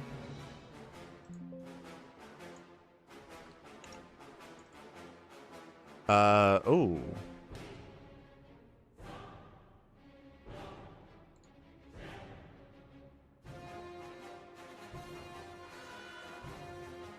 One moment. I haven't seen anyone else bring this up, but I'm having a hard time loading one of the maps. Are we good? Oh yeah. Avex, I don't know if you have access to some of the other maps here, but hold on, I'll leave a message in the Discord.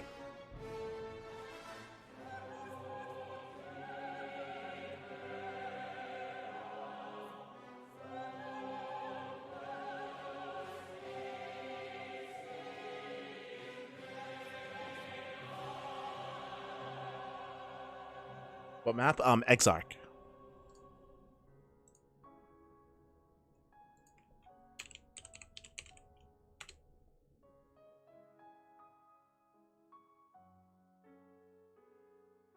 It's just not opening. It's not opening, Pappy. Not opening. Ah.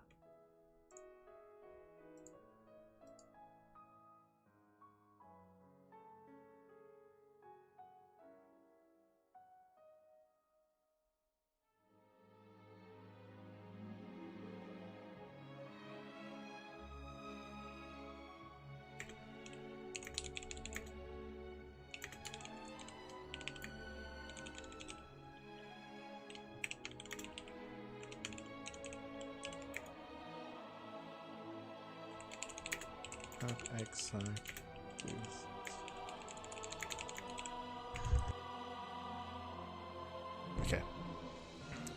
Cool. So I guess we're skipping a map for now. Up next is Fear and Faith, which is another map that we have gone through before. So another resubmission. Okay, Fear and Faith.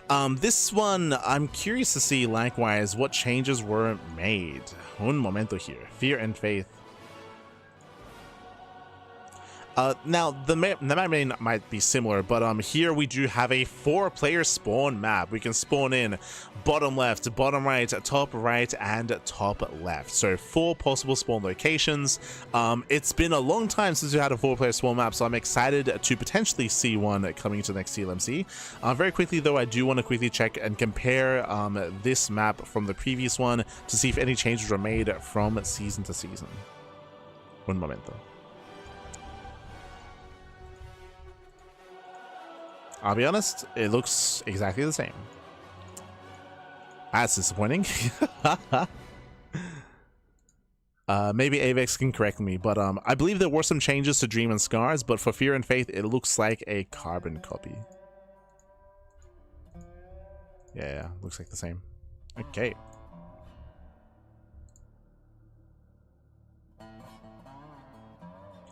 What was my previous critique of of Fear and Faith?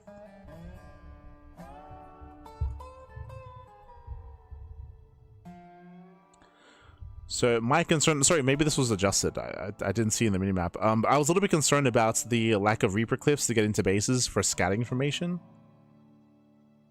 That was a concern that I had. I think that's maybe one of the only concerns though.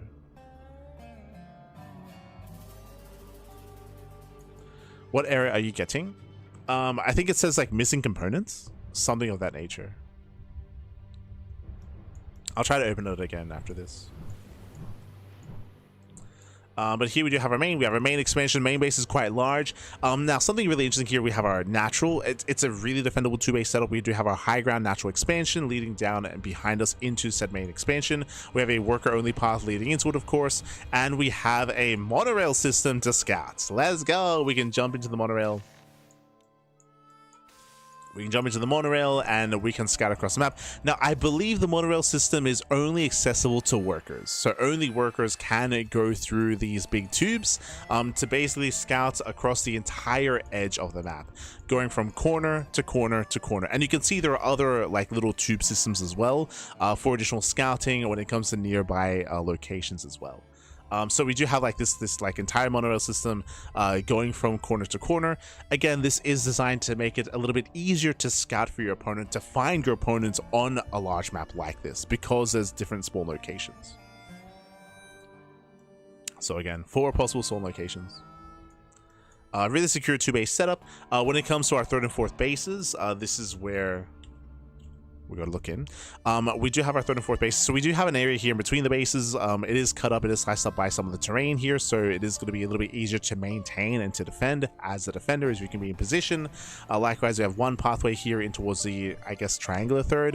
The other linear 3rd base location here, likewise, pretty secure. We can knock down these rocks for a different attack angle and attack path, but for the most part, you're pretty secure on 4 bases. Like, this is a pretty, again, the distance between them, quite short here between all 4 spawn locations, so pretty safe 4-base setup. Pushing across the map does open up a little bit over time. We can knock down some of these rocks and we can engage ahead of time. I'm okay with this. If you remember, I said something earlier, right? If we have a secure, easy 4-base setup, at least have the center be more open. And it is more open, right? It is a little bit more open. Once you can knock down these rocks, once you can open this up, then you can attack from multiple angles to slow down an army, to stifle an army, because it will be more difficult to really engage and disrupt their initial 4 bases.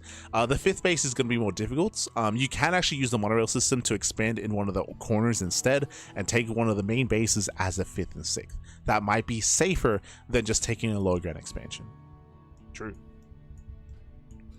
I mean, technically, actually, now that I think about it, so once you take this base, you can use this the tube system to head on over, and then to take this base as like a 5th. But it is more exposed, right? It is more exposed, is more vulnerable.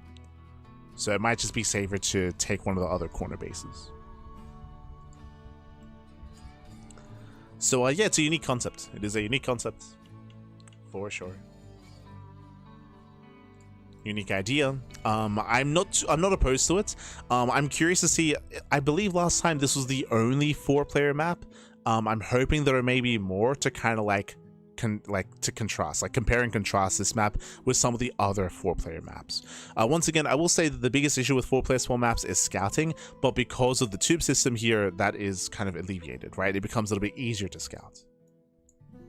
You evac your workers. True, right? Like if you take this expansion, if you get harassed, you can evacuate. You can get the hell out of here through the tube system as well, through the monorails map. True. Can also evacuate, keep them safe. Something else to bear in mind. So yeah, it's really interesting. It's a really interesting map. Again, this was around for the previous TLMC as well. Was also around. I think my big criticism was, if I remember correctly, was the fact that there was only, yeah, one Reaper Cliff here in, but you can rely on worker scouts, I suppose, so it's not the biggest of deals. Like, there are alternate ways to scout.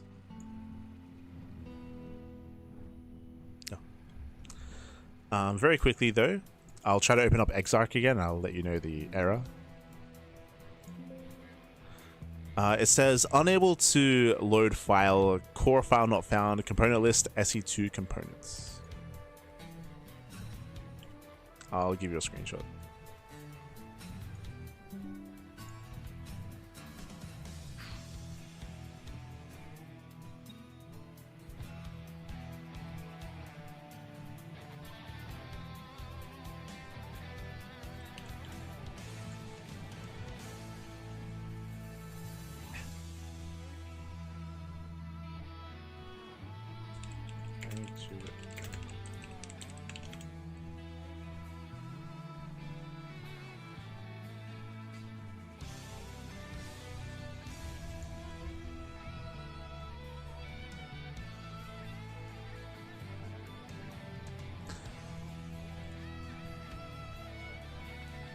Okay.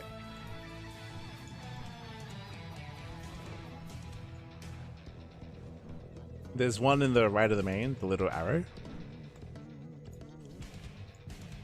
Right of the main base. What? What are we looking at?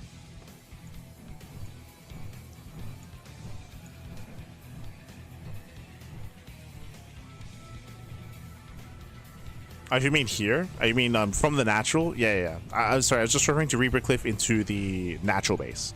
So there's one. I mean, there's a regular ramp as well. Then we have the Reaper Cliff here. But again, we have worker paths. We have monorail systems. Yeah. The one Reaper Cliff jumps on. But yeah, with that, looking forward to it. I'm curious. I'm mainly curious to see if there's other 4-player spawn maps. Once again, so we can just compare, right? We can compare. We can try to judge them amongst themselves, just because it feels like they're in a bit of a category of their own. Up next, we have Lilith. I just realized I have not been updating the text file, so I do apologize.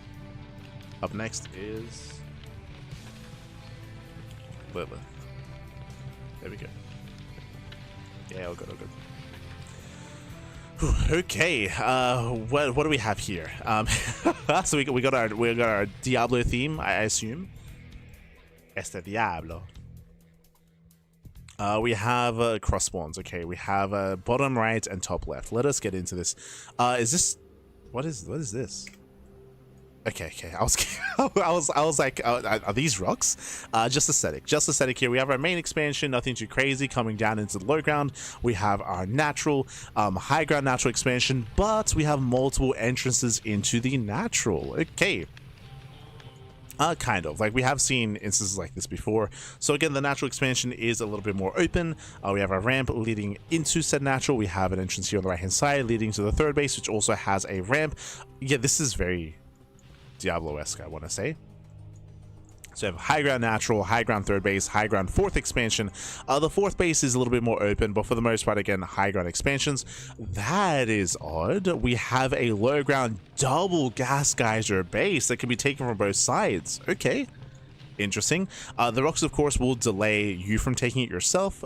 So this will be delaying any kind of early rushes to rush into the gas geyser as a natural, as a third expansion. So this should be taken as the fourth, if not fifth base. I would say that's a good thing to delay the high yield bases. But this is a pretty large map, actually. I will say that your initial 4 bases is pretty safe and secure, but you are spreading yourself somewhat thin. I will still say that this ramp is, I mean, this area can be walled up and walled off, so you can leave minimal units here to defend and focus mainly at your third expansion and at your fourth expansion as well. You have your fifth base, which will be taken on the low ground. You have a sixth expansion here on the right hand side, and you have an entire area here towards the top side. Okay, this center area is interesting. There's a lot of angles.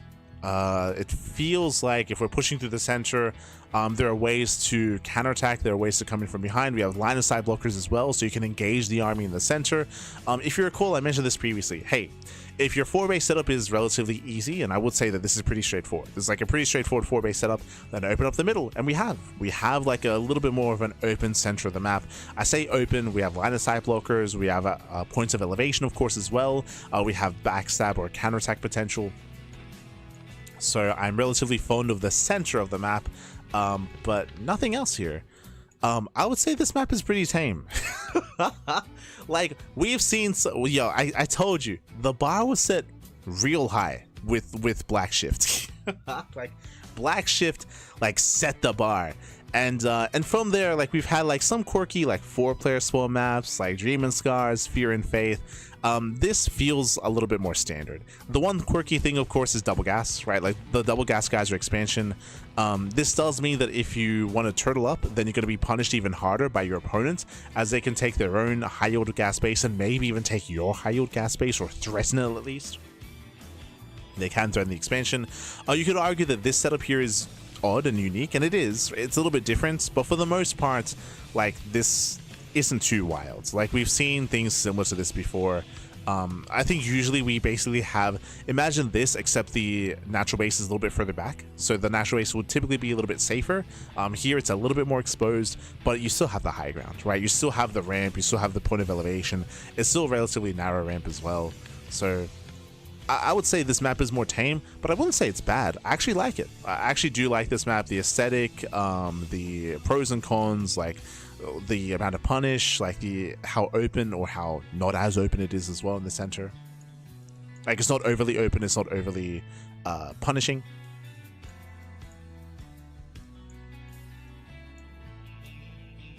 Maybe this map should have been the macro map, so it's a solid. Yeah, I should emphasize that, like, this map isn't really too crazy, it's not really too chaotic, but it's not a bad map at all. I actually quite like it.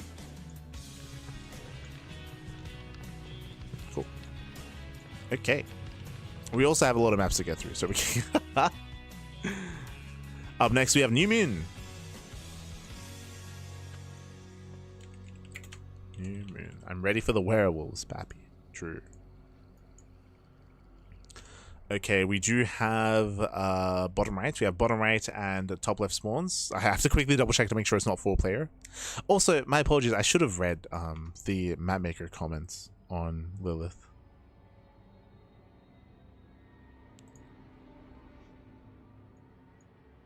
Whoa! 19 seconds. Hold on, I need to open it up again. I completely missed that. Hold up, Bappy. Hold up. Whew, it's a good thing I checked. Oh, we gotta wind it back, Bappy. Something that kind of glossed over my mind. 19-second rush distance. That's crazy. That's here. From natural to natural. That's 19 seconds. Hold up. Let me just read this. You know what? I just assumed that there was more space in between. I just made that assumption. Un momento, papi, un momento. Hold up, Lilith. We misjudged you.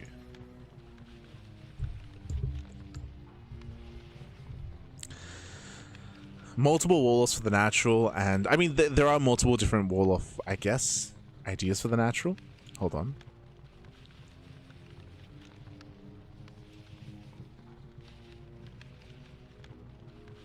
Okay, the description doesn't really add anything here.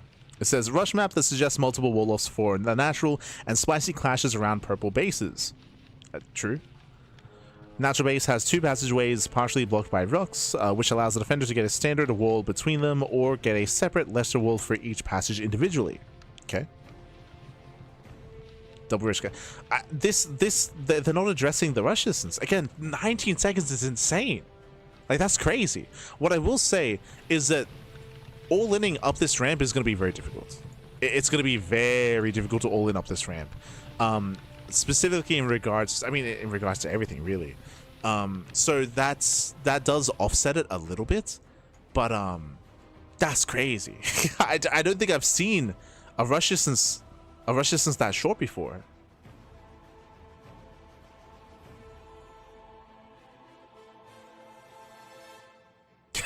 Yeah, Avex, calm down, baby, calm down. Calm down. Yeah, fun fact, even amongst all the quote-unquote rush maps, this is the shortest rush distance. It was here in the dynamic. 19 seconds. That's crazy. Do I believe that despite the short rush distance, we can survive like early Ling Floods and early Queen all-ins and Roach rushes and things of that nature? Do I believe we can defend here?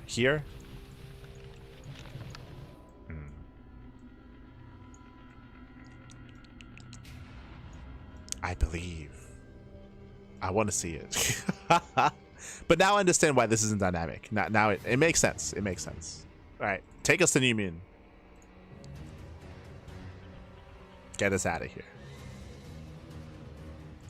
All right.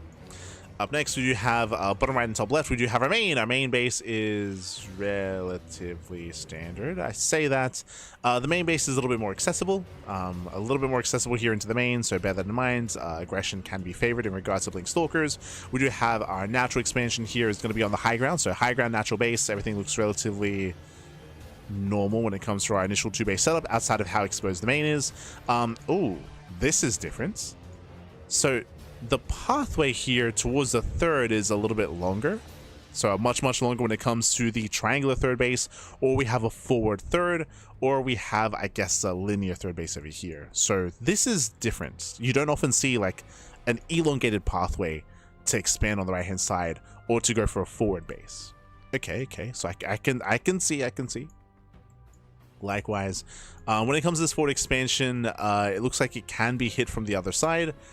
Show some tank lines.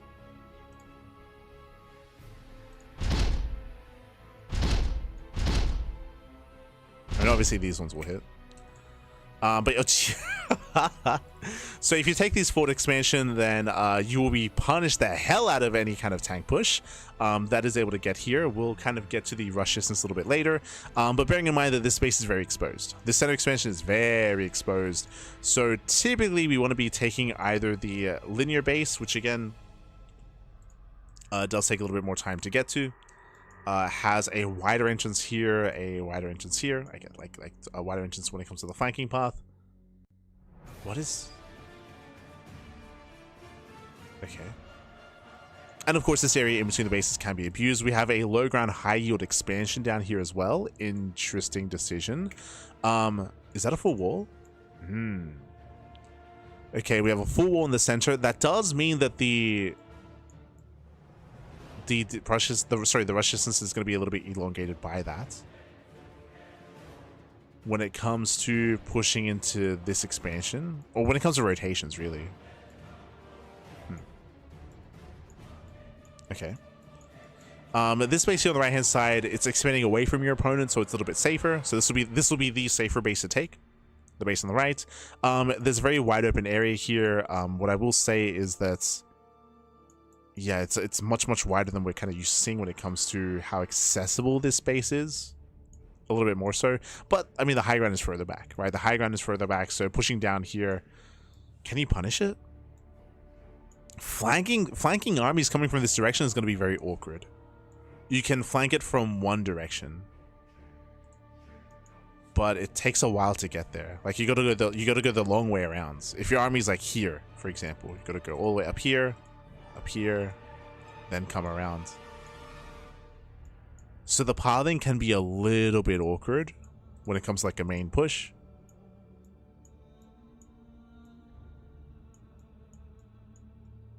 Okay, it's a little bit quirky. For the most part, we're expanding away from each other. For the most part, like I don't see us like taking this base and then taking this. Like no shot. it's far too far away.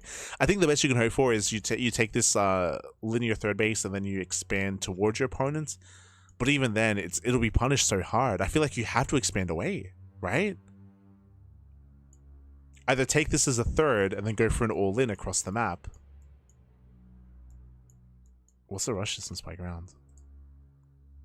This is New Moon. 29 seconds from natural to natural. This map features many different expansion patterns after the natural is taken. Yep, that is true. With numerous options for a third base. I don't know if there are many good options though. The natural has a semi-ramp with part of the choke up against the edge of the ramp and the rest leading towards the other bases on level ground. Center is blocked by destructive rocks as well as line of sight blockers. Line of sight blockers also placed on the outside paths. The forward low ground base has 75 minerals and 1 high yield gas geyser. That's in reference to this expansion here.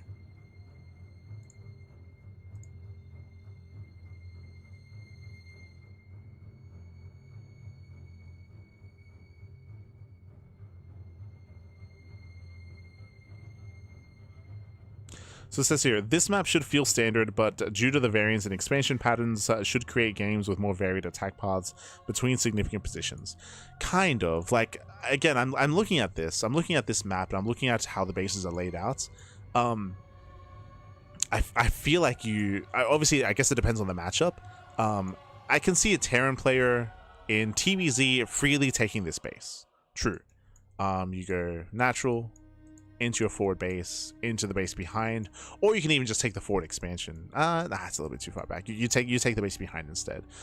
So it feels like a Terran player has a really secure forward base setup coming into the mid game. When it comes to pushing across the map as well, there are some engage options. Because of the terrain, it does feel like certain rotations are going to be a little bit awkward, but you can engage from multiple different angles, which I would say is a positive thing, a positive aspect. When it comes to other matchups, so when it comes to the ZVP, Protoss, they can freely take this. I feel like Terran and Protoss can freely take these expansions. When it comes to TVP, Terran players will punish the space, so Protoss will have to be taking a more reserved expansion instead.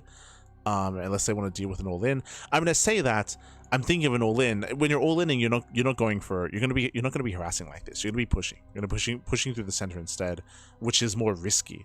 Kind of abusing this position. This is more kind of like mid-game play. In the mid-game, if this base is taken, then you can like abuse this and push forward. True. Also, of course, like in TVZ as well.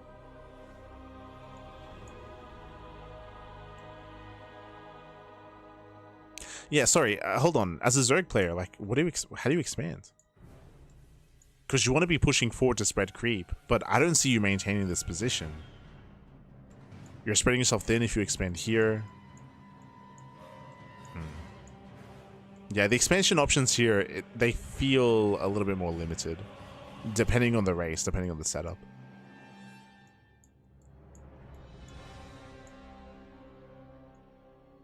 I mean, actually, I think you can defend this.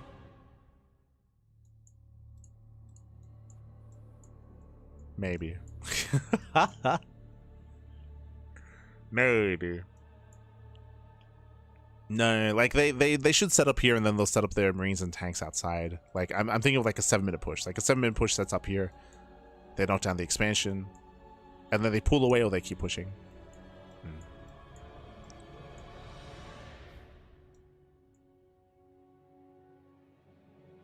Interesting. It's interesting. I don't think there are as many options as they kind of pose. I think the problem with taking this expansion is that there isn't really another option to expand to from here outside of the low ground, and I don't think you can maintain that low ground position.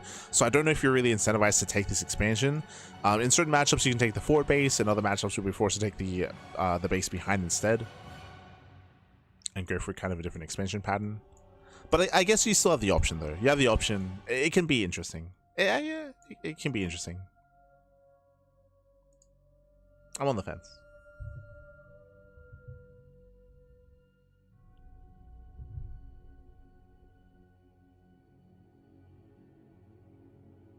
Well, like Heart of the Swarm?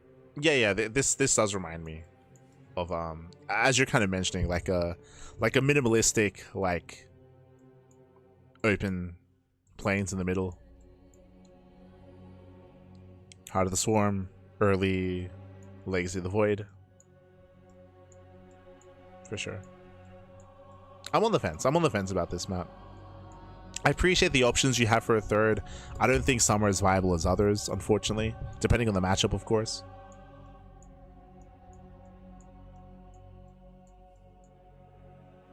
But okay. Interesting. Interesting to say the least. Up next, we have Outsider's Mask.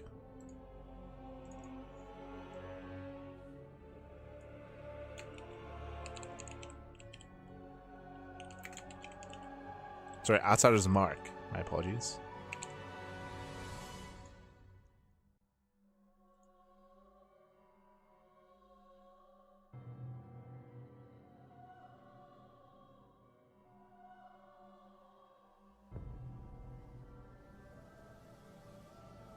Okay, cool. Okay, here we go. So we're going to be loading into Outsider's Mark. From here, where are we dropping? Where are we dropping? We do have center spawn locations. Okay, so horizontal spawns. This is looking quite similar to one of the other maps we featured previously. Let's wind it back a little bit here. Okay, so we do have our main. We have our main expansion coming down in here towards the low ground. We have a high ground natural expansion, so a relatively secure 2-base setup with, I believe, a pocket. No, that's not a pocket. We have an alternate route into the main, which I think is not even fully walled off. Uh-oh. Okay, intentionally so. So we have two entrances into the main base. It's very narrow, of course, very narrow, but there is an entrance into the main from the northern expansion. So technically you do have options how you want to expand. You can take this southern base, or you can take the northern base instead. Looking at the terrain, this is similar to the Brood War map. The map is cut in half. The map is cut in half completely by these rocks. We have rocks here in the center, Zerg debris, more rocks, more debris. So the map is cut in half. We have top side and bottom side. Wait, we have more rocks? Oh! We have that. This is like a pocket natural third, fourth, and what? This is all it's fully walled off. This entire area. Well, let's zoom in. Let's zoom in, Pappy. Yeah. This entire northern area is fully walled off. Of course, eventually it'll be opened up. Eventually, remember that the Zerg debris does expire at around 7:56, 7:57, just before 8 minutes. Of course, you can also attack it yourself and destroy it yourself and go for an all-in or be aggressive in your own way. But naturally, we should have a full wall up here at least until the 8-minute mark. Interesting. So we do have these safer expansions, which means I could see some players be cheeky and be hyper greedy and go for like a natural and a third expansion and even go gasless. If you recall, on maps like this, like Radisson Station, gasless openers were quite common in a lot of races to be hyper greedy. Okay, interesting. We have the Zelnaga Tower in the center.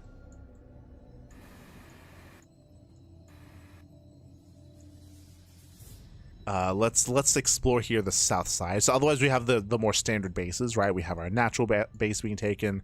We have our triangular third base on the low ground, which is quite accessible. I should mention that as well. So the low ground expansion is going to be quite accessible. We can expand towards our opponents. We have speed zones in the center. This is mainly for rotations. So once the center of the map does get opened up, you can rotate to the top side or rotate down to the south side, and the speed zones will help you with that. They also help when it comes to medevacs. Medevac drop play going straight through the center will be sped up by those speed zones. That applies to medevac drops. I guess that it doesn't really apply to drop lords. Drop lords wouldn't really go in this direction, but they might want to just to make use of the speed zones, so that's also a factor. German taxis might be sped up because of this as well, depending on how we push out. The rush distance by ground looks very short from natural to natural. Let's have a look. So let's actually check the stats here. This is for Outsider's Mark. 24 seconds, really short. So really short rush distance by ground. Because of that, I don't see you safely taking these low ground bases. These bases are open, they're exposed, there's high ground right next to it, and of course, very short rush distance by ground. All-ins will shut you down very hard. I feel like you're incentivized to take the northern bases. I feel like you have to. I feel like you have to take these bases if you're not going all in yourself. If you're going all in, then whatever, expand towards your opponent and be hyper aggressive, bearing in mind that this ramp is going to be very defendable, and the ramp into the main is also very narrow and very defendable as well. So these two ramps will be very easy to defend, and you'll be again incentivized to take these northern bases to get into a longer and later game. What else do we have here? Are we missing anything? Jesus, we're like in the ether, pappy. The hell? When it comes to these expansions, we have our natural, we have our third, we have our fourth, we have our fifth base.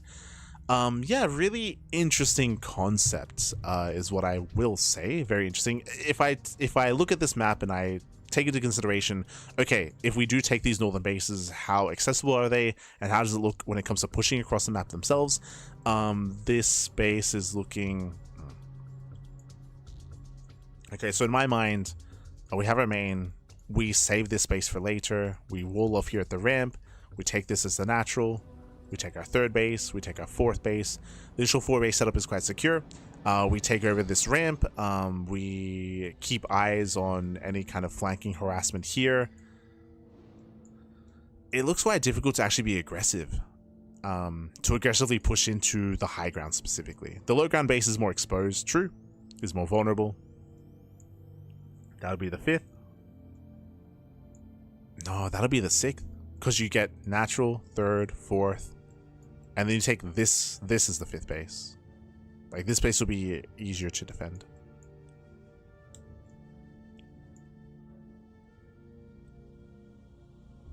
So I have secure bases. By that point, everything opens up. It's hard to imagine, but like all these rocks will eventually be knocked down. Center opens up. Yeah, it's interesting. It's an interesting map for sure. The short rush distance is throwing me off. Remember, 24 seconds, so a really small map. So very little time to engage.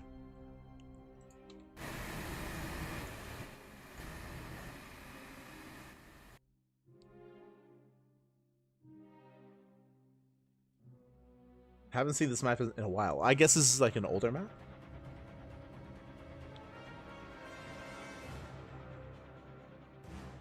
Good to re-download from the G Drive. Same link, just new version. Okay, okay. Thank you, thank you.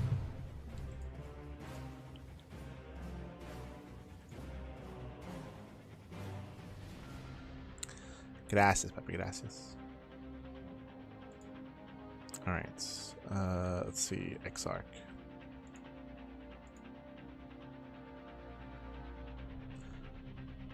Will download.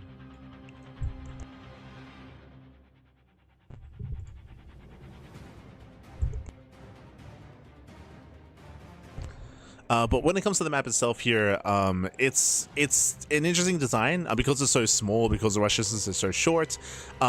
It's going to be hard to judge whether or not we can actually get into like a proper like mid to late game situation. I do think these bases are a little bit more secure, so I do think there's a higher chance of that happening. But yeah, it's interesting. It's an interesting map for sure. I appreciate how open it is. I appreciate that even though it's more defendable, like the openness here does allow for some counterplay. It's a bold map. It's bold. Curious. All right, let's open up Xarc. Send us in, baby. Send us in.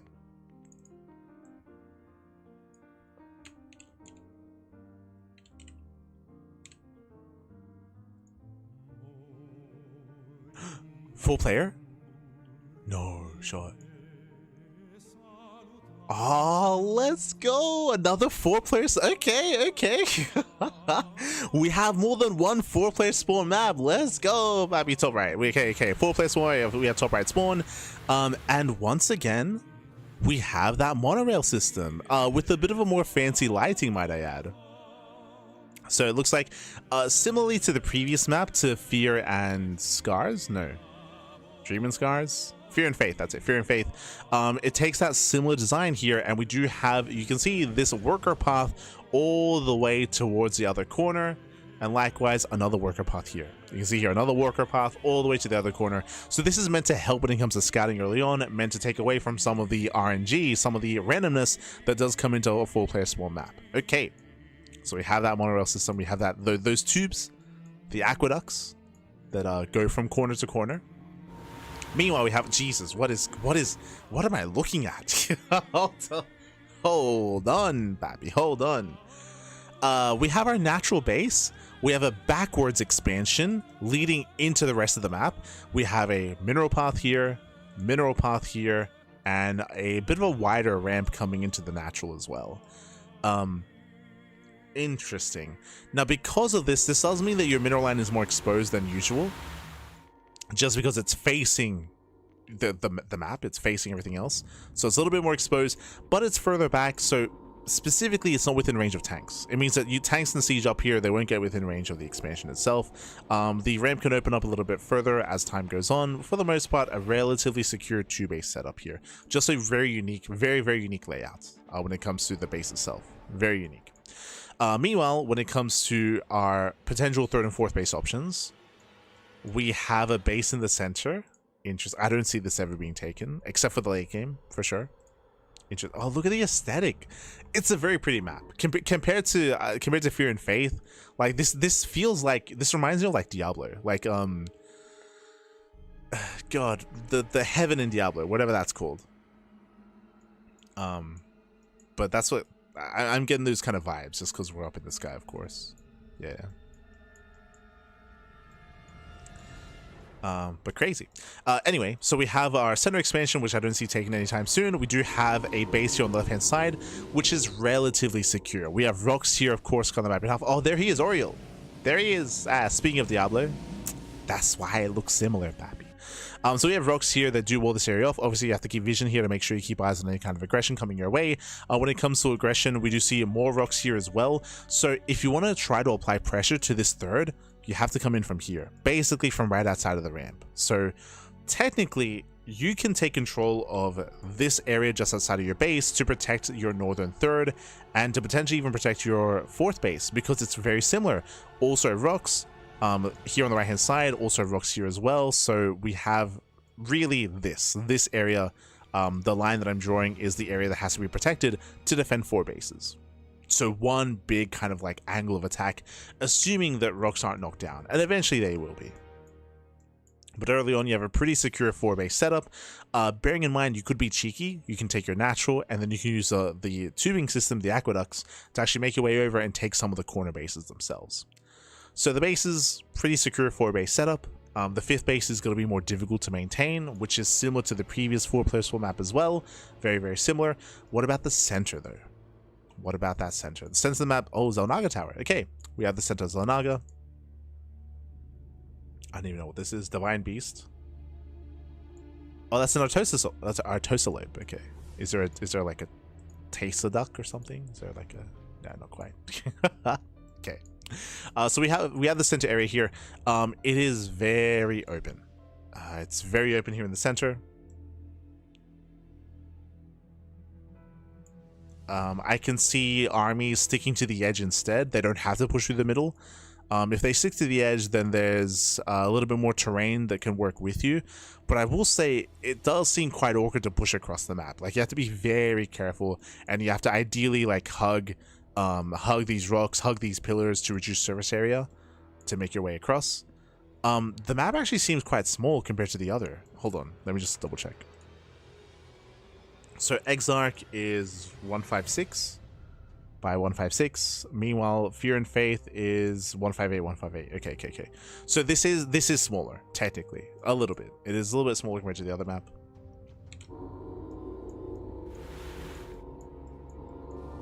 Okay, so we have our pocket base, quote-unquote pocket base. We maintain this area on the low grounds. Yeah, I don't see us pushing through the middle here. Like, we gotta like rotate from the edge to strike the bases.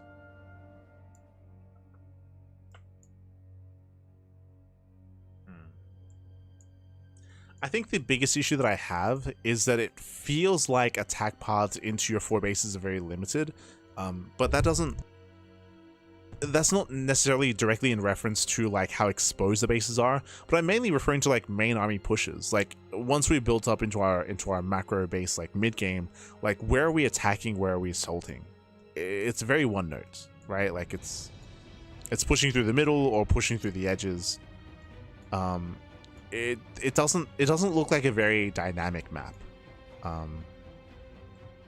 When it comes to how armies push, how armies maneuver, and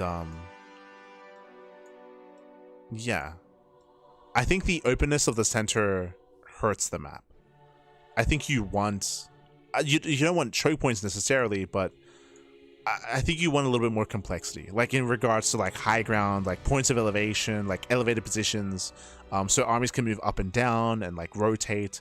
I think that because there are no viable bases in the center, that also makes things more boring.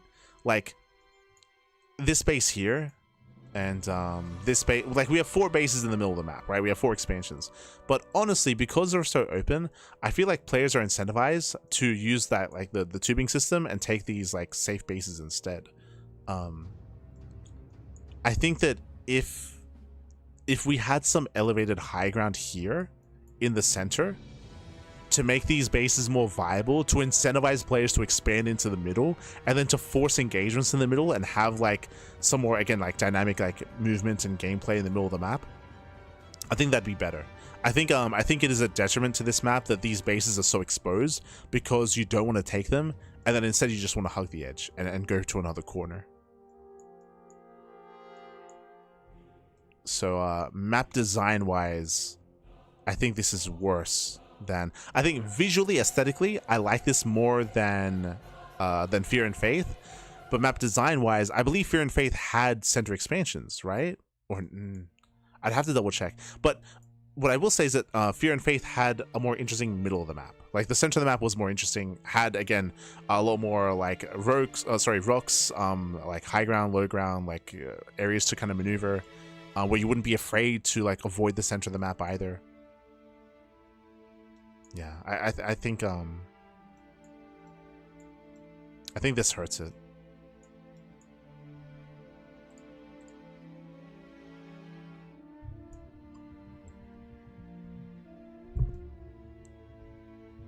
Worker pods on those mineral walls too. Oh, I didn't. Oh yeah, true. I didn't see that. It's a little bit easier to expand to. Don't think it had center expansions. Yeah. Fear and Faith didn't have center expansions, but the center of the map was a little bit more accessible. Whereas here, I feel like you're incentivized to avoid the middle completely and to hug the edges, which I think leads to worse gameplay.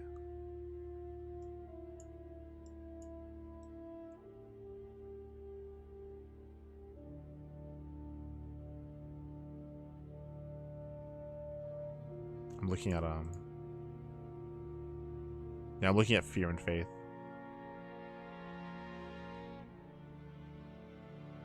Yeah. Like with Fear and Faith, because there are so many buildings in the center, like there's like a complex, like basically it's like a city. It's like a cityscape in the center of the map. You can viably like maneuver through that and push through and push like diagonally across the map or push like horizontally instead. Here, because the map is so open, you don't want to push through the middle. Like you want to hug the edge.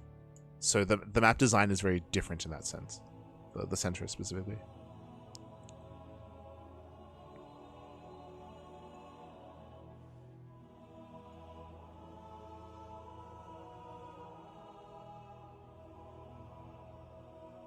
Of course, it depends on, obviously it depends on matchup. True, like what I'm saying. I'm mainly referring to like versus Zerg matchups, right? Like PvZ and TvZ. For Terran versus Protoss, I think you probably can freely push through this. I mean, you'd want to, right? To like spread out your army to avoid splash damage. In that sense, true.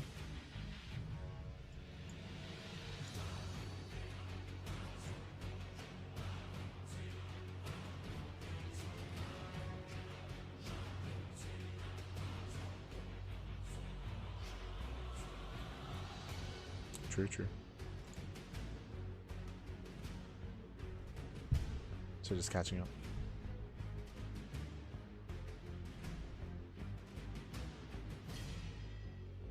I stand by it.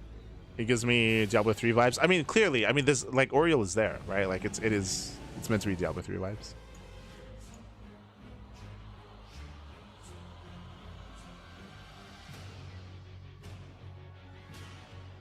So just catching up.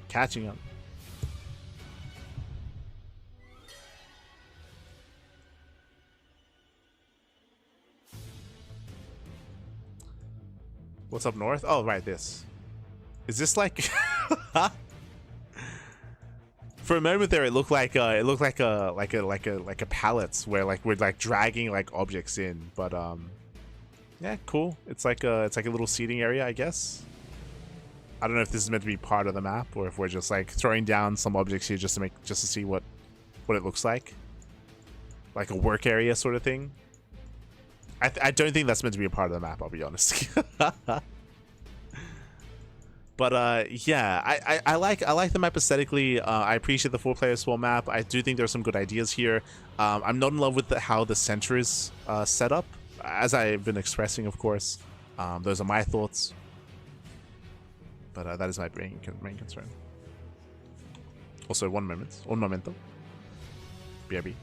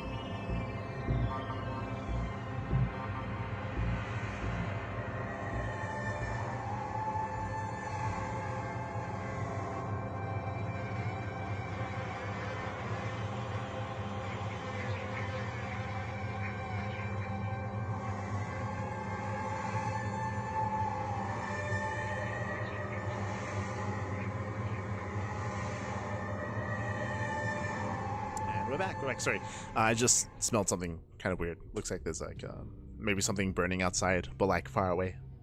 So I was just making sure we were okay. It's all good. But yeah, interesting. Definitely interesting. Again, I appreciate the aesthetic. I'm still on the fence. Maybe I'll come back around to it. I'll definitely like ruminate on this map a little bit later in regards to comparing it to the other full-player swarm map. And I'm curious to see if maybe we have more. Maybe there are more full-player swarm maps as well. Let's go. Let us find out. As up next, we are going to be loading into... Where are we exactly? Dynamic maps. We just finished up Lilith, New Moon, Outsider's Mark. Up next is Rain Dance. Okay, we're almost done. Couple of maps left. Couple of maps remaining.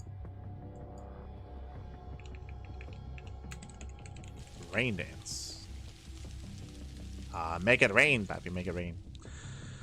Okay, here we go. So we do have interesting. We have a bit of a longer map. Also, I say longer, like a more horizontal map, if that makes any sense. We do have bottom left and top right spawns. Coming into this here, we do have our main. Our main is relatively secure. Yep, there's no way to get into the main base from the third base location, so a much more secure main. We have our low ground natural expansion. Coming into it, we do have an interesting setup here. We do have... Oh, there we go. To have our entrance into the natural base. There's no ramp coming into it, but we do have mineral patches here that can make it a little bit larger later on down the line. Interesting. You know what this tells me? There's a world where... There's a world where you, like... You wall up like this area, and we get like a 12 pool drone pool, and the boys mine the patches, and the links flood in like this. That's when I see a wall that is constructed of mineral patches. This is specifically for like worker pools where you can where you go for an all in early on. Same with like a two base, like a. Yeah, I guess also a little bit applicable to like a two base all in from Terran where they pull the boys, but I mean the natural's less effective here. Like tanks gonna be setting up anyway. I feel like this is mainly applicable to like 12 pool drone pools where you set up here at the wall, you just mine through those patches and links flood in anyway, and they like bypass the wall.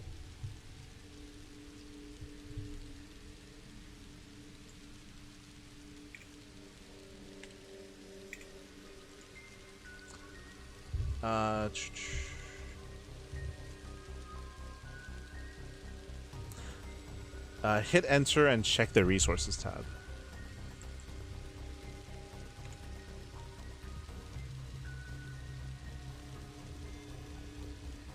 Oh, I didn't know you could do this. Okay. 5. Yo, we got some 5 mineral patch nodes, baby. Let's go. Let's go. So when I see this, that it screams 12 pool drone pool. That's what this is. Yeah. 5. 1 boy is all you need, papi. 1 boy.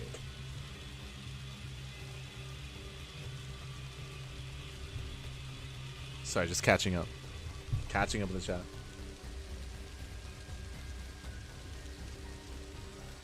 Looks like you can only wall. True.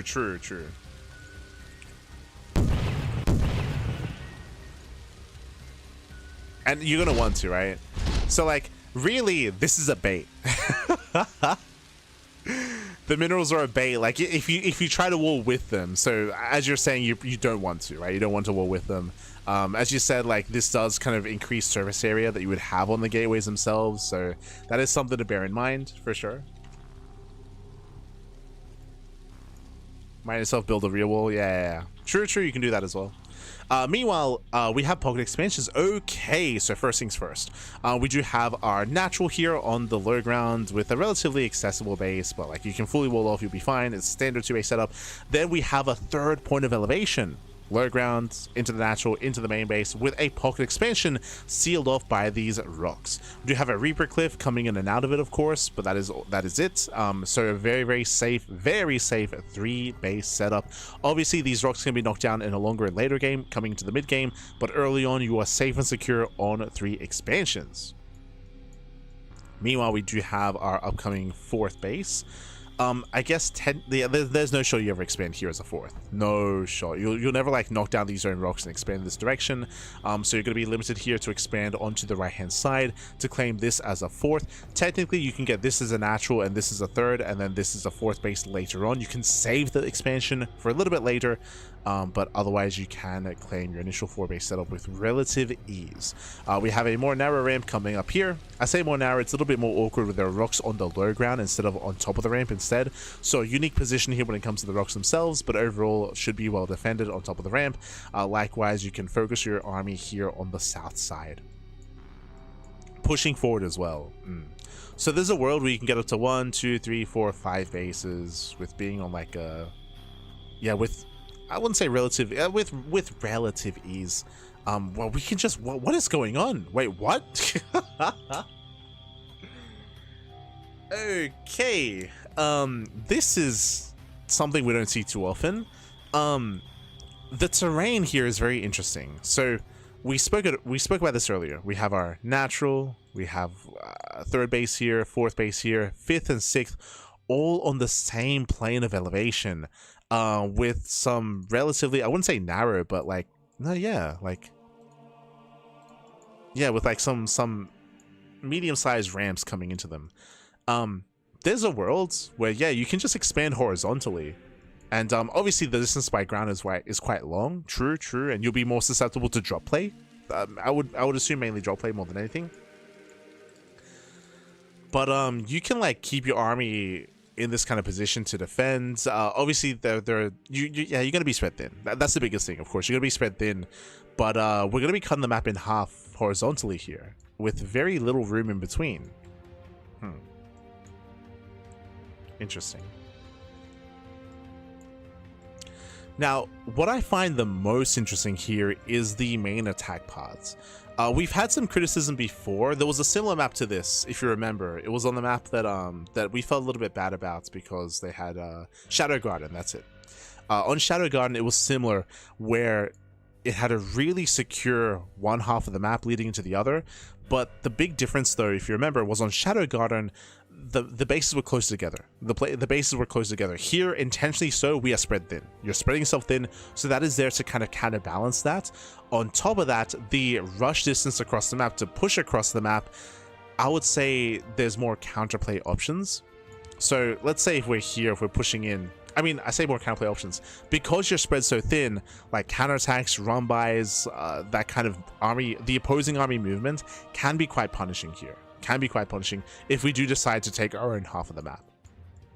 Otherwise, the more reserved way of expanding might even be take this base, this base, this base, and then take these northern expansions. I think that's viable, and I feel like that's why we have the ramp here as well, to like to delineate between these two halves of the map.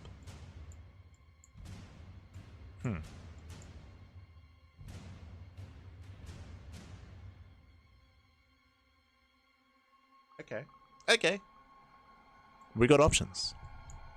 We have options with how to expand. There's obviously the goal base as well, which can be punished. I don't really know how much the goal base is going to really come into play. I feel like the punish is going to be quite strong.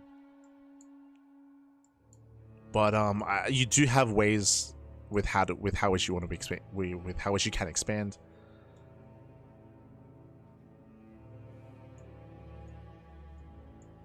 How do you push?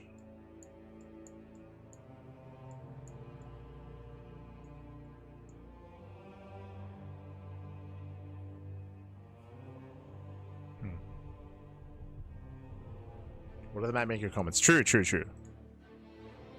Oh, we missed them for Exarch.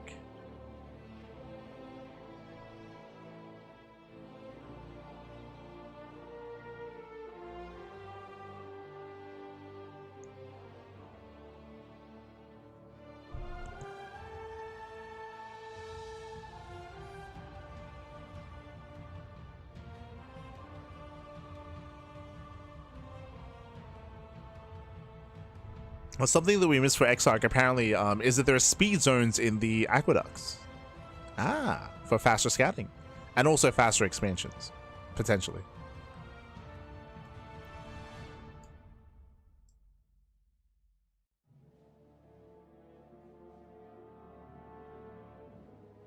But really, the mapmaker comments only speak about worker paths for Exarch. Meanwhile, again, this is Rain Dance. So for Rain Dance, what did they say? Rain Dance is designed around the vertical and horizontal lanes. Yes, we did notice that.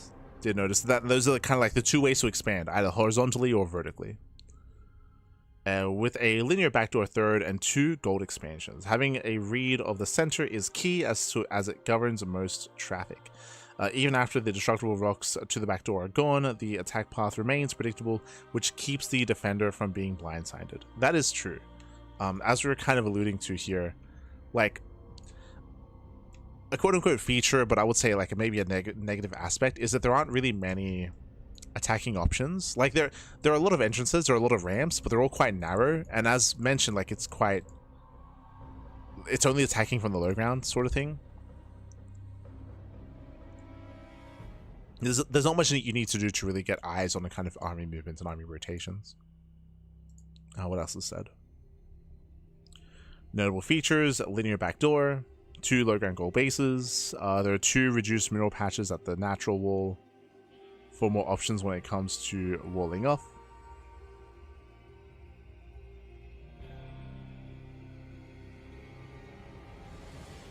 Yeah, there's no other real comments. Okay.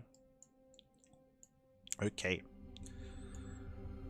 Whew. So yeah, it's interesting. It's definitely an interesting one. I think my big concern for a map like this is limited attack options. I think that's my big concern. I don't really see much engagements happening in the center of the map. I think the defensive position is just too strong. Like when it comes to fighting with the high ground, with the elevated position, with the elevated advantage. I think I guess my big issue here is that because so many bases are on the high ground, you're not really incentivized to push down. Even if you go for these expansions up here as well, like you're incentivized to just like to sit and to let your opponent come to you because you have such a big advantage when it comes to these ramps, right? When it comes to this ramp here, when it comes to this ramp here, I would say maybe the most accessible base is this one, but even then, like it's difficult to really take advantage of this. Like I still would say this is the most exposed expansion, maybe, but even then it's like tucked away. And you're prone to like getting surrounded, getting flanked. Like if an opposing army pushes in here, then you can just come in from behind and from the front, and you can just catch them and trap them.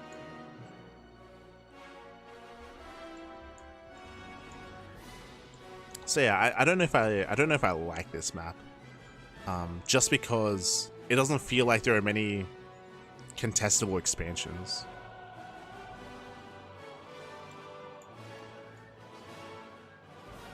Regardless of how you expand. I think I would like this map a lot more if this space was on the low ground.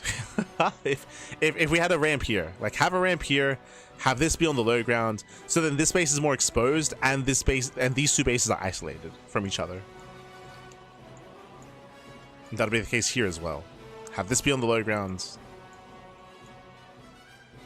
Because then this expansion would be more vulnerable, more exposed, would allow for more engagements, more fights.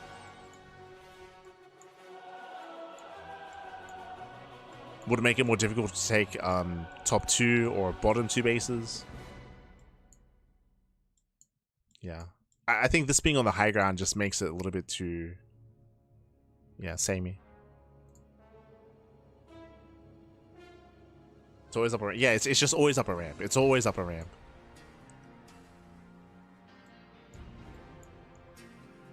which I don't think leads to fun games. I don't think it's, yeah, it doesn't excite me, unfortunately. Doesn't excite me. All right, up next, Lumen. Lumen up next. I'll write down my thoughts after. I'll get some food and get some rest, and then get to typing up everything. Okay.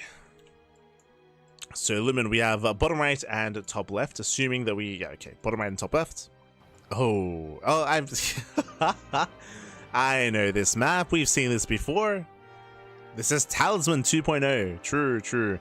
So coming to Lumen here, we have our main base. We do have a hybrid expansion right next to it with a worker path coming down into the hybrid expansion. So we do have interesting setup here when it comes to your potential natural expansion. We have these destructible debris protecting it a little bit at least, but it is still open to the rest of the map. Coming down to the top side, we have a much more standard and secure natural base. We have a wider entrance into the natural as well. Leading to the high ground third. So we have a pretty stable 3-base setup here. I would say the distance between your main base and your northern bases are a little bit longer. True. So longer rush distance by ground. But here we have the hybrid expansion, and this base leads into something more interesting, into another hybrid base. So you can take this base, then push forward, expand once again, and take another base here, and then push forward, and that leads into a main push. There. You can either push across to your opponent's hybrid expansions or push across into your opponent's natural bases. Like, this will be like your attack point, your launch point. But when it comes to the center of the map, it looks like there's, again, a lot of points of elevation, side blockers as well, ways to engage, ways to attack, ways to counterattack even as well. Meanwhile, big shout to Este Chanchito, papi. Papi, we're almost done. But thank you so much. Thank you so much, Pig, for the raid. Hope you had a great stream. Hope you had a great ladder session, I'm assuming. Hope you had a great time. Bienvenidos, welcome, welcome, one and all. As we're nearing the end of our TLMC judging stream, it's been 6 hours. Jesus. We've been going through a lot of maps. I'm starving. We've been going through a lot of maps. We have 4 maps left. 4 maps left to go. 4 maps left. Bienvenidos. But again, this should be a map that's relatively familiar to you. I believe this map is in the Pixar Cup, if not mistaken. I should sorry, I need to set this up. Lumen. Beautiful, beautiful.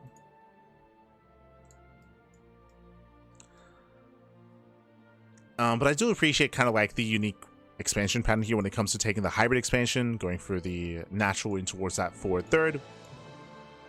When it comes to building up to a longer macro game, there's potential here. You can knock down these rocks, you can limit attack paths, you can expand here behind on the low ground, and you can actually expand away from each other. So this can lead into longer games. I will say that I haven't had too much experience casting this map. I haven't been able to cover too much Bigger Cup as of late, so I have less experience. You know, maybe there's a little bit more experienced viewers in the chat that can maybe give some insights as to any kind of longer and later games that were played on Lumen. In general, like, players are typically adverse to playing on some of the newer maps, so I don't really know how much data we have on this map currently through Piggy Cups. So hard to say. But I do like this a lot more than Talisman. Talisman had its own issues. Definitely had its own issues, but here I do appreciate this kind of map layout a little bit more. I did miss this, but we do have a high yield gas geyser base here on the low ground as well. Interesting. It looks a lot more difficult to maintain, a lot more difficult to take, but it's there potentially in a longer game state.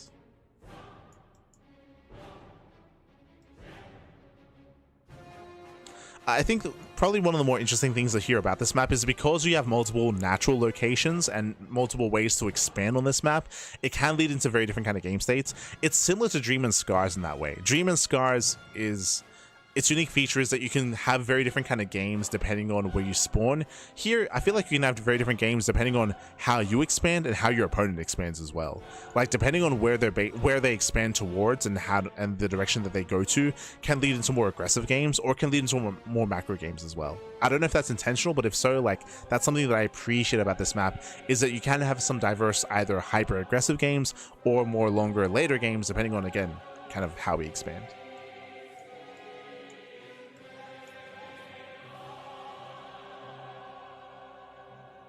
There was a longer TBT, I see. It got played a decent bit. Less so after Dreams got removed from the pool, though. Fair enough. Fair enough. But yeah, it's interesting. Definitely interesting. Fitting for a dynamic map. It's dynamic, baby. True, true. Este Lumen. Alright, we got 3 maps left. 3 maps left to go. Old Sun Temple.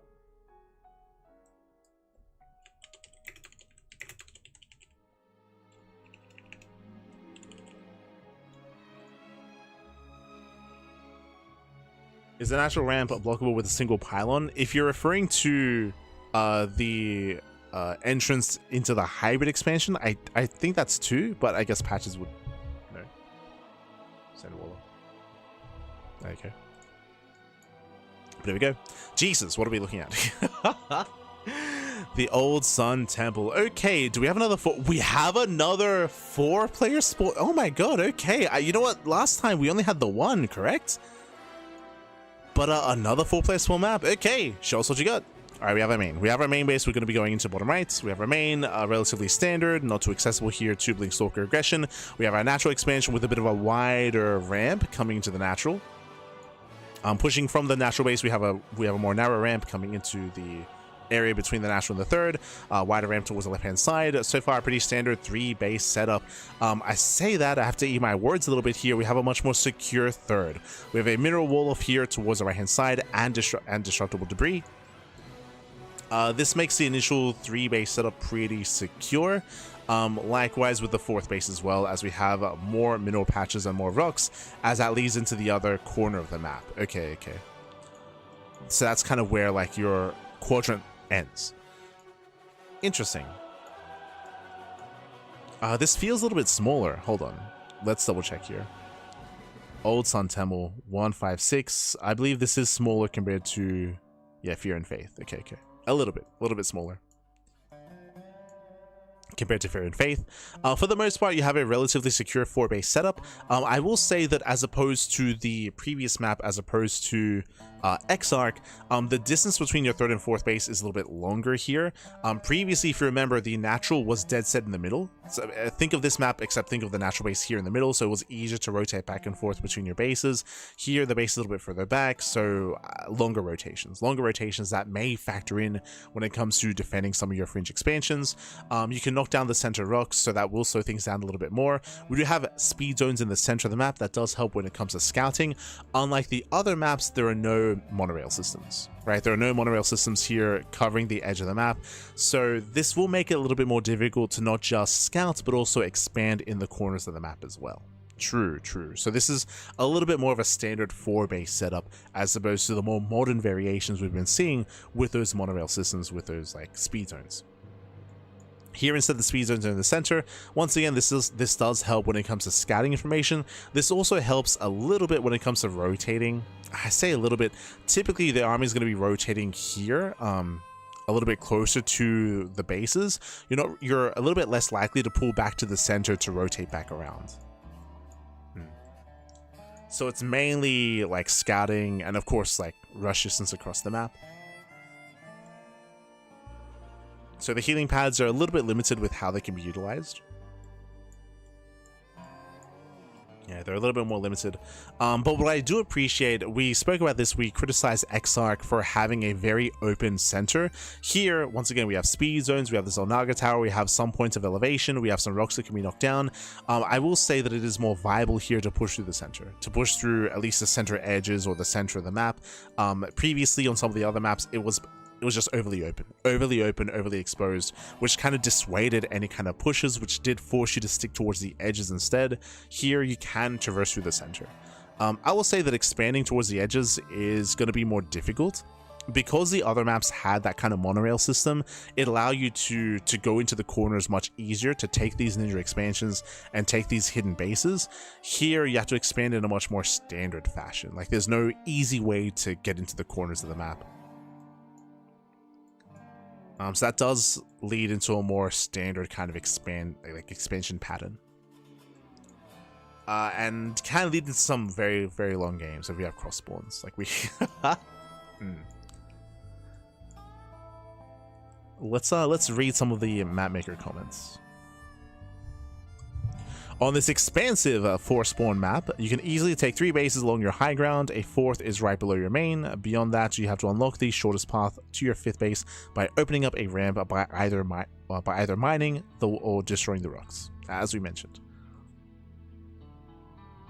1 close spawn is disabled, so scouting is more straightforward. Okay, so now we know that it's not purely RNG when it comes to spawn locations.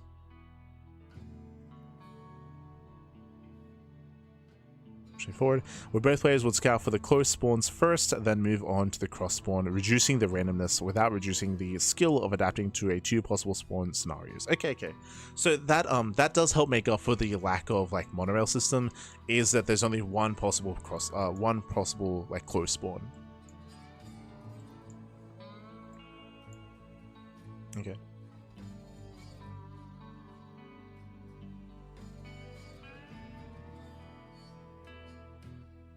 The cross-map path is supported by speed zones to counter aggression in close spawns. You can throw down rock towers to block important paths.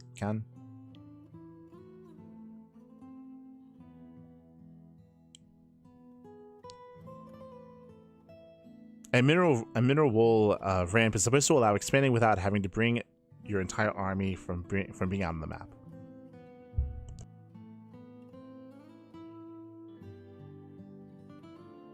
But also allows you to be aggressive and to punish bases. Okay, cool. It's interesting. It's definitely an interesting take here. I think, what I think. So we have 3 4-player spawn maps. Comparing them.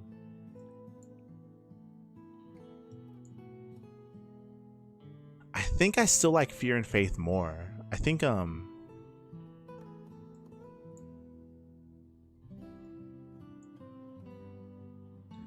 the ease of expanding is one thing on Fear and Faith. Fear and Faith does feel a little bit less choky in the middle. I'm referring to specifically the scenario of knocking down these towers and reducing like pathways and limiting your opponents.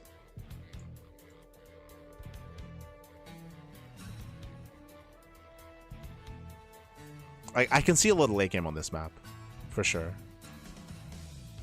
I can see a little longer in later games. I think this is maybe one of the more defensive maps out of our 3 4-player spawn maps so far.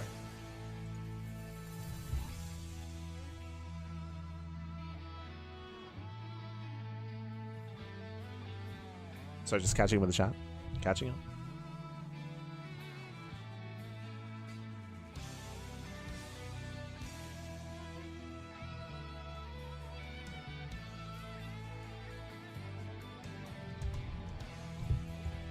Pico saying they were thinking of adding a 4th non-ladder map because people keep playing them over the ladder maps. Okay.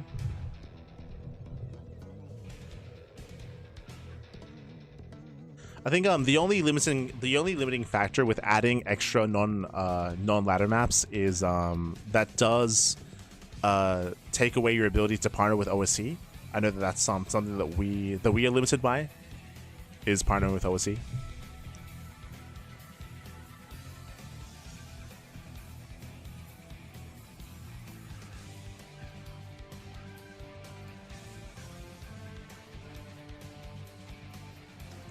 Right now it's 5 non-ladder maps, but you still have pros basically only playing the ladder maps, vetoing all the non-ladder.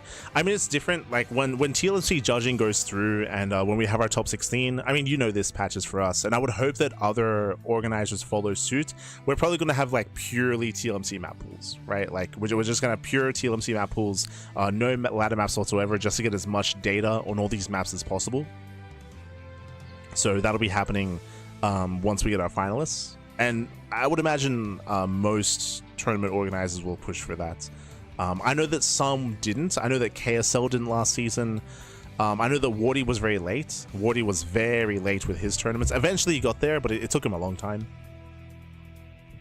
I think the Comeback TV, Monday Night Weeklies, they were fast to do it. They were fast to incorporate maps. But most of them should, and we ideally will be pushing for that as well.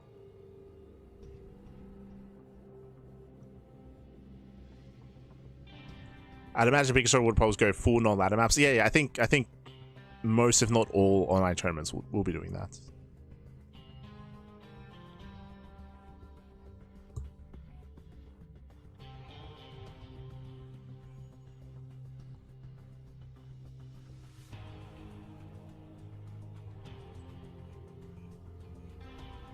It's unfortunate that half the finalists are not using the ladder. So I'm just still catching up.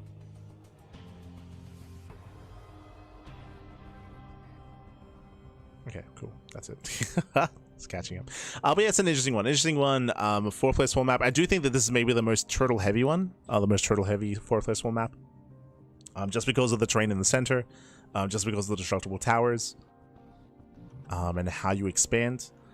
Basically, I would say the biggest difference is that the distance between your natural 4 bases and the 5th base is shorter on this map than on Fear and Faith and on Exarch. I think on those 2 maps, the distance is much greater. But here, because it's shorter, it's easier to defend, easier to maintain, and then you can start working towards like the rest of your expansions. So in that sense, like this feels like we're going to be seeing a lot more longer and later games here.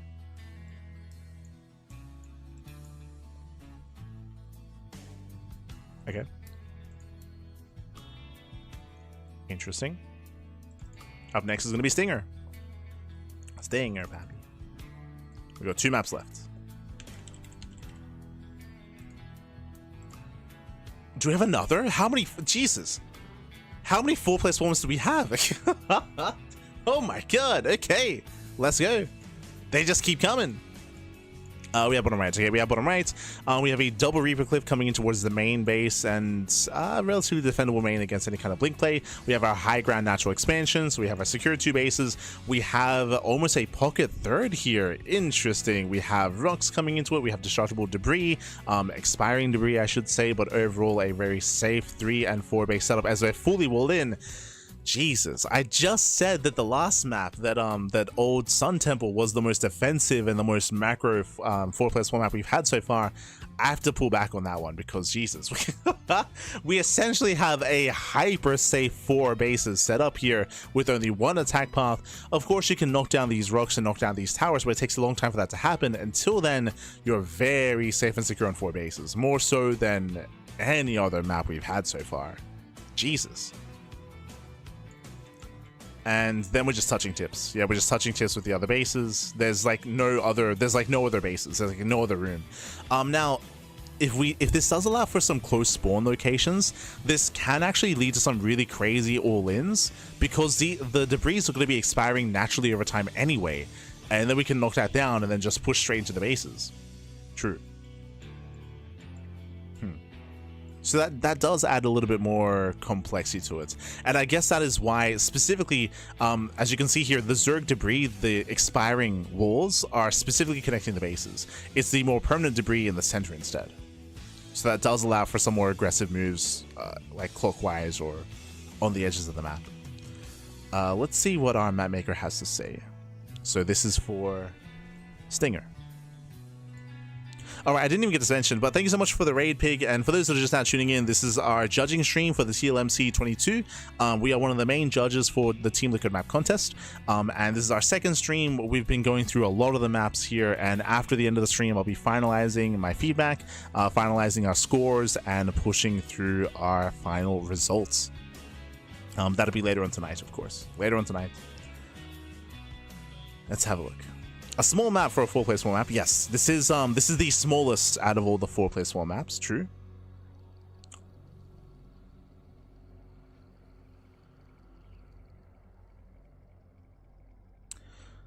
In order for the rush distance to not be too short, the rush path is forced through the middle, with separating the third base of each corner with a set of Zerg rocks.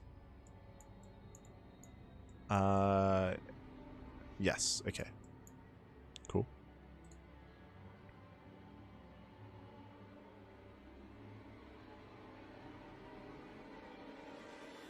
Oh, I didn't see that. Okay, cool. So to help with scouting, there are speed zones. I didn't notice, but we do have speed zones here connecting the bases. So this isn't quite the same monorail system, but remember, this map is smaller, and to help with scouting, basically all the bases are connected here with these worker-only paths, these tree trunks. Basically, these tree trunks with these speed zones, workers can very quickly speed in, check for bases, and then speed out, and then check each corner of the map. So interesting use here of speed zones, interesting use of worker paths. This is an alternate kind of an alternate way of approaching this. Basically, every 4-player spawn map that we've had has had some way to help with worker scouting in their own way. We've had like the monorail systems. Here we have the tree bridges. Previously, we had the massive amount of speed zones in the center of the map as well. So each one has approached it in a different way. So I do appreciate that. They've all put thought into it in their own way.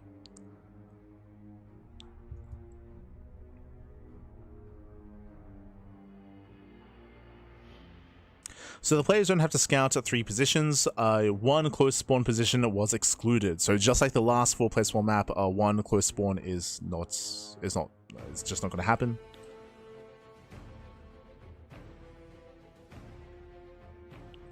Opponent either spawns horizontally or across.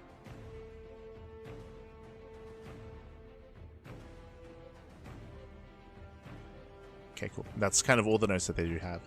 But again, depending on spawn locations, aggression is going to be available here, more so than on any of the other maps either. I will say that this is maybe the most aggressive map, aggressive 4-player spawn map compared to all the other 4-player spawn maps, specifically because of the destructible debris and the potential close spawns. I should say that as well. Like, potentially, if you spawn right next to each other, you can start working on this, knock it down, go for your all-in, and commit into your bases. If your opponent's not ready for it, then they can get caught with their pants down. Especially considering how short the rush distance is between bases and how exposed these expansions can be, again, depending on spawn location. Interesting. I think I like this more than the previous one. I do think that the previous map was a little bit too turtle heavy. It favored defensive play a little bit too much. Here, when it comes to aggression, if you have close spawns, it can lead to a more aggressive game. If you have diagonal spawns, though, that's when you force macro. But again, it does kind of depend on spawn locations, but you have that kind of option, you have that kind of diversity.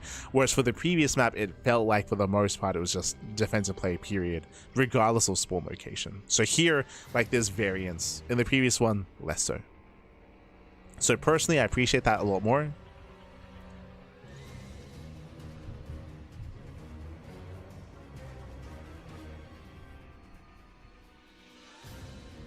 Do appreciate that. Outside of that, yeah, it's hard to judge, right? Like, each spawn location can lead into different games, as we mentioned before. Like, this could be like hyper defensive if we have diagonal spawns, and we can lead into like a longer game state and a slower game state. But I do like the idea of potentially having like spawning right next to each other and dealing with that kind of situation.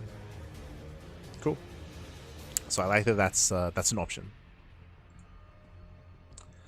Otherwise, we have 1 map left. We made it. We made it. Almost 7 hours. Best time to crash. Let's go. Let's go. Up next is Wrath.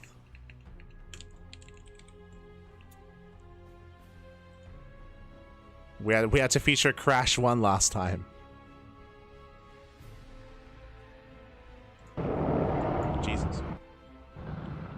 Okay. Do we have another 4-player small map? We don't. Okay. Okay, so we do have bottom left and top right. So we have our main expansion here, interesting, with a full mineral wall leading into the main. That does head down into some hybrid expansions, interesting. So hybrid bases here towards the south side, accessible via destructible debris. Meanwhile, when it comes to our regular natural expansion, it's going to be here towards the top side. We do have a very wide entrance leading into it. Bear that in mind. So a wider entrance and more gold. Jesus. We do have gold expansions here in the center, more gold walls here towards the top side, more hybrid bases. We have gold everywhere. Oh my god. Calm down, baby, calm down. When it comes to... as we have a bunch of slow zones in the center, bear that in mind. Likewise, what I find interesting is that we have a slow zone covering part of the mineral patches and also covering the gas geyser as well. So these so these slow zones do impact some of the gas mining and some of the resources in the center of the map. True. Meanwhile, heading on down here, we do have our triangular third. So we have our triangular third base.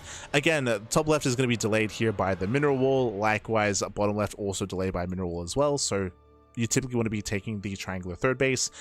We do have the high ground advantage here. It can be opened up a little bit later on, but for the most part, a very defendable 3-base setup leading into the fourth, which also has the same attack path. So because of this, your main, natural, third, fourth base is pretty well secure. It's all on the high ground, it's all elevated, there are limited attack paths, and you could argue that you can just keep your army in this position to defend your third base and your fourth at the same time. Obviously, what's important though is that the map does open up over time. These rocks are destroyed, or they expire over time, so you can be attacked from behind. Likewise, your opponent can also attempt to, I don't really see them mining through the patches themselves, to be fair. So interesting. If you decide not to open up the map and not to open up these patches, then you're pretty safe on 4 bases up until these debris are destroyed. But even then, your 4-base setup is pretty secure. Taking these southern bases, I mean, again, the terrain does limit rotations, does limit attack paths quite heavily, actually. We have more gold bases here towards the south side. How many gold expansions are there? What the hell? Oh my god.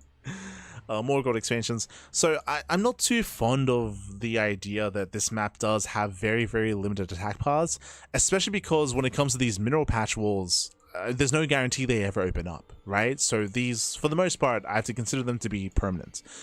Also, more slow zones. Yeah, more slow zones here covering the top side. So drop play is going to be deterred. Air harass is going to be deterred as well. There's a greater punish for that as they try to get away, to be hit, to be striked. Interesting.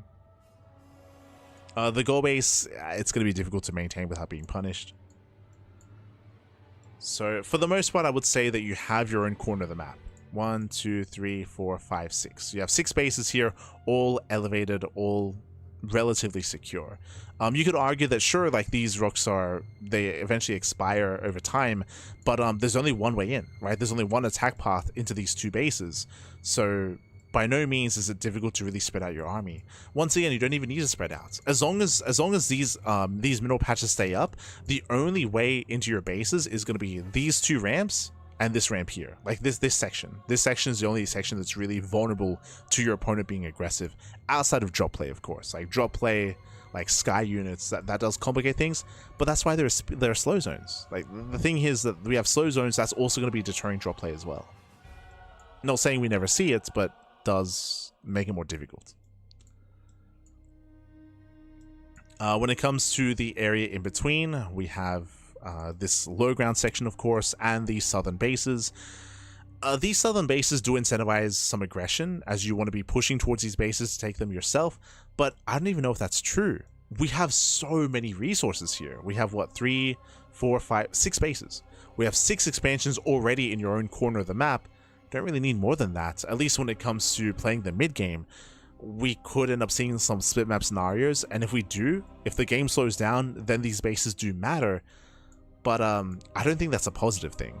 Like if we're saying that this map favors just turtling up and defending, and it's difficult to be aggressive and difficult to push in, yeah, this the aesthetic looks really cool, and I like some ideas here, but the limitation of attack paths does kind of slow things down quite a bit, right? Like the game slows down, and it feels like this map favors turtle heavy play, and there aren't really many ways to like counteract that. Obviously, the rush distance by ground is short. True, like we didn't really discuss that, but the rush distance by ground is short, and I'm sure that is meant to help. That is meant to add some kind of aggressive flair to this. Let's have a look at Wrath. I say that 32 seconds, not standard. Yeah, 32-second rush distance. Let's have a look at the map maker notes.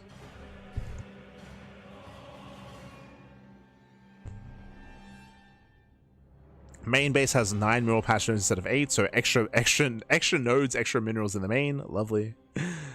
But the natural expansion has less. Backdoor expansions as well as the top left corner base. have 7 nodes, but 2 are gold.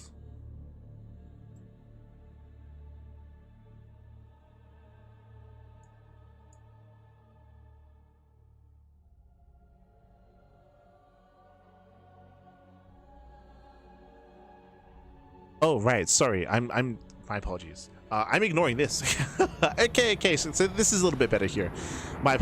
For some reason in my brain, this was just a full mineral wall, and we just didn't have to talk about it. But these are destructible rocks, and this does add a little bit more complexity. Okay. Fair enough. So these rocks can be destroyed, and this does open up the top half of the map. I think this is pretty important. It's pretty important. This does actually give access to this area and this location. So my bad. Did miss that. My brain, I was just seeing so many gold bases. My brain just missed that entirely. It is a narrow entrance. It's going to be difficult to push in. Thankfully, there's no ramp here, but yeah, seeing a main army push through here is not going to be easy. Not impossible though, not impossible. So that does make things a little bit better. It does force the defending player to split their army, to split between this area here and this area down here. So I would say that's a positive thing. True. All right, what else do we say?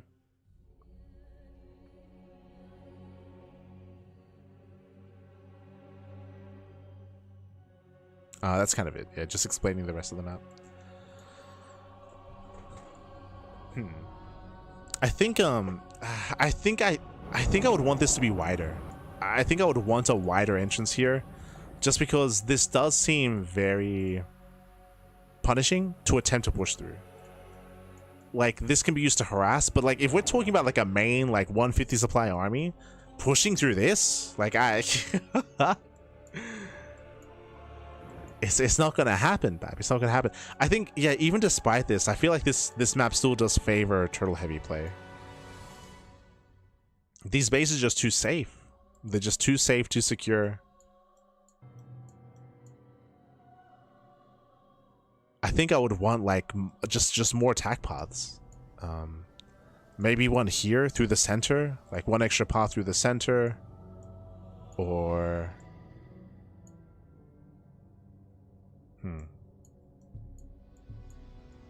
it just this map feels very limited, very restrictive when it comes to movement.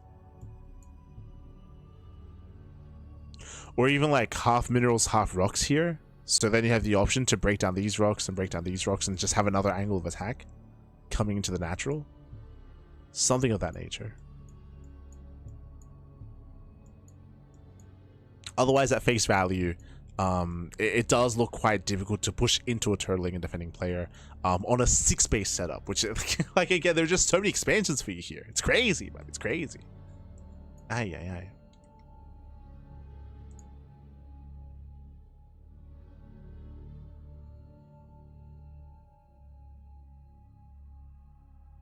I think it would be best if you read the mapmaker comments again before you finalize the score. I mean, I will, obviously. Yeah, I will be doing that. So I'm not finalizing the score yet. I'm probably gonna get some food, get some rest, and then do that tonight. But I will be doing so.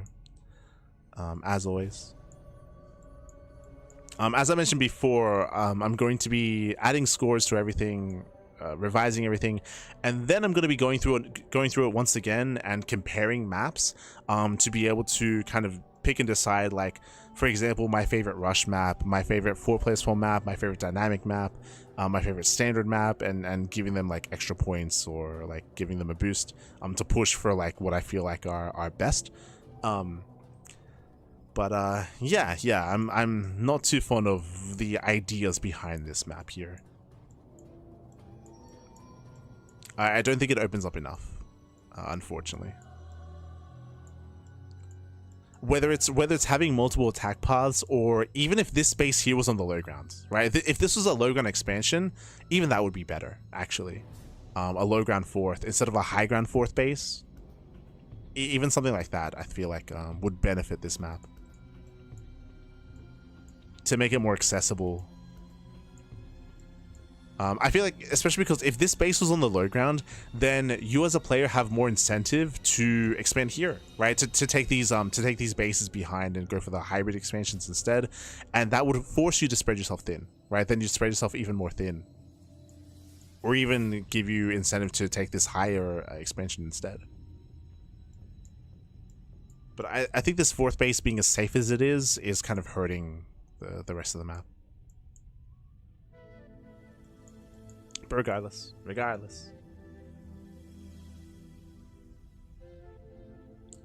Rush distance seems pretty short with the rocks being down, probably. Yes. I would say that with these rocks being down, the rush distance is very short. That is true. I don't know how effective armies are going to be, though, pushing through this. Maybe they will be. Maybe I'm underestimating the strength of the reinforcement point and just how much you can just like hammer through here and just commit. Maybe I am underestimating that. But regardless, with that, we made it. That was the final map, Pappy. The final map. GG, well played. Jesus, that was almost 7 hours. Almost 7 hours long. Whew. God, I'm gonna go get some food. I'm gonna go get some rest. When I wake up, I will be going through all of this and writing up a bunch of notes, writing up a bunch of feedback, and finalizing my final scores. I do think that we peaked early, by the way, for dynamic. I do think that Black Shift set the bar for dynamic, and there was some. Don't get me wrong. There was some good maps intermixed. There was some good maps sprinkled in here and there, but I feel like we did peak early with Black Shift. For sure. Really exciting to see, what was it, 4 different 4-player spawn maps. Really exciting. So they had their strengths, they had their weaknesses. I'll definitely be looking at them separately again. I'll be looking at them separately and most likely be pushing for one of them to be like my pick at least. It's hard to say which one I prefer. I do think that the old Sun Temple is maybe the weakest of the 4. I don't think I'll be rating that too highly. I think that Stinger has potential. Stinger was the smaller one, which had potential like aggressive tendencies. I think the issue with Fear and Faith is that this is its second time around, and we've already seen quite a bit of Fear and Faith already in online tournaments. So that does take away some of like the excitement behind it. I think that was it Exarch? Exarch actually looks really good. Like visually, like aesthetically, it looks really, really nice. But as I mentioned, I'm concerned about the center of the map. I'm concerned about how army movement works. But I think that's my only real issue with it is just army movement and army pushes on Exarch and how it feels a little bit too limited because of that. But maybe I'm overthinking it. Maybe they just throw caution to the wind and just fight in the middle anyway. It's possible. It's possible. So we'll see. Anyway, with that, we're going to be wrapping up. We're going to be wrapping up 7 hours of TLMC judging. Gonna go get some rest, gonna go get some food, and we'll see you guys later on tomorrow. Tomorrow for our next broadcast. Tomorrow we're gonna be casting Sea Ducking Open as the is gonna be tomorrow. My deadline to finalize my scoring and my feedback and everything is the 11th of April, so that's gonna be tomorrow. So I'm gonna be going through it tonight and then probably finalizing tomorrow to send in my results. Once again, I'm only one of many judges, and I have my own biases, my own perspective, my own ideas as to what I feel like is good for the game or bad for the game, what I look for, what I don't look for. And hopefully this stream does help when it comes to seeing some of my perspective. You can see that, so you can take that, so you can of course critique that as well, but at least get an idea as to why I may be rating a map one way or another way instead. Hopefully this does help a little bit when it comes to transparency. Hopefully it helps when it comes to map making as well. I did see some people earlier in the chat saying they were motivated to maybe even submit their own maps in a future TLMC. So again, best of luck to all the map makers out there. Thank you so much as well to all the map makers for making all these maps as well. We of course had our own thoughts, but know that a lot of work and effort was put into each and every one of them. Not easy to make these maps, and not easy to be that creative, to make them aesthetically, to make them balance wise as well, to add your own quirks, your own kind of aesthetics, your own flair to said maps. Not easy whatsoever. So thank you so much all of our map makers. Shout out to Shopify and Monster for sponsoring the Team Liquid map contest, for making this a reality, and for running it on a regular basis. And again, when it comes to voting, public voting will be open in a couple of weeks once we do go through all the initial kind of judge voting, once we go through our filtering process. Then it'll be open to the public and you'll be able to vote on your favorite maps. So I look forward to it. Do look forward to it. I'm giga tired. I'm gonna get some rest, and I'll be looking through all these maps once again with some fresh eyes and with a fresh perspective after I do get some sleep. But thanks for watching. Thanks for tuning in. Hope you had a great time. If you missed out on the first stream, this is the second stream for this TLMC. The first one was a couple of days ago. Do check out the YouTube channel. ! Socials in the chat. We do stream more StarCraft than anyone else out there. More than Wardy, more than Steadfast. Do check it all out. You can see our schedule, bam, on our next scene. This is our casting schedule. As you can see here, our casting schedule is a little bit lean this week. We usually do cast twice a day, every single day. Here we just had our Friday TLMC cast. We have no cast later on tonight or tomorrow morning or Sunday morning. That's intentional.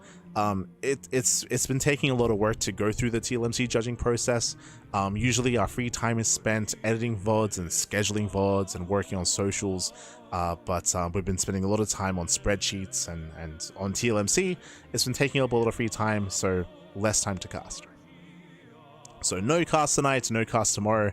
Our next broadcast should be See the King Open. That's going to be on Saturday, and Tunic Up on Sunday. Plenty of content, plenty of StarCraft, as always.